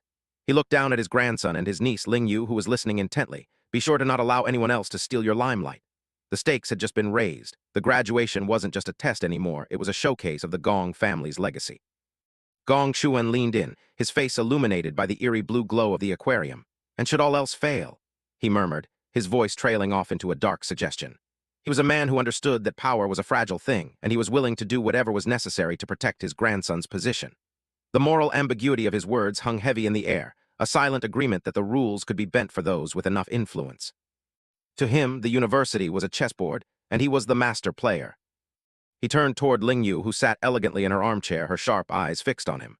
"I can only ask you, niece, to fill the vacancy left in Gong Ting's team," he said, his tone shifting to one of polite request. If that were to happen, he didn't finish the sentence, but the implication was clear. With Lingyu on the team, Gong Ting's victory would be all but guaranteed. Lingyu simply smiled, a secret, knowing look in her eyes as she sipped her tea. She was a woman who enjoyed being the deciding factor in any game. Gong Ting scoffed, a small, arrogant smirk returning to his lips as he looked back at his grandfather. "Sir, you're overthinking things," he said dismissively. He adjusted his collar, his confidence returning as quickly as it had vanished. He didn't see Si Chen as a real threat, just a statistical anomaly that he would soon rectify.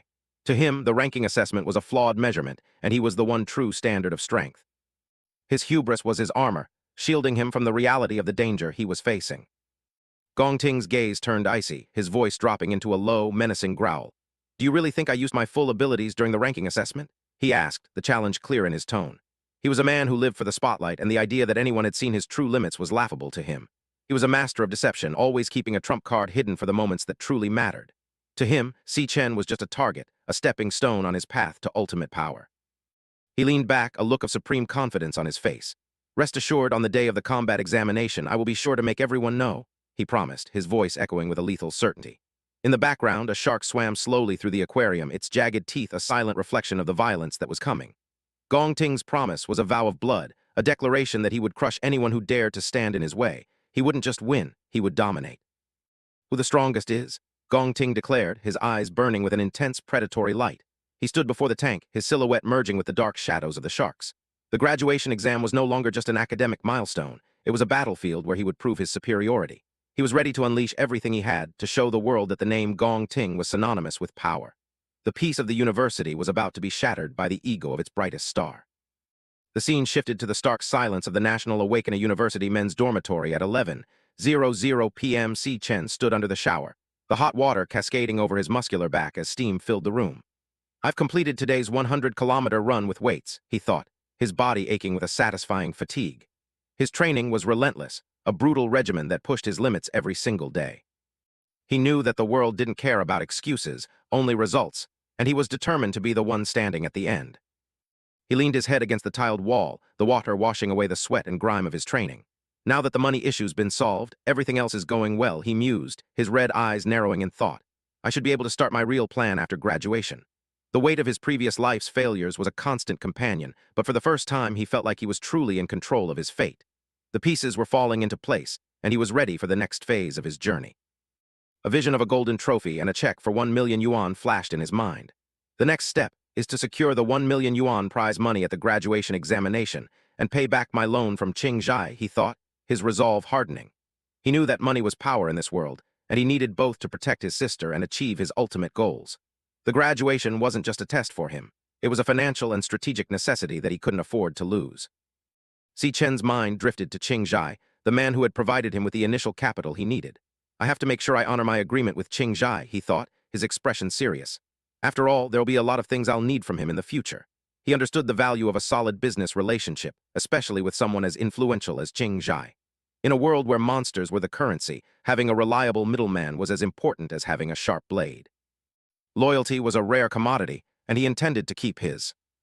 Later, lying in bed, Si Chen stared at the ceiling, the soft moonlight filtering through the dorm window.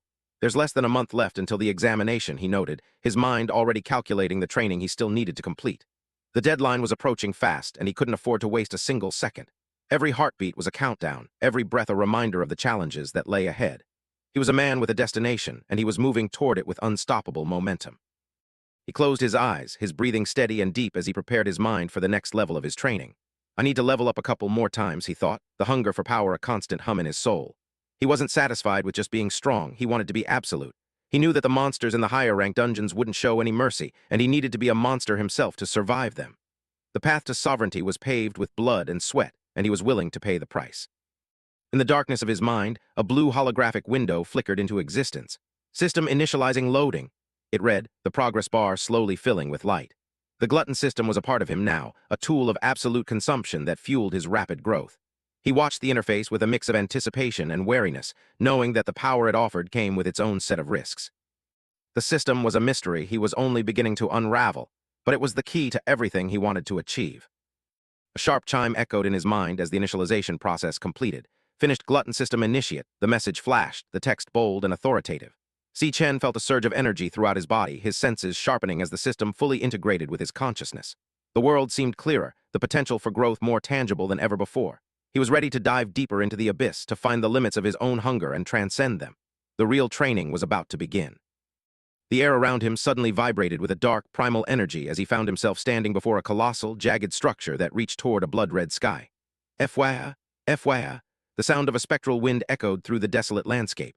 This was the Tower of Darkness, a secret training ground hidden within the folds of his own soul. Si Chen looked up at the towering spire, his silhouette tiny against the overwhelming scale of the monument. This was where he would find the power he needed, or perish in the attempt. He began to climb the ancient, jagged steps, each one a testament to the countless souls who had failed this challenge before him.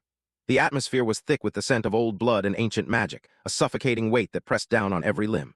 Si Chen didn't flinch, his gaze fixed on the entrance high above. He was a man on a mission, a traveler in a land of nightmares, and he would not be deterred. Every step brought him closer to the truth of his power and the monsters that guarded it. As Si Chen ventured deeper into his own soul, his system's status flickered within his mind's eye. The last assessment results showed that my weakest class, Gravehound King, is a C rank, he noted, observing the level 10 status of his secondary class. A holographic portrait appeared, showing his face partially veiled by a skeletal mask alongside a rank C mid-tier badge. To the rest of the world, such a rank was an elite achievement. But for Si Chen, it was merely the baseline, the weakest fragment of an existence that defied all conventional logic. Then the system interface began to fracture, colors bleeding into a chaotic distortion of pink and violet as it struggled to process his primary power. The official rank of my strongest class, Abyssal Fiend, wouldn't display, he mused, his eyes narrowing as the error message flashed. Potential rank value cannot be determined. Maximum system bounds exceeded. Despite being a known S rank, its true depths remained a void he couldn't yet fully harness. He was a god in the making, an anomaly that left the system's calculations in ruin and his own mind filled with more questions than answers. Si Chen stared at the holographic cards floating in the dim light of his room, the question marks over his Abyssal Fiend and Lightning Assassin classes mocking his curiosity.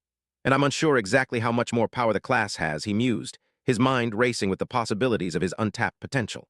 The system was glitching, unable to quantify the raw, ancient energy surging through his soul. And so the exact ranks for my remaining 2 classes are currently unknown. He was a walking anomaly, a collection of powers that defied the established order of the world. To find his limits, he would have to go beyond the known. He held out his hand, and a brilliant golden light coalesced in his palm, taking the form of an ornate ruby-encrusted key. The air vibrated with a low, resonant frequency as the artifact pulsed with a life of its own. A system window flickered into existence, identifying the legendary item, Time Rift Key Rank, SSS, the only key capable of unlocking the gates of the Tower of Darkness. This was his ticket to the next level, a physical manifestation of his unique destiny. The key was heavy with the weight of centuries, a bridge between his current life and the dark secrets of his past. With a steady hand, Si Chen drove the key into the fabric of reality itself. Rumble! The ground beneath his feet shook as the space in front of him began to tear open, revealing a vertical slit of blinding white and purple light. The sheer power of the rift was overwhelming, a crack in the foundation of the world that threatened to pull in everything around it. He stood his ground, his eyes fixed on the growing aperture. The Tower of Darkness was no longer just a memory or a system notification. It was becoming a physical reality. The rift exploded into a massive, swirling vortex of violet and pink energy, the sheer scale of the portal dwarfing Si Chen's lone silhouette. Rumble, rumble. The sound of a collapsing universe echoed through the room. Let's put it to the test today, he thought, his resolve hardening into steel. He stepped toward the roaring maelstrom, his cloak fluttering in the supernatural gale. What's inside the Tower of Darkness? What kind of scene is waiting for me? He was stepping into the unknown, a journey that would redefine his understanding of power and sacrifice. Whoosh, the vortex swallowed him whole, the violent currents of energy pulling him through the rift. For a moment the world was nothing but a chaotic blur of purple light and rushing wind. Si Chen braced himself, his senses reeling as he was transported across space and time. He was no longer in his dormitory, no longer in the university. He was in a place that existed outside the boundaries of human comprehension. The transition was visceral, a total sensory overload that left him gasping for air as he hurtled toward his destination. The light vanished as quickly as it had appeared, leaving Si Chen standing in a landscape of unimaginable dread. He gasped, his red eyes widening in shock as he took in his surroundings. His mind screamed, his heart hammering against his ribs. The air was thick with the scent of old blood and a lingering ancient malice. This place is, he whispered, the words dying in his throat as the true scale of the tower's interior was revealed. He was no longer the hunter. In this dark sanctuary, he felt like a trespasser in the presence of something far older and hungrier than himself. We open in a desolate realm known as the Fallen Star Wastes, where a lone figure stands beneath a vast, purple galaxy. Suddenly, Si Chen is jolted by a strange sensation, his eyes widening in confusion. An immense force slams down on him, forcing him to his knees with a pained grunt. His eyes glow red as he fights against the crushing weight, realizing the gravity here is insanely exaggerated. A system note confirms the surface gravity is 10 times that of Earth's. He quickly assesses the situation. The door I came in through has vanished. It seems I must eliminate this floor's boss to open it again. Forced to sit and catch his breath, Si Chen calculates his chances.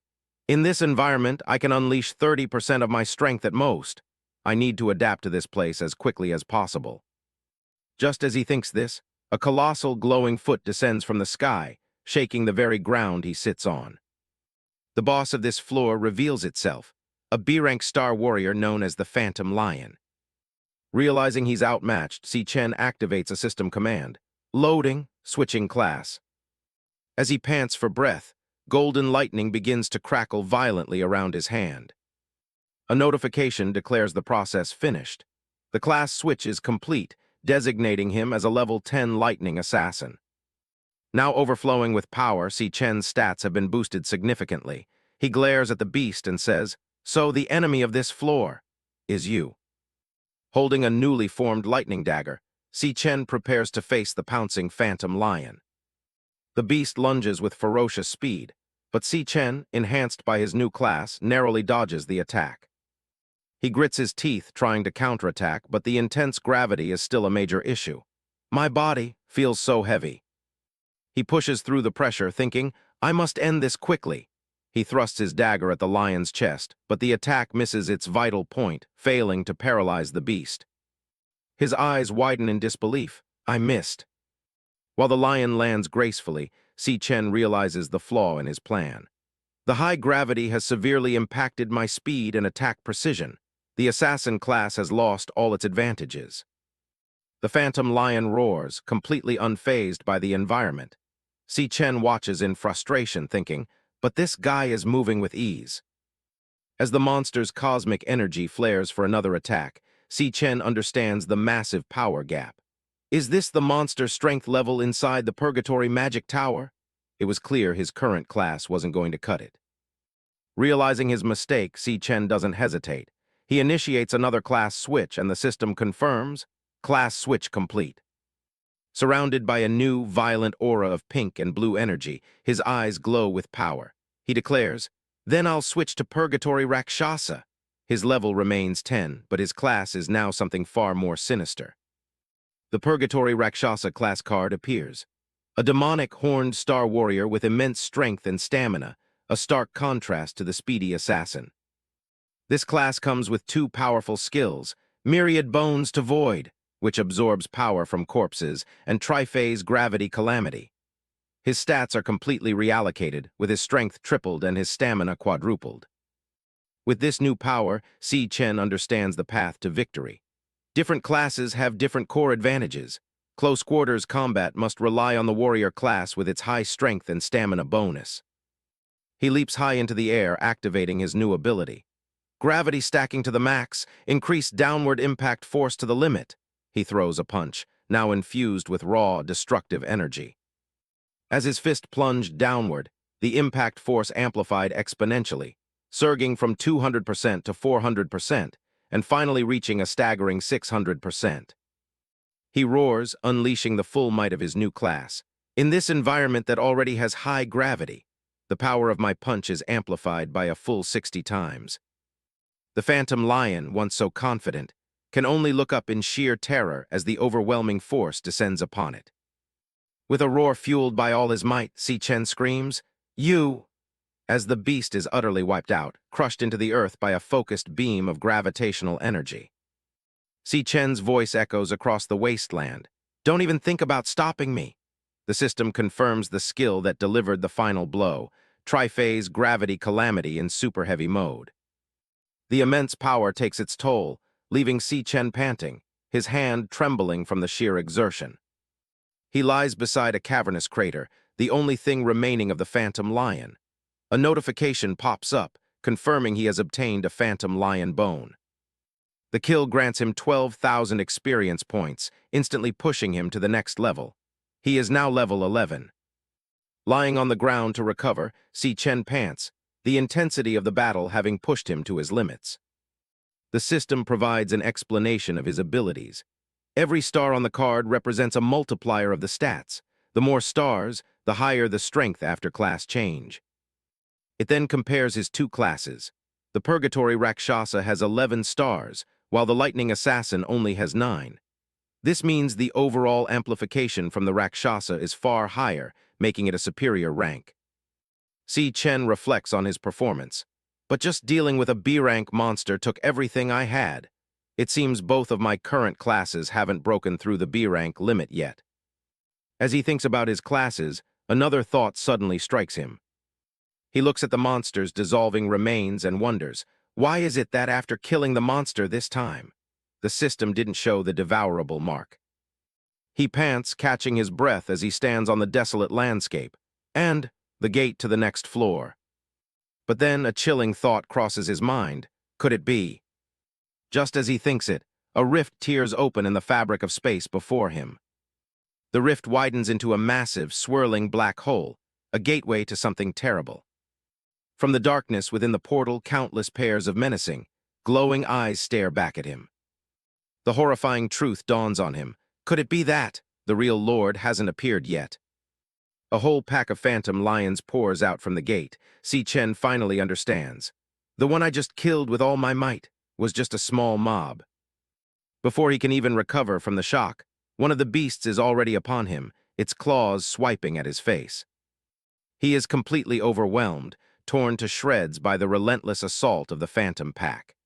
As he's being ripped apart, he thinks, only at this moment did I understand the true meaning of the Purgatory Rakshasa's words. He remembers the warning given to him. Once the door opens, what welcomes you will be endless pain. The memory continues as a lion roars in his face, but you must endure everything. Bloodied and exhausted, his will remains unshaken. It isn't just about enduring anymore. The warning echoes once again, you must conquer everything.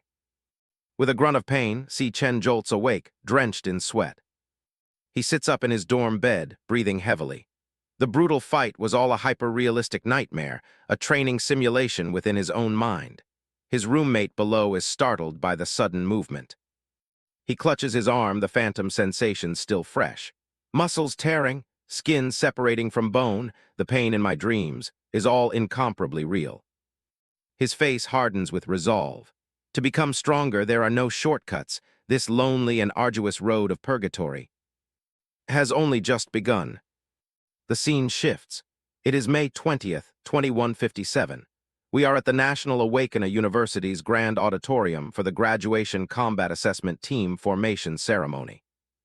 On stage, seated at the main table, Director Gong Xuan casually sips his drink, a smug look on his face as his plan unfolds. A nervous buzz fills the auditorium as students whisper amongst themselves. The word has spread that not only are the higher-ups of the Guild Alliance watching live, but the rules for this year's assessment have suddenly been changed. Another student chimes in, no wonder the rules for this year's assessment have changed. Yeah, his friend agrees. In the background, Si Chen sits alone, eyes closed, seemingly unfazed by the chatter. In previous years, there were no minimum requirements for team size or rank. But this time, every team must have at least 5 members, and at least one of them must be high E rank or above. One student speculates, is this change to improve the entertainment value? Another simply replies, who knows? Director Gong Xuan taps his thermos, clearing his throat to get the student's attention. He announces, the rank information of all students in this batch has already been sent to everyone's wristbands. Please check your wristbands and complete your team formation as soon as possible. Immediately, the students activate their wrist devices, and holographic displays of the rankings light up the auditorium. The list reveals Gong Ting at the top as a D-rank high tier, with a long list of other D and E ranks below him. One of Si Chen's friends, a boy with glasses, scrolls through the list and cries out, something's wrong. His friends are all listed as E rank, but what's shocking is the last name on the list. Si Chen, also ranked as a low E rank. He turns to Si Chen in disbelief. Si Chen, how can you be only low E rank? Si Chen remains silent, his expression unreadable. The news spreads quickly through the crowd. Didn't Si Chen test show C rank before? How did it turn into low E rank? A couple of other students scoff. So the demon heart really was broken back then. I was thinking since I couldn't get into President Gong Ting's team, I'd team up with Si Chen. I didn't expect him to be just a low E rank. The mockery continues. Perfect, now there's no way anyone would want to team up with him. Si Chen's gaze darkens, a flicker of crimson flashing in his eyes as he overhears the whispers. The students continue to gossip. The graduation assessment is so important. Who would want to carry a few low-level deadweights? That kid Si Chen refused Gong Ting's invitation back then. He must be regretting it to death now. Gong Ting, a handsome student with yellow eyes, glances over at the commotion, his expression stoic. He looks up at his uncle, Director Gong Xuan, who sits on the stage with a satisfied smirk, his plan clearly working. The director thinks to himself, "My disappointing nephew, when will you learn how to truly utilize power and human nature?" His glasses gleam as he continues his internal monologue. "Let Uncle teach you a lesson. Your opponents won't even have the qualification to compete."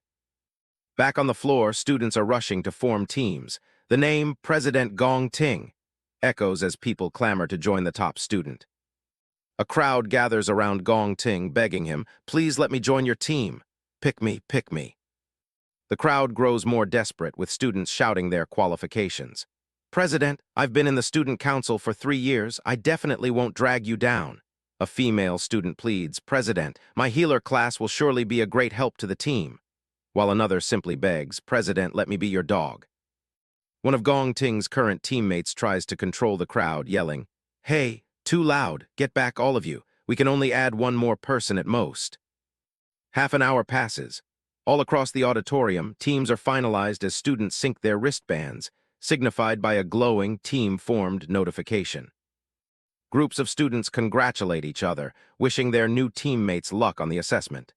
In the midst of all the activity, Si Chen stands alone in a corner, isolated from the rest. One of Si Chen's dorm mates sighs in defeat, complaining, "We asked around several times, no one wants to join us." The mood is grim as the students realize their predicament. "We only have 4 people so far. Don't tell me we won't even be able to participate in the graduation assessment." Another teammate can't believe the results. "This is too strange. How could Si Chen's performance result be the lowest rank?" Si Chen looks on with cold eyes, understanding the trap laid for them. Registration requires at least 5 people and at least 1 high E rank. It feels like they are deliberately targeting our dorm.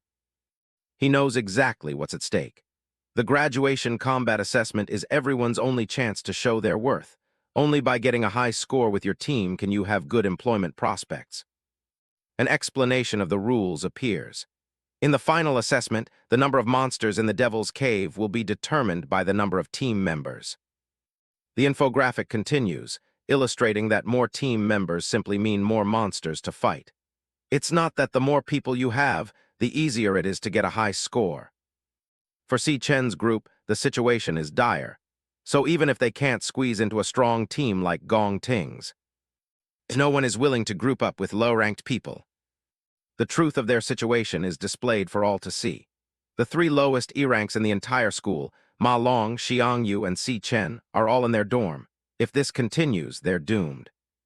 Suddenly, a voice cuts through the tension, calling out, "Hey, Xiang Zuo." The 4th roommate looks up, surprised. Another team tries to recruit him. "We're only missing 1 person. Come join our team. Surely you don't want to group up with those 3 low E-rank trash from your dorm? Otherwise, you might not even qualify for the graduation assessment." As Si Chen watches, his thoughts darken. If this goes on, we 3 low E-ranks are very likely to be abandoned by everyone. His thoughts drift to the image of the 3 of them being cast aside as low ranks. He finishes his thought, realizing that their mid-E-rank roommate would be dragged down with them, losing their chance to compete. But Xiang Zuo gives the other team a simple answer, "Sorry." He turns his back on them and faces his friends, declaring, "Our dorm agreed long ago to team up together. I won't abandon my roommates." The recruiters are furious. "Tusk tilde suit yourself. We only asked you to fill the numbers anyway. Rejecting us, you really don't know what's good for you." But Xiang Zhu retorts, "Don't look down on people." Meanwhile, the clock is ticking, and the team roster fills up with check marks, leaving fewer and fewer spots available. One of the teammates points to the screen in a panic. "Almost everyone has finished forming teams. There are barely any high E ranks left now. We're clearly just missing 1 person, but no one is willing to come." As his teammate panics, Si Chen remains silent, but a cold determination flashes in his eyes. His thoughts drift to the man pulling the strings, the director of the employment office, Gong Xuan. Si Chen notes that he shares the same surname as his rival, Gong Ting, confirming he's from the powerful Gong family. Si Chen mentally lays out the director's scheme, changing the rules and tampering with his rank to isolate him. He scoffs internally. Does he think I'm a threat to Gong Ting? People with power really do whatever they want. But Si Chen's resolve only hardens. I am definitely participating in this graduation assessment. As a switching class notification appears before him, he thinks, since you are targeting me so blatantly. The class switch completes, and golden lightning erupts around Si Chen. With a dangerous glint in his eyes, he finishes his thought. Then there's no need for me to be polite either. He has a plan. After all, assessments aren't the only way to prove one's strength. The sudden surge of energy from Si Chen startles the proctors overseeing the assembly. His own teammates are caught completely off guard. One of them shouts in a panic, "Hey, brother, what are you doing?" The narrator explains that Awakena schools have a special tradition to facilitate students' mastery. The other students are in shock, wondering what Si Chen is planning. The rule is simple and absolute. In any setting, students can initiate a 1v1 challenge. Si Chen's actions are a clear provocation, but it's the most direct way to show his true power, while many would refuse such a sudden challenge. He knows his target, the prideful Gong Ting, definitely won't. Si Chen stares down his rival Gong Ting, his plan laid out in his mind. As long as I defeat him, people who want high scores will surely come to team up. But just as he's about to make his move, a new voice calls out from the auditorium entrance. Si Chen, is your team still missing people? A mysterious student walks down the aisle, their voice laced with amusement. I also want to participate in the school's graduation assessment this year, Tilda. The figure is revealed to be a striking young woman with short blonde hair. She confidently states, I reached D rank back in middle school. Joining your team shouldn't drag you down, right? Si Chen's teammates are absolutely stunned. One thinks to himself, holy crap, when did Si Chen hook up with Lanyue? Another simply cheers, awesome. The shockwave from Lanyue's announcement hits Gong Ting's group hard.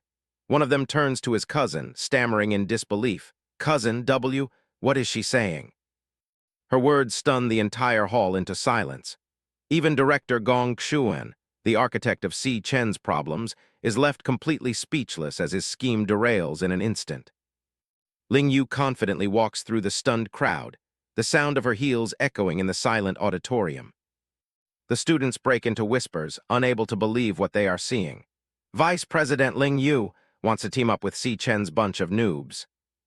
The murmurs continue as she approaches Si Chen's group. Her background has always been mysterious. I heard she's a super genius girl from the Saint He Kingdom. Gong Xuan, furious at this interference, decides to step in. Student Lanyue, as an exchange student, technically you aren't qualified to participate in our school's graduation assessment. He continues, laying out the regulations he intends to use against her. Since you transferred here, you've never taken a rank test. Your participation is completely against the regulations.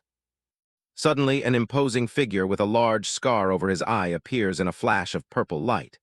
He speaks, but his voice is interrupted by a panicked proctor yelling, Principal, when did you appear? Director Gong Xuan is horrified by the unexpected arrival, thinking, why is the principal here too? The principal addresses Lanyue with an amused tone. Lanyue, you're only here at our school for a short exchange. What are you doing joining in on the fun here? Si Chen is shocked by the principal's entrance, thinking, I remember the principal's class is warrior. How can he have teleportation abilities? The principal and Lanyue engage in a battle of wits. He claims her participation would be unfair, but she retorts with a sly smile. Oh my Tilda, what a pity then, Tilda. Si Chen watches the two powerhouses interact, a bead of sweat forming as his own power senses flare. He tries to use his ability to gauge their strength, but comes to a shocking conclusion. I can't detect the ranks of those two. Director Gong Xuan, seeing a chance to get back in control, eagerly agrees with the principal's initial stance. The principal is right. Our school has such a good reputation because we've always followed the rules. But the principal ignores him, instead addressing the entire hall. He reminds them that the university's purpose is to cultivate superclass awakeners and give them a stage to shine.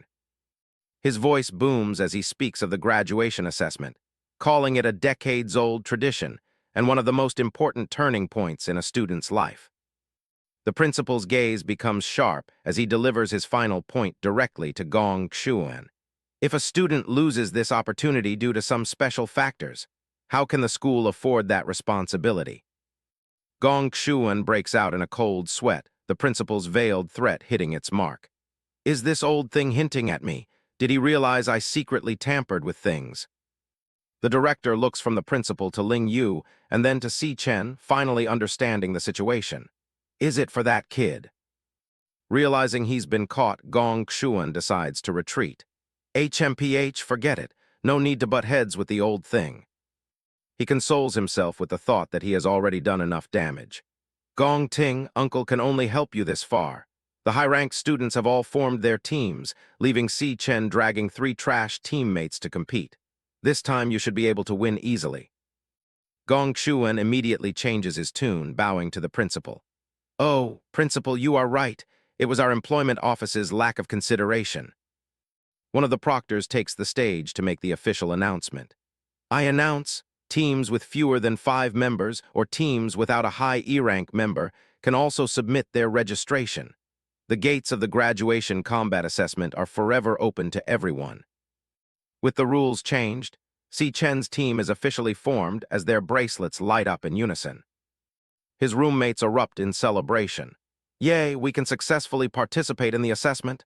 They immediately turn to Si Chen, unanimously deciding, Si Chen, you be the captain. The principal observes the scene, then turns to the mysterious girl beside him. Ling Yu, your interest in Si Chen is much stronger than I imagined. He muses on the coming battle. On one side, the strongest team in school history led by Gong Ting. On the other, Si Chen and his 3 lowest-ranked roommates.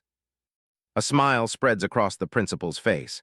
It makes me curious. What devil's cave will they choose, and how many points will they score in the end? The proctor announces the next phase. After team formation is complete, the captain can proceed with the devil's cave selection. Before he can even finish his sentence, a notification chimes. Ding dong, submitted. The proctor is stunned. A team has already selected a devil's cave so fast. The crowd erupts in confusion as the choice is broadcasted. Ah, it's Si Chen. Si Chen's team has already selected a devil's cave. One of the students screams in utter disbelief at the screen. Holy shit, what they chose is actually. Even Si Chen's own teammates are sent into a panic, grabbing him and yelling, Si Chen, are you crazy? Retract it, retract it. My ancestor Si Chen, oh God. As his teammates scream, do you know what you chose? Si Chen simply stares forward, his red eyes glowing with an unshakable and terrifying confidence. The graduation battle examination marks the first time that students form teams in order to enter a real dungeon. Students earn credit by defeating mobs and monster lords inside the dungeon. For dungeon completion, a maximum score of 10 points can be earned. Slaying all monsters within the dungeon earns 10 points, while each surviving monster deducts 1 point. Defeating the dungeon's boss earns 20 points for the boss slayer category, with no penalty for failure.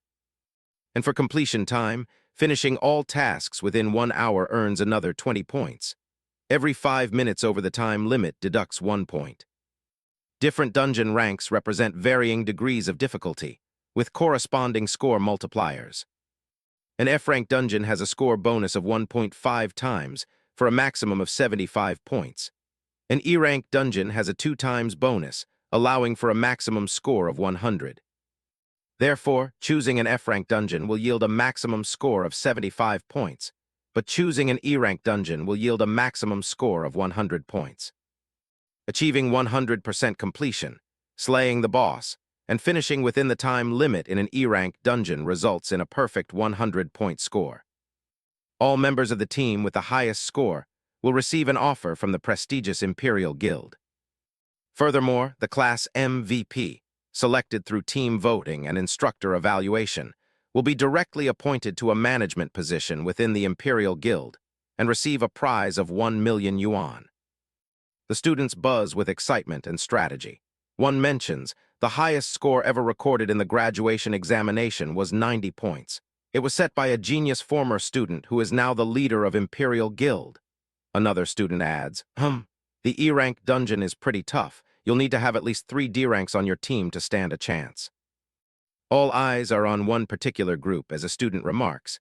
Gong Ting's team just might be able to challenge the school's all-time high record score. Suddenly a chime echoes through the hall. Dying submitted. A student with glasses looks up in shock, exclaiming, a team already picked out their dungeon. That was fast. He stares at his screen in disbelief, his eyes widening. Holy crap, it was Si Chen's team. His jaw drops as he sees the selection. He actually chose that one, a D-rank dungeon. The screen confirms it. Si Chen has selected a D-rank dungeon, now awaiting team confirmation. The news sends a wave of shock through the classroom.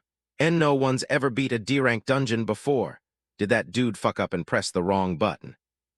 One of Si Chen's teammates rushes over to him, pointing frantically at the screen. Si Chen, have you lost your mind? Do you have any idea what you've just picked?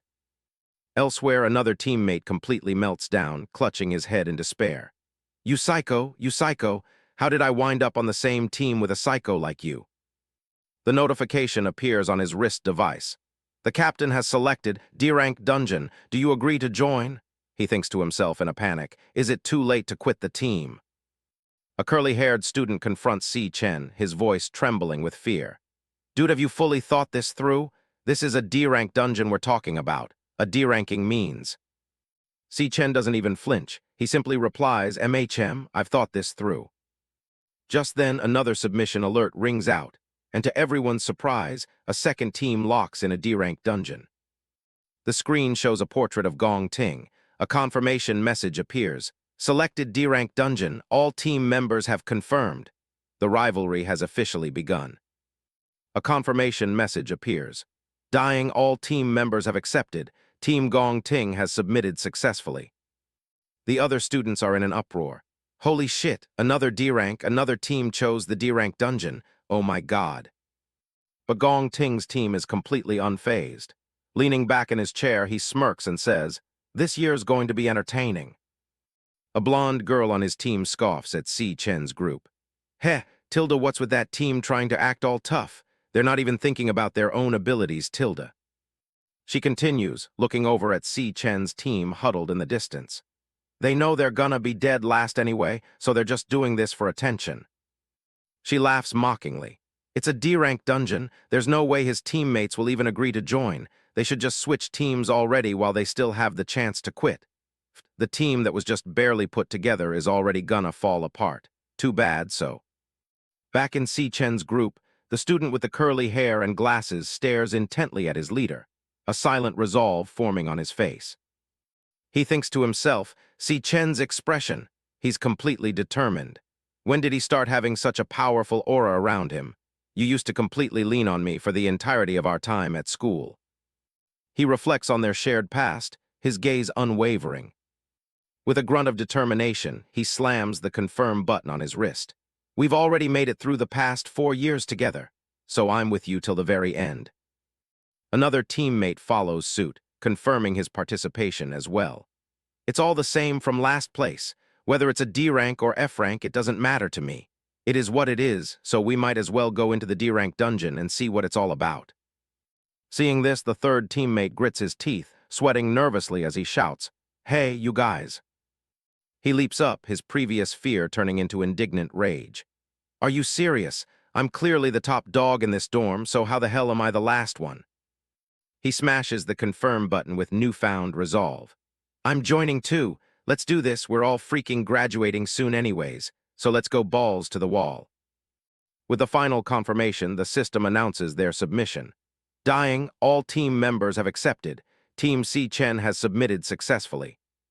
Si Chen looks at his 3 teammates, all of whom have chosen to trust him despite the odds.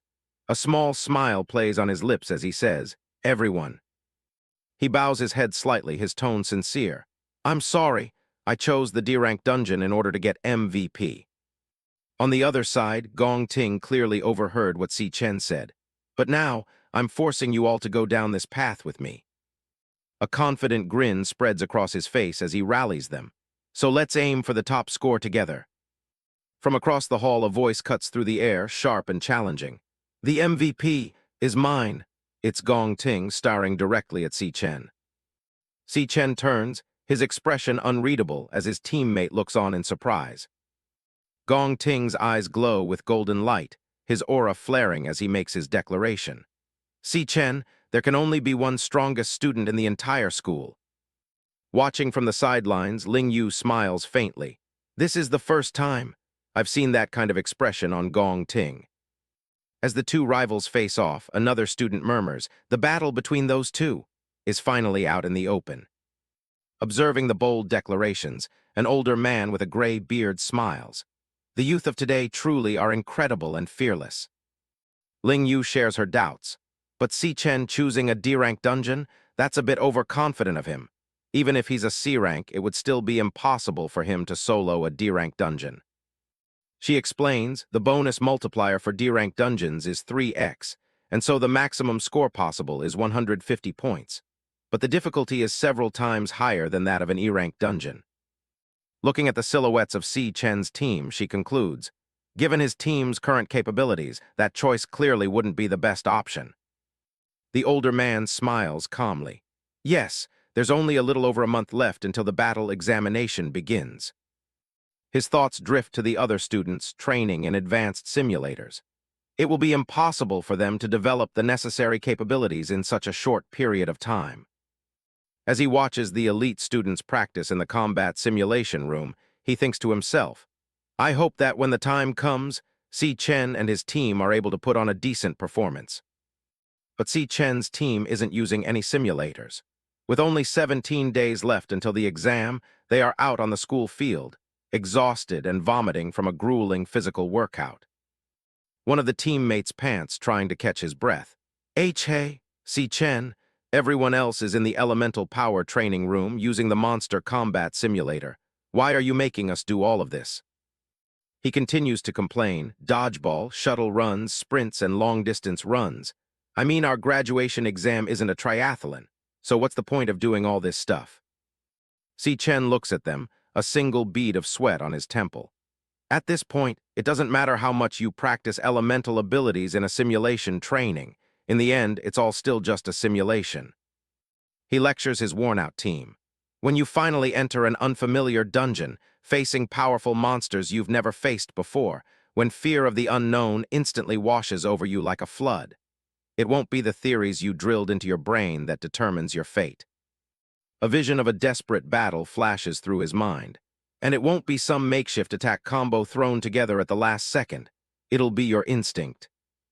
As his teammates listen, finally starting to understand, he explains, physical endurance, explosive power, and reaction speed are what we're training right now. We're doing all this in order to heighten your physical instincts. He continues, his voice firm, the benefits you get from using the school's simulation training are incredibly marginal. The only true effective training you can do is by entering an actual dungeon for battle experience. His eyes glow red with intensity as he delivers the final, harsh truth.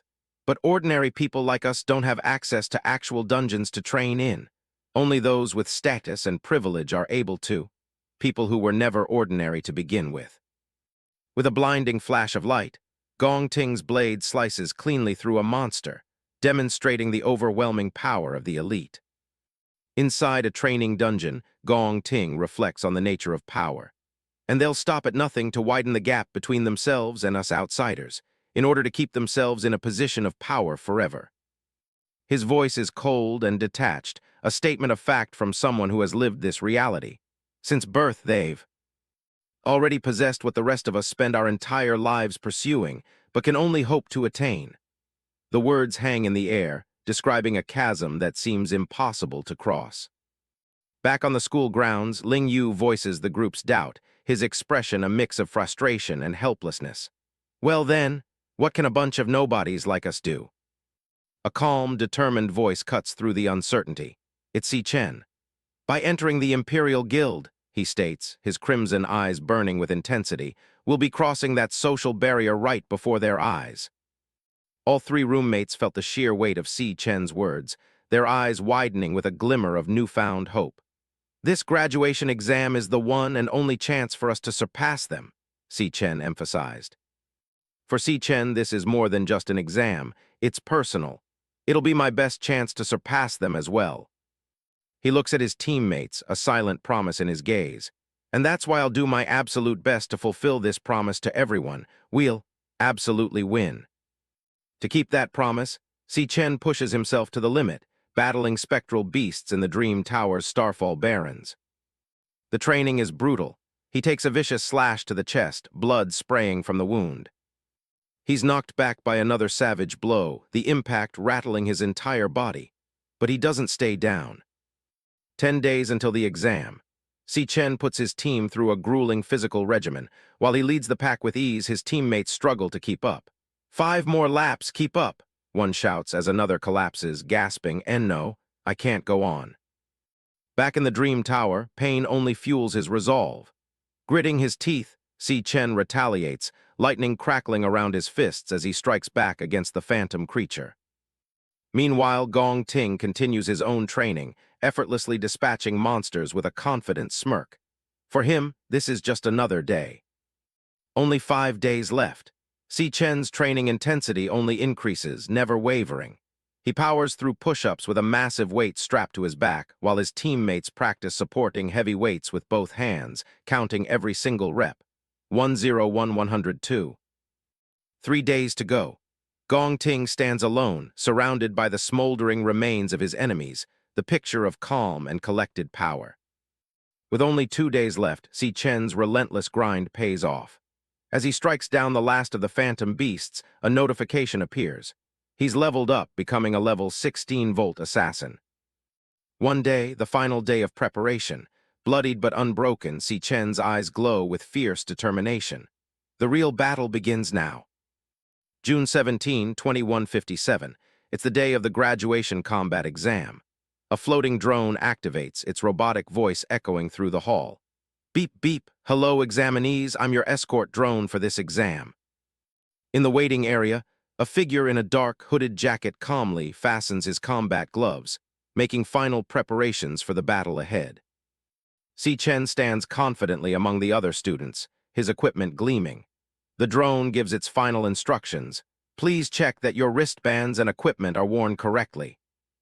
The drone's announcement rings out as a blinding teal light erupts before the assembled students. Attention, everyone, the graduation exam officially begins. The camera pans over the prestigious National Awakened University, where the future of the world's hunters is about to be decided.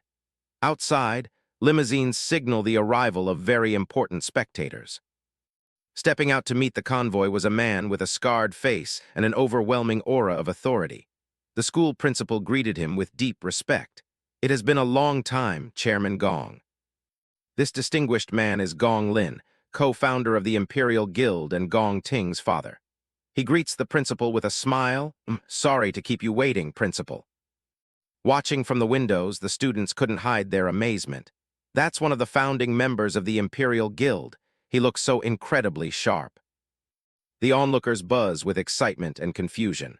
Huh, who's in the car behind them? To think even an Imperial Guild founder and the principal came personally to invite them out. A bodyguard opens the door to the limousine, and a man with pinkish-red hair dressed in an elegant suit steps out. Adjusting his cufflinks, the man's identity is revealed, sending a shockwave through the crowd. He is Carl Cavendish, the vice chairman of the World Guild Alliance.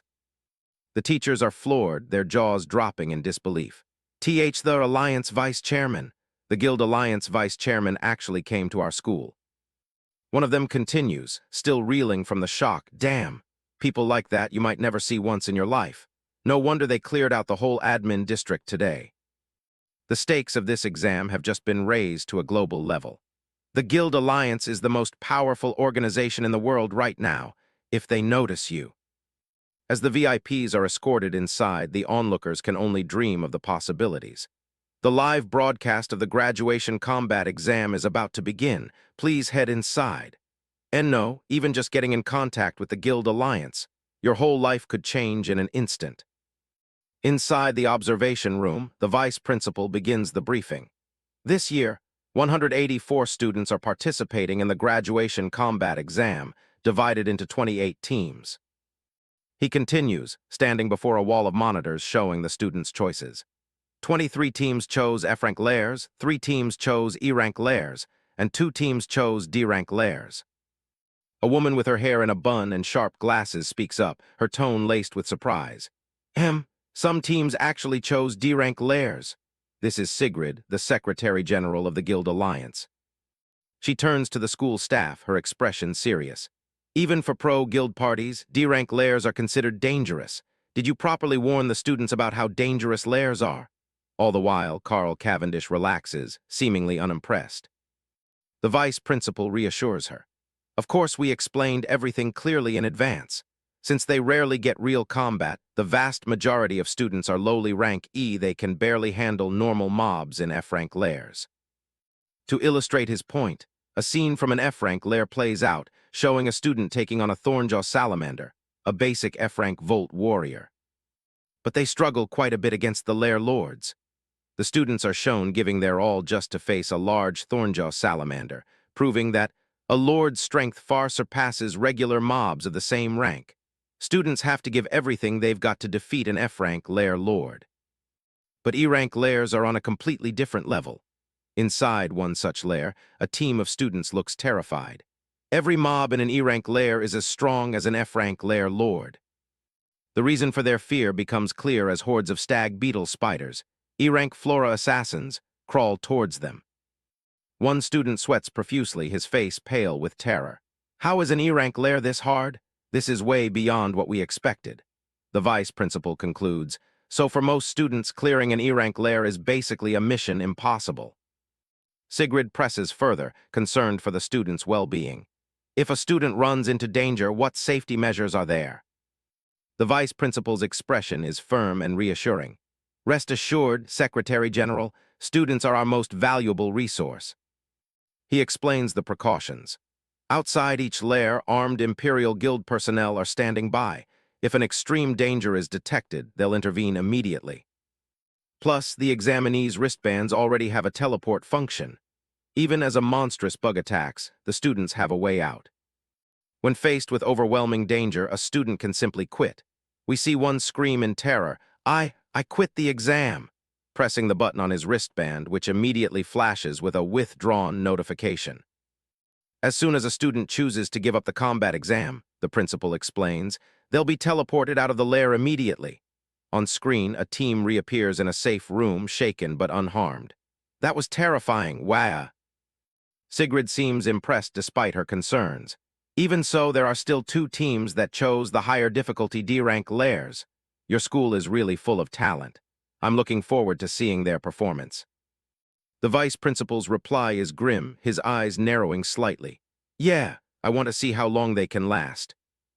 He watches the live feed of Si Chen's team trekking through the snow, his skepticism clear. HMPH, those kids will bail out soon enough. The team enters the D-rank lair, the high-risk cloud forest summit. It's a treacherous, icy landscape of massive trees with shadowy figures lurking on the branches. One of the teammates stammers, what the hell is that thing?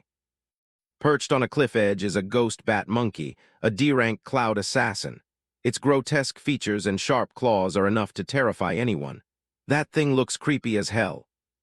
Si Chen, however, remains calm, analyzing the threat. Ghost bat monkey cloud-type monster, specializes in group attacks with extremely fast aerial dash speed. You have to watch out for their dive attacks at all times. From above, the monsters have already spotted their prey, their shadowy forms looming over the unsuspecting students. Without warning, a whole swarm of ghost bat monkeys dives down from the trees, screeching as they descend upon the team. Si Chen's eyes sharpen. He's the first to react to the ambush, yelling out a single word of warning, incoming. The attack was lightning fast. One of the students leaned aside to dodge, completely blindsided by the terrifying speed of the ambush. Another teammate scrambles to get out of the way, tumbling desperately through the snow to evade the attack. A third leaps through the air, barely managing to avoid the deadly dive bomb thanks to Si Chen's warning and their grueling physical training. His teammates collapse onto the snow, breathing heavily in a mix of terror and relief. Holy **T, we actually just dodged a D-rank monster's attack, another exclaims, I'm still alive. Just as they recover, another monster charges forward, kicking up a massive wave of snow. But this time, someone is ready for it. One of the teammates watches in stunned silence, his eyes wide as he tries to process what he's seeing. Si Chen, he. Lightning crackles around Si Chen as he stands over the bloody corpses of 3 ghost bat monkeys. His teammate finishes his thought in utter disbelief. Took down 3 D-rank monsters in an instant. Si Chen, his eyes glowing with power, turns to his roommates. Your current strength isn't enough to handle them, he warns coolly. Just protect yourselves here. With a final command to leave the rest to me, he explodes forward, launching himself into the horde of monsters like a bolt of lightning. But the danger isn't just in front of him. A piercing scream of "Watch out!" echoes as a winged creature ambushes the others, forcing them to dive out of the way. The attack connects, slamming one of the students hard against a frozen tree trunk with a sickening thud. Watching the chaos, Ma Long has a sudden, dawning realization. So that's why he was training our reaction speed and explosiveness before. He never expected us to provide any actual help. It was just so we could protect ourselves. The self-proclaimed leader of their dorm seethes with frustration, thinking to himself, damn it, I've clearly been the boss of this dorm the whole time. Yet now I have to rely on this guy to get me to graduation. While they grapple with their wounded pride, Si Chen is already deep in battle, tearing through the demonic bats with brutal efficiency. The creatures swarm him, a chaotic flurry of claws and fangs descending from all sides. But Si Chen is faster. He moves like a phantom, his golden energy slicing through the monsters before they can even touch him. He becomes a whirlwind of destruction, each movement precise and deadly, leaving a trail of defeated monsters in his wake. Watching the one-sided slaughter, the dorm leader is stunned. I didn't believe Ma Long when he said Si Chen was strong, he thinks, but seeing it with my own eyes now. This guy is so strong he doesn't seem like a graduate at all. Si Chen's eyes burn with cold focus, every ounce of his being concentrated on the fight. The spectacle of golden light carving through the darkness solidifies the crushing truth in his mind. He's clearly a battle-hardened warrior. The gap in their power is undeniable. When did this guy suddenly become so reliable? He despairs. I've truly been left behind. While Ma Long is lost in thought, a stray monster breaks off from the pack. Ma Long spots it charging towards them and shouts a warning to the team. Watch out! Another one is coming from behind. The bat-like creature lunges, but at the last second, Xiangzhu manages to perform a series of rolls to dodge the attack. Having narrowly escaped death, Xiangzhu immediately counterattacks, channeling blazing fire energy into his hand before grabbing the monster's leg and yanking it back. With both hands ablaze, he pins the monster's legs down and shouts to his friends. Hey, Xiangyu, Ma Long, we can't just keep acting like punching bags and relying entirely on Si Chen forever. His words ignite a spark in the others. This isn't just Si Chen's fight, he reminds them. This isn't just his graduation assessment. With a furious roar, his eyes blazing with determination, Xiangzhu declares, it's OUR graduation assessment too. Inspired, Ma Long's spirit soars. You're right, he agrees, as green light begins to emanate from his outstretched hand. He unleashes his own power, casting a spell. Flora chant, Vine Lock, he yells. Have a taste of this. Thick, twisting vines shoot out from the ground, wrapping around the ghost bat monkey and constricting it tightly. But their opponent is a D-rank monster.